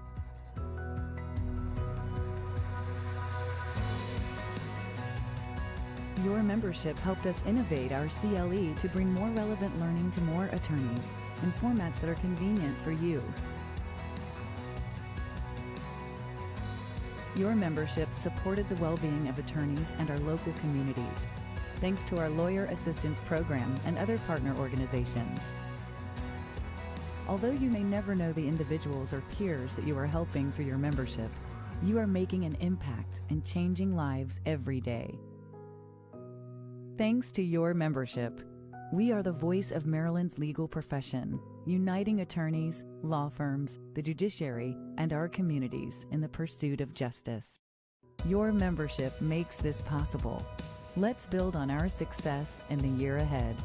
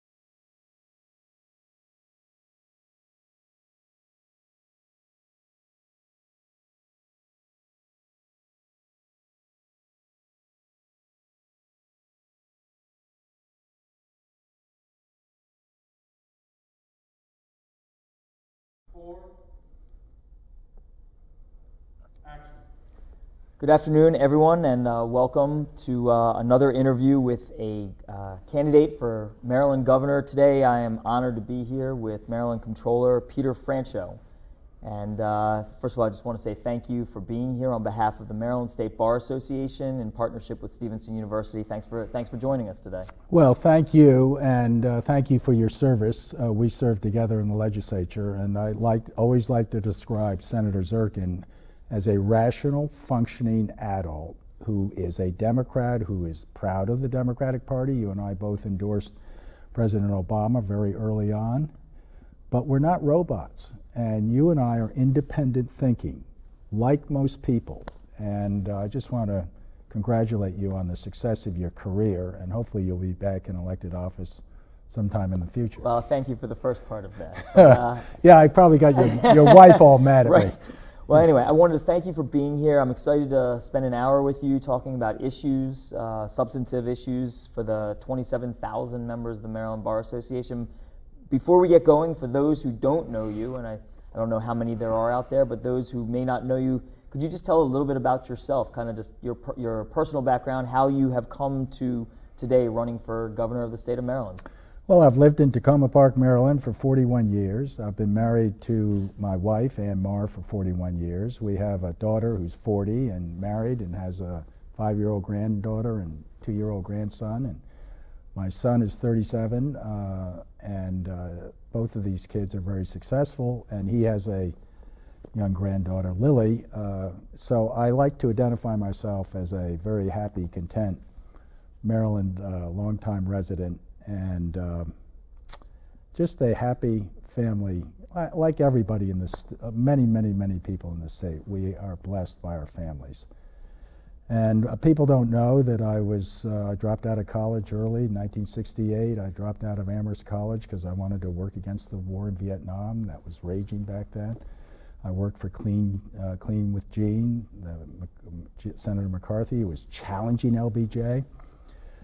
Unbeknownst to me, or I was somewhat clueless, I gave up my student deferment, so I got drafted while I was out campaigning for Stop to the End of the War. And I spent 2 years in the Army. That was a very beneficial 2 years for me. It really knocked the rough edges off me. And then I went to law school and came down to, worked in environmental issues for several years, then was Ed Markey's staff director for 6 years. He's now a U.S. Senator. Then I spent 20 years in the legislature. People don't realize that, but 20 years on the Appropriations Committee, and then the last 15 years as the state's chief fiscal officer, comptroller. So I don't need any on-the-job training. I am ready to rock and roll as the state's next governor. So 35 years in elected office? Correct. Oh. But all of it focused on the budget, and that's what I think gives me a certain leg up with some of my highly commendable primary opponents, who all of them are very, very impressive. But you know, for 35 years, I've been focused on the budget, and there's very little that the bureaucracy can do to trick me these days. I know everything about not only collecting the money as the comptroller, but also spending it as a member of the Board of Public Works, and I also am the paymaster. I write all the checks. So I think that gives me a certain perspective that you just can't duplicate, because it's you know, month in and month out, year in and year out, and it's a significant amount of experience that I think other people aspire to, but I'm lucky. I've had the experience. So we've merged a little bit into question number 2, which are the only set questions, which is a couple minutes before I get into specific issues on the stump speech. You know, why should Marylanders vote for Peter Franchot? Obviously, your experience on the budget, which you've just discussed, and what does a Peter Franchot gubernatorial administration look like? Well, I think that's a great question. I think to the extent that I have been the chief fiscal officer for 15 years, that I've spent every day looking at the budget, that I have tremendous experience every other week on the Board of Public Works. Last week we voted on 150 state contracts, $650 million in state spending. you get a good perspective for what's going on in the different state agencies. And to the extent I've done that year in and year out, I've been vice chair of the Board of Trustees of the pension system. I'm the head of the Bureau of Revenue Estimates. I have all of this fiscal expertise, but it's combined with a love for the state of Maryland. And I'm committed to doubling the GDP, gross domestic product, of the state of Maryland in the 8 years that I hopefully will serve as governor.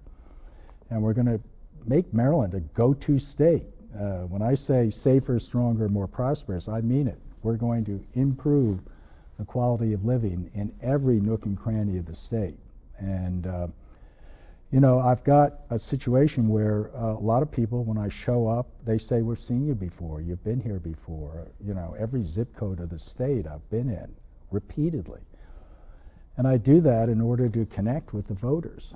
And so I don't mean to be, I'm not trying to say I'm special or anything. It's just that I've spent 15 years interacting with many, many people all over the state. And I get a lot of positive encouragement. I have a lieutenant governor who served until recently on the county council in Prince George's County. She is a phenomenal person, Monique Anderson Walker. I mean, she's better than I am, Bobby. She is a terrific public servant, passionate, experienced, just tremendous family person. And I can't wait to introduce her to the voters up in the Baltimore region particularly, but also around the state. I think we've got a kind of charismatic team that's going to do very well in the primary. Okay. So let's get into it. Let's get into some substantive issues, and let's start with kind of reading the polls. The two of the more pressing issues, obviously, are public safety and COVID. So I start with COVID, if you could, because unfortunately this is it's rearing its ugly head again. It's rearing its head again, and just with the new variant going around, it looks like we're in for the long haul on this thing. So I guess my question is, you know, Governor Hogan has gotten very high marks for his leadership on this issue, both nationally and in the state. You know, I guess, what have we done right? What have we done maybe that's not been as right? You know, obviously it's a work in progress. Nobody holds any, you know, it's something so new that we're flying by the seat of our pants. But, and I guess more importantly, now that we have yet another variant and surging, where do we go from here? Yeah, no, this has been a tremendous tragedy for the country and the state. We've lost over 10,000 Marylanders. We've had 450, 60,000 cases. This pandemic has been a tragedy, both from a public health perspective and from a business perspective, because we've lost 40,000 small businesses that are permanently shuttered. The problem with the number one with COVID was we didn't take it seriously back in the early days, and we said we kind of, for political reasons, tried to downplay it, and that was a big mistake. We being the country. We being the Donald country. Trump. Yeah, not Governor Hogan. I have a good relationship with Hogan on this and many other issues. But we made a mistake as a country by not taking the pandemic seriously, and as a result, it got infected in our population.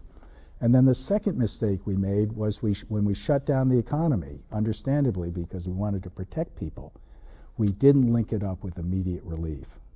We just took a long time, and we lost a lot of small businesses nationally, but also in the country. So whatever we do with the new variant, I hope you're wrong that I hope it's not a big problem, but if it is a problem and we have to restrain our economic activities in order to get over it, I hope we immediately couple it with aid.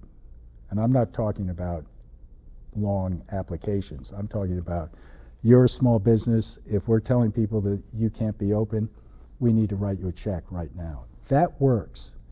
And the federal relief has been, despite my concern about the amount of money that's come into the state of Maryland, I just thought this was crazy, because we're talking almost $60 billion over 16 months. That's proven to be enormously helpful, stabilized the state's economy. So what's worked is Governor Hogan's attention to public health and safety through vaccinations, making them available. I'm struggling right now with my own agency, which has almost 1,200 people in it. a significant number have not been vaccinated. And we want them to come back to work full-time, not remote. So my mother used to teach me that honey is better than vinegar and a carrot is better than a stick.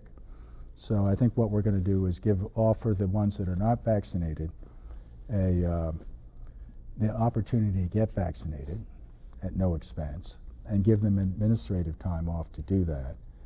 But then as of a certain date, we're going to require people to show proof that they've been vaccinated or have a daily or every other day test so that should the variant prove to be a problem, we're not going to be exposing our folks to danger. But the key here is to try to work within the system that we have. And so I guess in thinking through this, and some candidates have said that they are more for vaccine mandates, and some have said that they're completely against it, and some in between.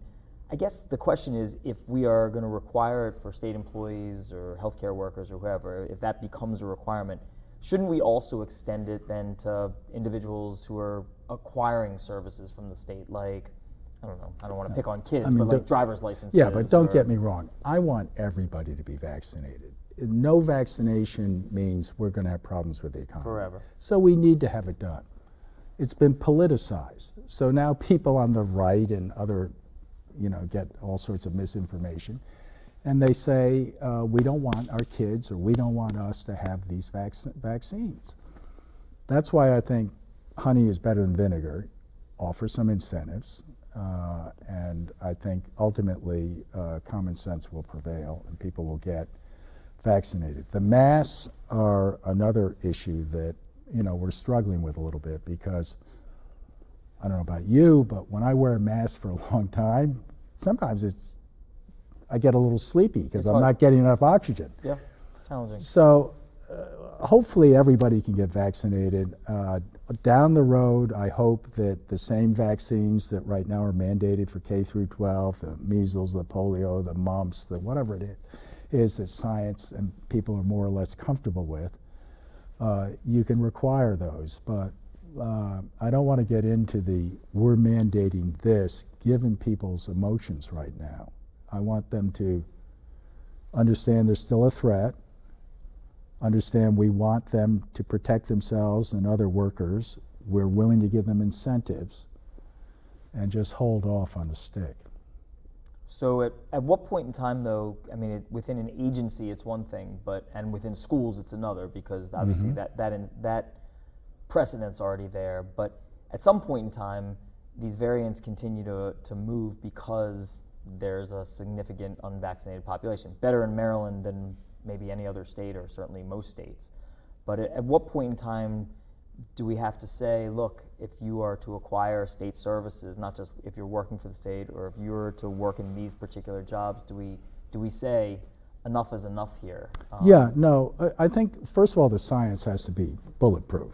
I mean, you can't go to people and say we're still studying whether it affects 5-year-olds or less, or 6-year-olds or whatever. Right. Your kids, for example. I don't want to have that kind of a situation where people have to prematurely do something. So once the science is set, I think then the school systems and others can have, maybe even the private sector. I think there are other things, but I'm just not ready as a public official to say we need to mandate all of this right now. I think what we need to do is make sure that people understand the common sense accessibility and importance of vaccinations. Okay. And I'm hopeful that we'll see a big bump up in the vaccination rates for our employees, for example, in my own agency, just because of the Omicron or something, whatever the new variant's called, because I think that's stimulating some action. But I mean, you've been in politics and you know how fragile people are on this. You start talking about young family members and people can get very emotional very quickly if they have the impression that sometimes, I mean, I remember growing up, we had to take polio vaccines back in the 50s. But we also had this big thing about fluoride in the water. I mean, it was like crazy. You couldn't even drink your tap water. Well, proved to be misinformed. But you don't want to, it's very difficult for us, I think, at this point, given the high intensity of the voters and the sensitivity to come in and be too heavy-handed. Well, stay tuned on it. Just yeah, I'm happy. I hear where you're going. My brother-in-law passed away from COVID. Was one of the 10,000 Marylanders who died of COVID, and so it's an issue that is of importance, from a public health standpoint as well as a. Very sorry to hear that, and I can't emphasize. Still going. I mean, the fact that we've lost over 10,000 Marylanders is just stunning, and yeah, I want to see action too, but. Once again, honey rather than vinegar. Okay.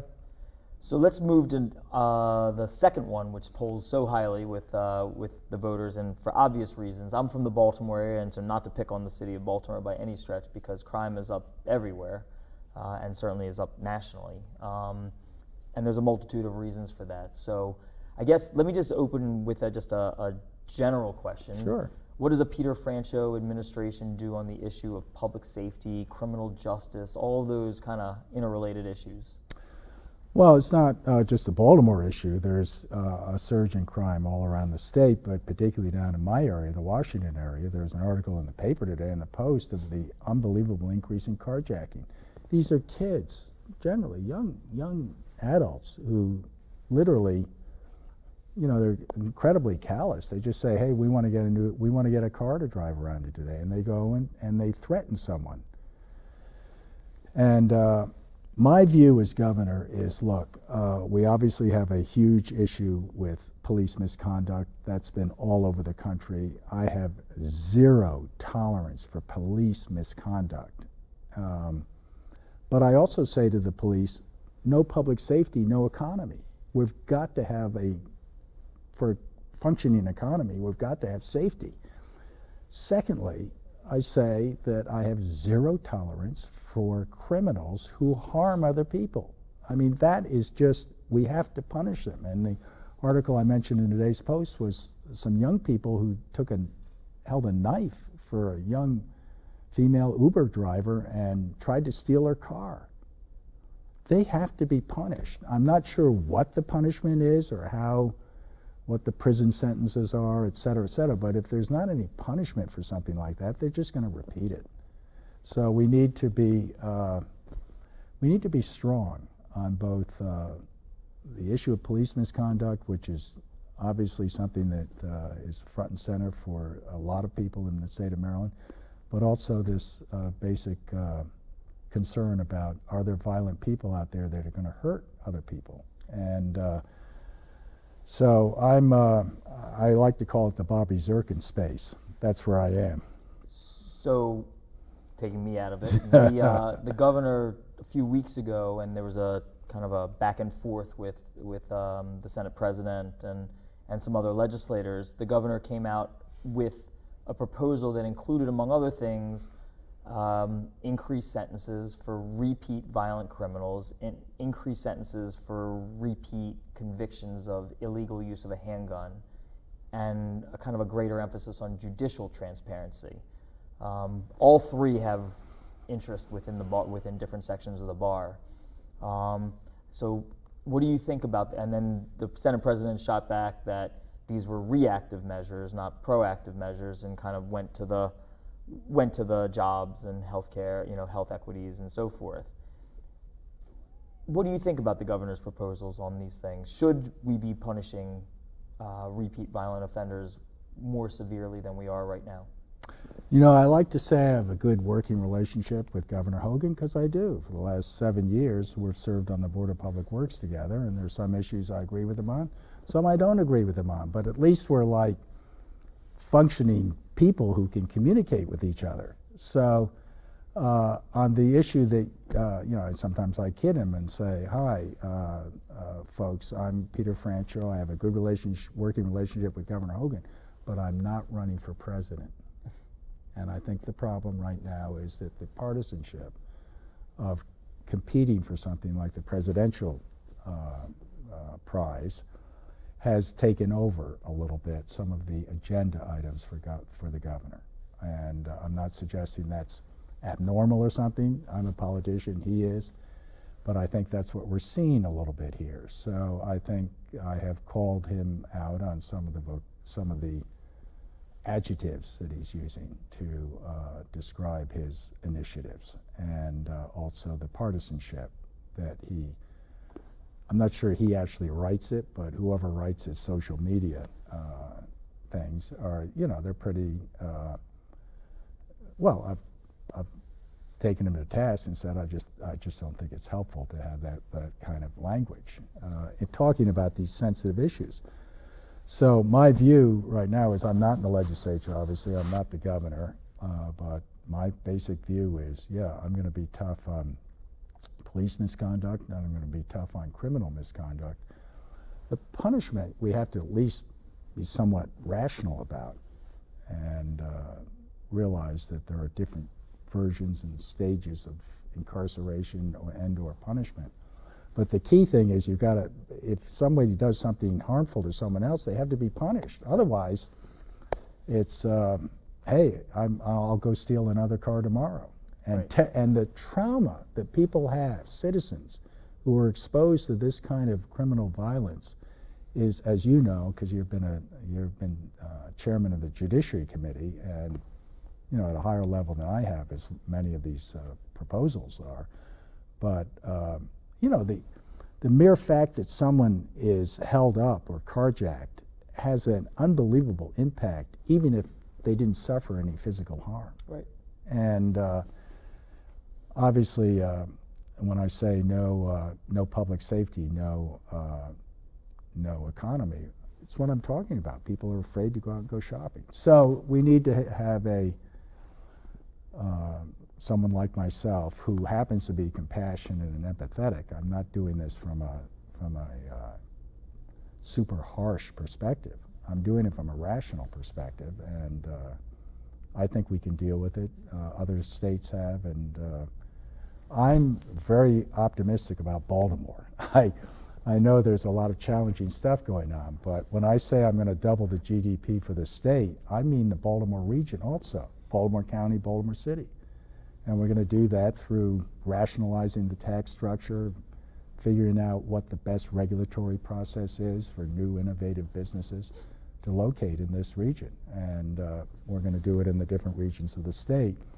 So I'm optimistic that as we move forward, we're going to have alternative careers for some of these folks that we're concerned about. So in the short term, and again, I'm not picking on Baltimore. Sure. I adore the city of Baltimore, and I live here. So, but for example, we have had a stubbornly high murder rate, and the non-fatal shootings are through the roof as well. Well over 1,000 of them every year. So it's like the 300 plus murders, and then a lot more than that just couldn't shoot straight, thank God, because you'd have more on the other ledger.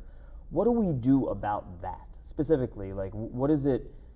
The governor is proposing things, and I think people can argue with the policy, but he's got specific proposals for what he would like to see done. He's got concerns with how the state's attorney's office is being run in the city, and the number of people that are kind of getting out that maybe should not be getting out, and prosecution has gone awry.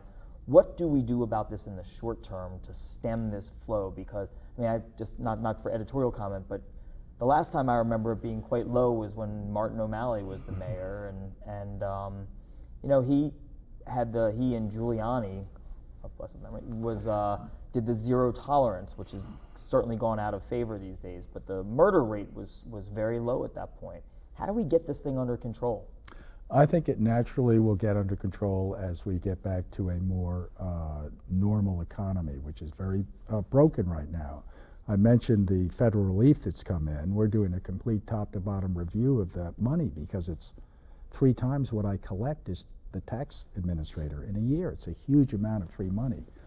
So we've got a certain amount of surplus that we're built up thanks to the federal relief, and also what we did in the comptroller's office. I extended the tax date from April to July. That resulted in a significant amount of surplus. So we, combined with the federal money, we have about $5 billion in surplus dollars that can be, you know, used creatively as far as perhaps dampening down some of the public safety issues in the city of Baltimore. But the long-term solution is to change the direction of the city. It's slowly losing population. Baltimore County is doing okay, and Howard County and Anne Arundel around them, but we need to have a regional approach to not just public safety, but also economic growth. And I am determined as governor to make Baltimore a city that once again is the beating heart of the state, not something that's known for its challenges, but known for its unbelievable new infrastructure that we're going to put up there. Tremendously expanding the airport, tremendously expanding the port, tremendously building on home ownership, and using things like the Howard Tunnel rebuild to produce 100,000 new jobs, each of them a path to the middle class. A lot of that is political rhetoric. A lot of people know me, that I want the voters to judge me by whether I respond to them, whether I respect them, and whether I get results. And that's what they're going to get with me as governor. Right now, I'm simply the comptroller. And I'm a good comptroller, and a lot of people say, could you possibly be comptroller and governor? And I say, no, guys, it doesn't work that way. Are you going to endorse in the comptroller's race, not to get away from it? I am probably not, you know, and our side, Brooke Learman and Tim Adams are running. They're both capable public servants. Political aside. Yeah, that's okay. Let me move on to something that's going on right now in the General Assembly. Just wanted to get your thoughts on it. There's obviously a revenue side to it, but they're going to be debating this year for the first time in a meaningful way the recreational use of marijuana. And I'm just curious your thoughts about it. We obviously have decriminalized marijuana and a medical program, which is pretty robust at this point. What are your thoughts about, should we legalize recreational use, and if so, how? And well, my view is that I'm glad we can talk about a relatively normal issue like marijuana legalization as opposed to something like the situation with COVID and the public safety issue. But marijuana to me is a relatively small issue. If there is a referendum, as there should be, and people strongly support adult marijuana, not recreational use, but adult use, please, so that we don't have kids getting access to it.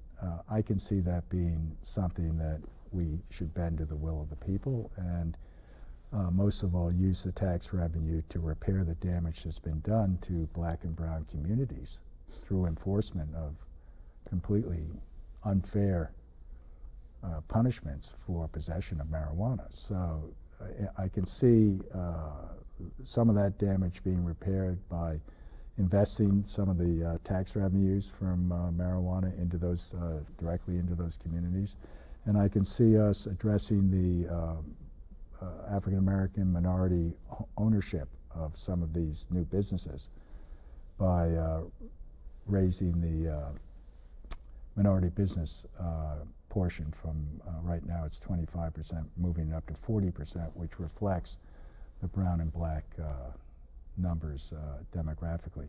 So is that for ownership, or is that for employees within that would the be for that would be for ownership, because you know it's not just inclusiveness and diversity, it's ownership that's the key component to that particular sector. I'm not the biggest fan of it. I grew up during the 60s, you know, and marijuana was you know, a huge thing, and Jerry Brown was famously asked when he was governor, don't you support the legalization of marijuana? And his response was, they said it will help the economy so much. And his response was, well, how does it help the economy of California if half of us are stoned all the time? It's a joke. I'm willing to abide by the evolution, so to speak, of the acceptance of marijuana. But the fact that we're arresting people for illegal possession of marijuana and incarcerating them and at the same time legalizing it, there's got to be a certain irony there. So yes, you put me in the yes column, but It's got to be looked. You know, the proof is in the pudding. It's but only what does if it look it like? passes by referendum. Correct. Okay. Yeah. No, I'm not for you know, a certain faction of the voters or elected officials saying, "Hey, this is what we're going to do." I think this is the type of subject that should have the approval of the voters through a referendum. Okay. Well, I think that's probably what's going to end up happening. So we'll see in your first. The understanding is that's what that's how they're heading. Well, I'm very interested in the taxation because if we have some examples around the country where it's been very successfully taxed, and others where it's been a complete fiasco. So that's important. The issue of edibles is very important. How do you protect people's health? The advocates say nobody really dies from too much marijuana. Well, yeah, but they may have some very uncomfortable experiences if they eat a lot of an edible marijuana product and it takes longer to in other words, there are details. It is that definitely need to a be complicated issue. Also, how to deal with the existing medical cannabis infrastructure, which has been around for some number of years. Put me down as a tentative yes, but I just the devil's in the details. Okay. So moving on from that to one you and I were discussing beforehand, redistricting. The legislature is, as we sit here right now down in Annapolis, debating, among other things, the redistricting proposal for congressional maps.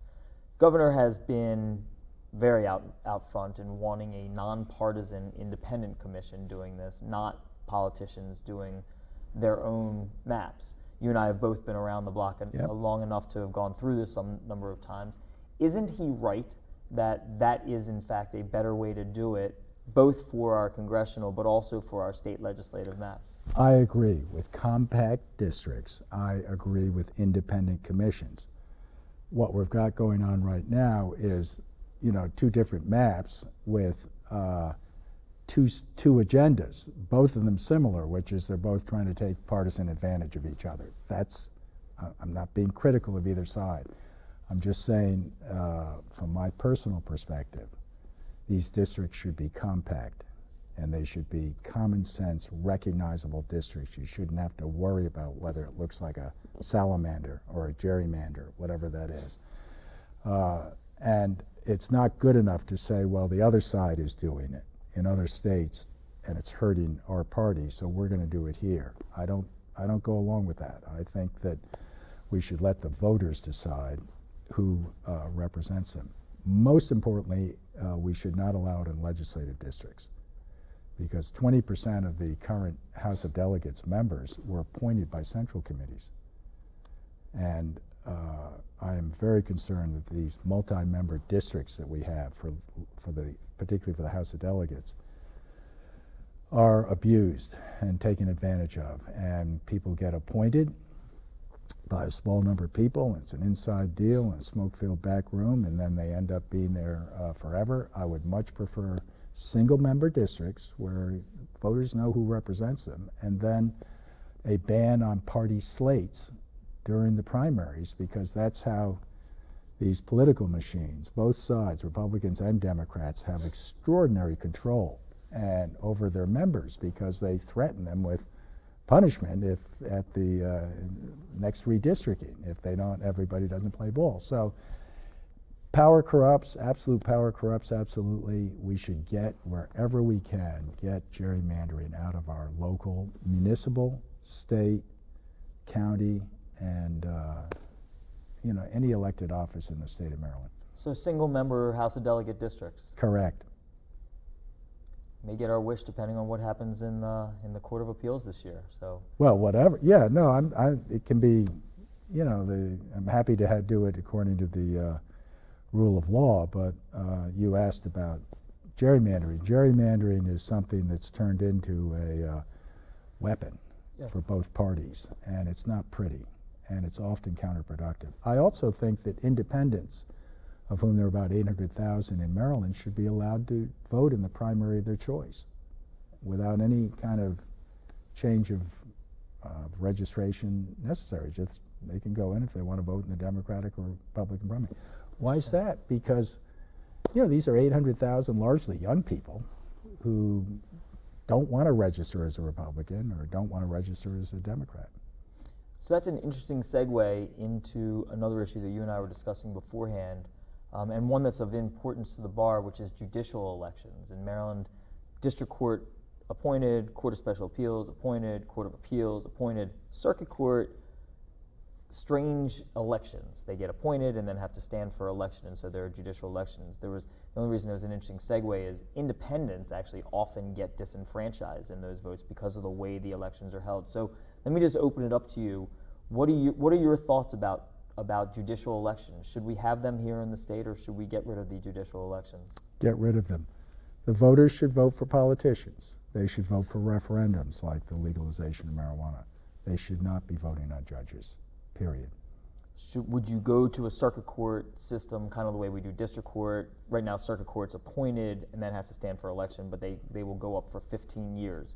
Would you move that back to 10 like the district court, or no, just leave it at 15 the way it is? Just, we should get rid of them. We don't need them. The judicial system can take care of disciplining and weaning out folks that they need to, whatever the problems might be with existing judges. It's inappropriate in the sense that we ask judges to be non-biased and nonpartisan and totally objective. And you inject competitive elections into that, and I just don't agree with it, and would leave it up to the judiciary to discipline their own people. Okay. So I have a whole bunch more. I just want to make sure we stay within our time frames. I wanted to do a little bit of a rapid round on a couple of things. There was an executive order, I think, that went through the Board of, no, I guess it does not go through the Board of Public Works. It was based on a bill by Senator Kramer from Montgomery County having to do with the boycotting of the state of Israel, of all things that you wouldn't expect to be in Maryland. And so Senator Kramer's bill, which led to an executive order, which is now in place, says that companies that are involved in boycotting Israel cannot participate in state contracts, cannot participate in the pension system. They have to sign an affidavit that they are not participating in the BDS movement. It's been in place for about 4 years now. Governor Hogan put that in after Senator Kramer's bill was defeated. Will you, as governor, keep that order in place? I guess that's just a yes/no question. Yes. Okay. Emphatically, because I've visited Israel. I mean, it is a marvel of a country because they've made a garden out of something that is, it's a different kind of climate than we have. And it's unbelievably successful, but unbelievably vulnerable to many states around it that have a hatred of Israel. So anything we can do to protect that important democracy over that. And I just don't agree. I'm not buying Ben and Jerry's anymore. All right. School board elections. Did anybody catch that? Yeah, no, I probably, did. Yeah. I did. Yeah. I don't as well. School board elections. It's an interesting one. And I guess a new issue has popped up, which is the voting rights of the student member on school board elections. Yep. Thoughts about that? Baltimore County in particular had a really vicious fight over years about whether or not to have a elected, appointed, hybrid school board. Haven't really gotten into the fight yet about the student member, but thoughts about any and all of those issues? Yeah, every school board should be elected. Fully. Every student appointee should have a vote. I mean, let's just cut through all the static. Okay. And hybrid boards don't work. Appointed boards don't work, in my opinion. Students deserve to have the respect if they're going to go through an election. Have a young person appointed or put on the board, let them have a vote. Okay. Another controversial, I guess, issue is one that Delegate Morheim actually brought to the legislature some years ago. Never really has gotten anywhere, but it's the issue just moving, is this, I don't know what they call it, safe injection sites. It's this, I don't know if you recall hearing about this, the idea of having a place where people can go and use drugs legally, but with social workers and drug treatment and so forth there. It's been tried in some cities in Canada. Seems to be something that people are talking about in America now, in some cities here. Any thoughts about that? I know you shook your head. You hadn't. No, the opiate epidemic is just mushroomed during COVID. Yeah. People are suffering from addiction. Many of them are mentally ill. It's something that needs to be treated, not as a law enforcement issue, even though they are often confronted with law enforcement. We need to work out how addiction is treated as a public health issue and not a criminal issue. And we need to provide, I'm not sure what Dr. Morheim was advocating, but we need to have a new approach towards our citizens who are sadly addicted and not responsible for their actions. And I'm a person that, has zero tolerance for police misconduct and for criminals, but I have a lot of compassion for people who are addicted. Particularly this OxyContin thing was just a debacle, and fentanyl now is apparently all over the place. So people get addicted. It's not necessarily their fault, and they're not able to get out of it on their own. So we need something that expands our society's approach towards how we treat addiction. And I think a lot of it is resolvable through coaching and through early intervention, but what we're experiencing right now is not working. And I would not necessarily go in the direction Dan did that you're mentioning, because I think that may clash with some folks. And but I am serious that we're going to upgrade addiction to something that is front and center as far as the state's responsibility to make sure that people have as much protection as possible. Okay. Yep.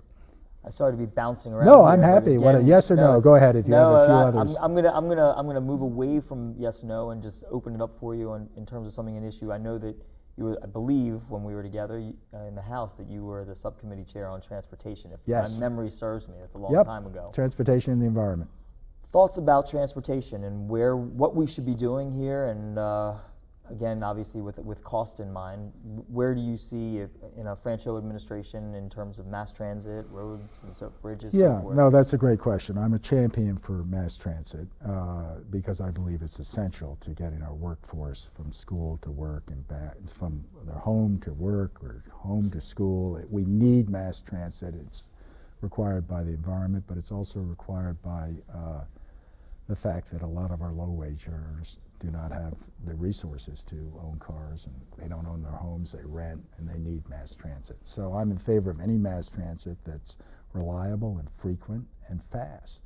And when Governor Hogan was elected for the first time, he was campaigning against the Purple Line, which is a big mass transit proposal in our Washington area. And I went and said, you really need to rethink this because it's ready to go and it's a great project. To his credit, he did. He turned down the Red Line up in Baltimore. Retrospect, that was a mistake because we had the federal funding lined up. I'm a huge champion of mass transit. In Baltimore, it's been used, unfortunately, to segregate some of the east and west parts of the city. People do not have adequate mass transit to get from where they live to where they work.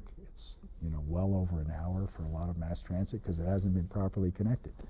So mass transit should be supported. It can have it can be vastly improved as far as its connectivity. What we need to do is also help the congestion on the highways. We can't, just say, hey, I'm for mass transit, but I'm not for bridges and roads. No, we have to be for bridges and roads. There has to be a balance, and that's why I'm supporting the governor on the American Legion Bridge. 270 project down in the Washington area. That's a $7 or $8 billion project. It's going to involve some toll lanes, which are a little controversial, but it's going to maintain still the free lanes. But we have to deal with congestion because it hurts our economy, number one. Number two, all the cars are turning electric, so it's the old complaints about the internal combustion engine are not as real. When I come up to Baltimore, we've got to do something up in the Baltimore region because at rush hour, everything stops.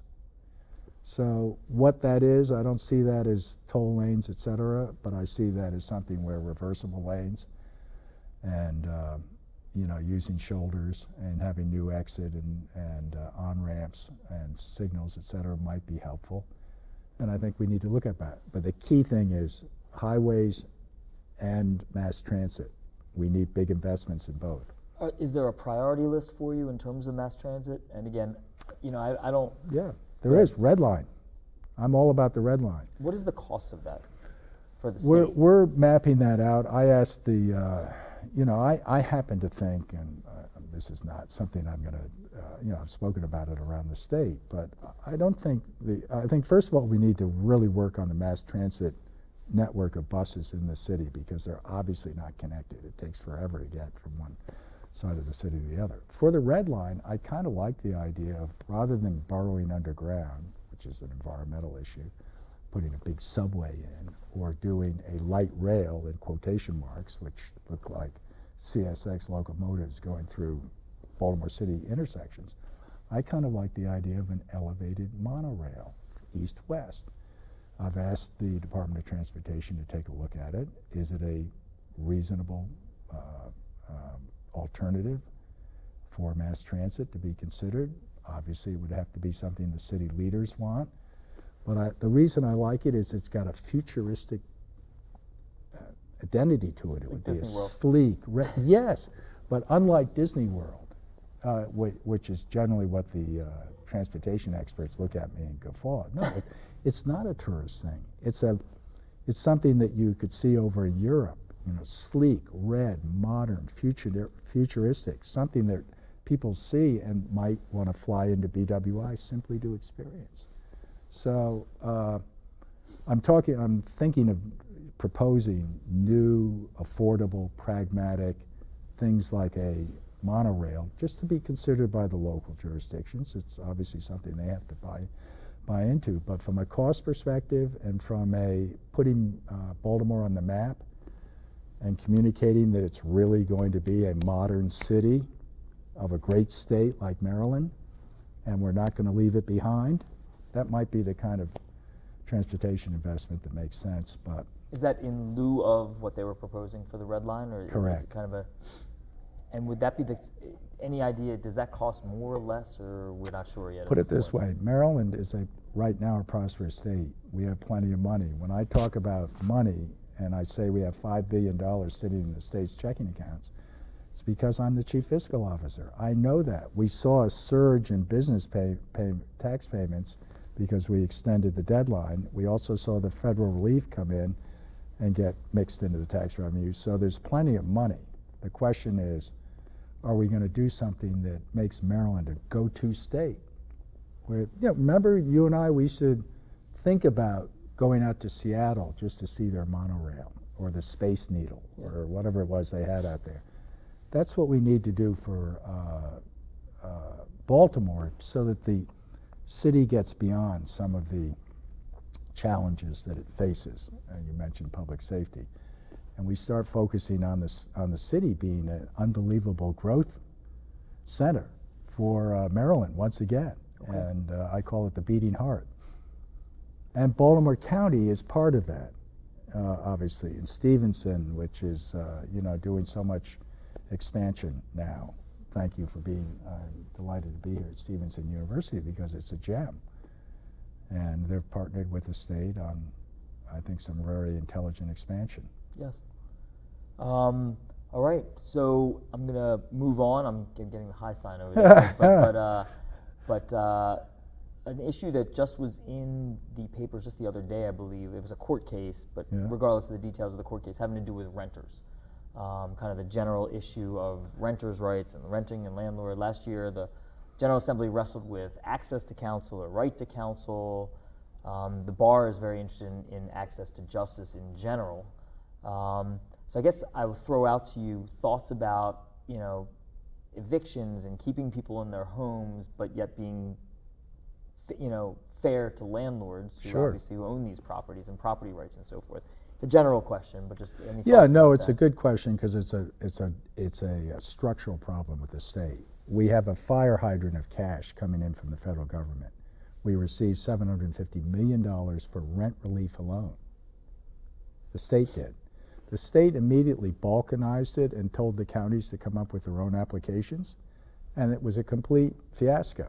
Every county's got different things and requirements, and you're a lawyer. I was a wannabe lawyer at one point, but you know, to ask a low-wage earning tenant to fill out a 30-page legal document, you know, to assert that they actually deserve the relief, and when the relief is going to the landlord, not to the tenant, is ridiculous. And as a result, we may have to return a significant amount of the $750 million because it's sitting in this checking account. And the feds, understandably, are saying, you guys aren't spending it. We're going to give it to another state. So Maryland has botched the tenant relief. What they should have done is ask the landlords to come in, verify under some oath, some affidavit, that the rent has not been paid to them, particularly the small landlords, and the state should have written a check out right there. We have the money, we still have the money, but it's been caught up in a constipated system where everybody's scared of their own shadow, and therefore their money is just not being allocated. And so the landlords lose. Is that because of the state or because of the because local of the jurisdictions? State. Because of the state. Because some local jurisdictions have acquired. Some are a little better than others, but overall we're doing so badly they may take some of the money back. I mean, that's how bad it is. We're talking less than 30%. So the key here is that the state, unlike I hate to say the federal government's better than the state, the feds did the right thing, gave us the money. We then did the wrong thing, and we farmed it out, and it has proven to be you know, a very difficult situation. And as a result, landlords are not getting compensated. Tenants now possibly are facing eviction. The money was there, the money's still there, and we, the comptroller's office, could verify landlords as being valid. And the reason all this happens, Senator, is because of a fear of fraud. So they pile up these requirements. And it's proven when you have this kind of crisis, the money needs to get immediately to the recipients, which in this case are the landlords. And is this for so it should just residential or change. commercial too? Both. Yeah, no, it should. The landlord should go up and say, look, here's our proof that our tenants have been unable to pay the rent. We've allowed them to stay in their homes if it's residential or in their commercial spaces, but we've lost X amount.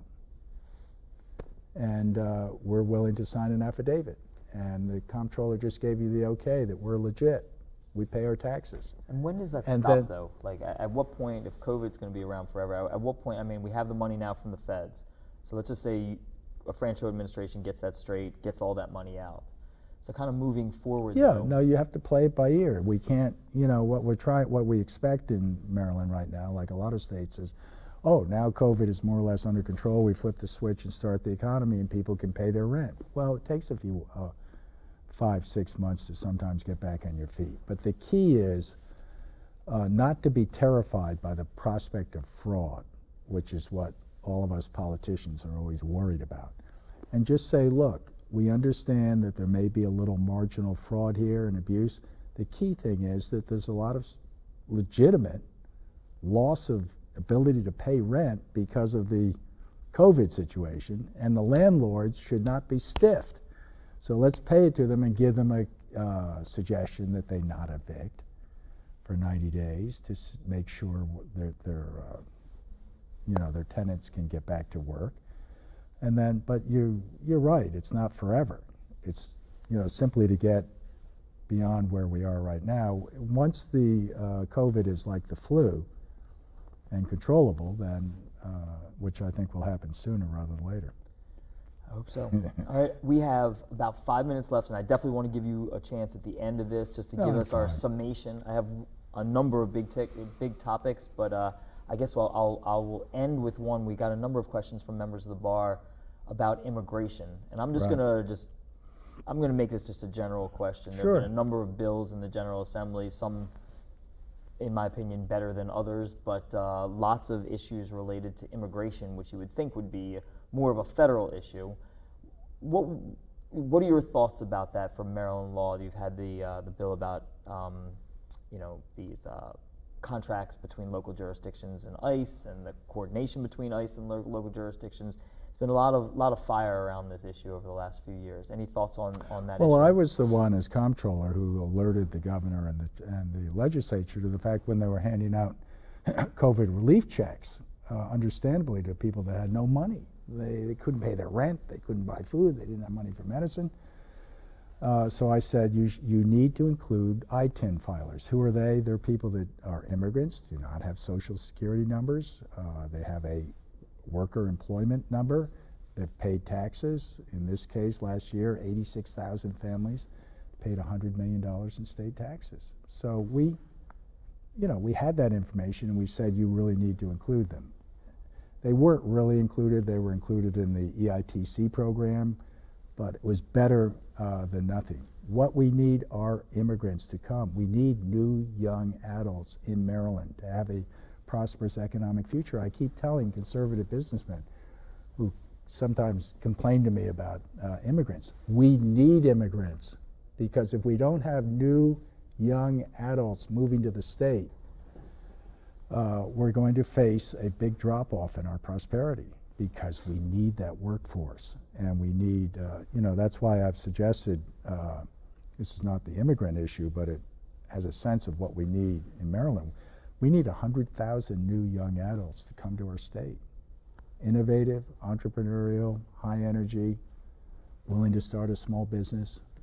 We need them in order to, we have a $400 billion GDP, but in order to keep that up, or to double it, which is what I'd like to do, we need more people, because you're not old, I'm getting old. So we need young, talented people. And this anti-immigrant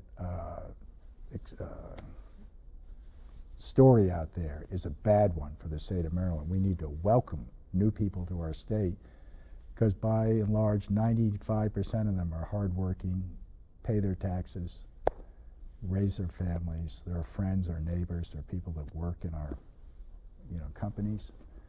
And we're just impoverishing the state if we stand up and say, no more new people. No, we need new people. And I, as governor, will put a welcome mat out. Kid people and say, I'll stand at the border with a six-pack of Maryland craft beer. We need young people desperately in our state, demographically, so that we can have 30 years from now the kind of prosperity we're accustomed to. All right. Thank you. So we have a minute left. Yeah. The floor is yours. What to tell the 27,000 members of the bar? Yeah. One last summation of the Peter Franchot stump speech. Yeah, I mentioned the proof is in the pudding, and I've been a good comptroller for 15 years. And recently we announced a $2.5 billion surplus. We're going to add another $2.5 billion this year we're in, and next fiscal year. That's proof positive that I've done my job as a good chief fiscal officer. I will make a great CEO because of that experience and that perspective and what I've learned from my many years focused on the budget, both in the legislature and the last 15 years, day in and day out, working on the Maryland economy. So no on-the-job training. This is, I don't have a particularly compelling life story, perhaps. All I've done is been a good public servant who's honest, accessible. I give my personal cell phone number out to, in fact, I'll give it to your lawyers because they're such people of stature, 301-332-1961. It's my personal cell phone. I'm going to keep it as governor, and I want to connect with Marylanders. And all over the state, I have people say, we know who you are, we like you, and I say back to them, not only do you know who I am, I know who you are, because I've been all over the state. And I think that's what people want right now. They want some experienced, steady hand at the helm, particularly with the economic consequences of COVID and the need for the state to improve its prosperity. So I think I've got a great shot at it. I don't mean to sound like I'm overconfident. I'm not. I'm running against Democrats who are very, very eloquent and have compelling stories themselves. And we'll have Republican opponents, but I've gotten a record number of votes over the last 4 statewide elections that I've been in. And I think the reason is that folks see me as, yeah, he's a Democrat, but he's not a robot, and he actually thinks about things and wants to do the right thing for the state. So that's me in a nutshell. My first priority is my family, of course, but I do go back to my drill sergeant in 1968, because down at Fort Jackson in South Carolina, he really taught me that there's nothing special about me. It's, are you on the level with people? And that really knocked the rough edges off me. That gave me a certain seriousness, and I hope to finish my career as governor of the state of Maryland. All right. Well, thank you so much for being with us today. We want to say one more time, just on behalf of the Maryland State Bar Association and Stevenson University, thank you so much for spending an hour with us today, and good luck to you, and we look forward to seeing more. Great university. All right. Thank you, and thanks to the bar. That's it, an hour with Comptroller Peter Franchot. Thank you so much.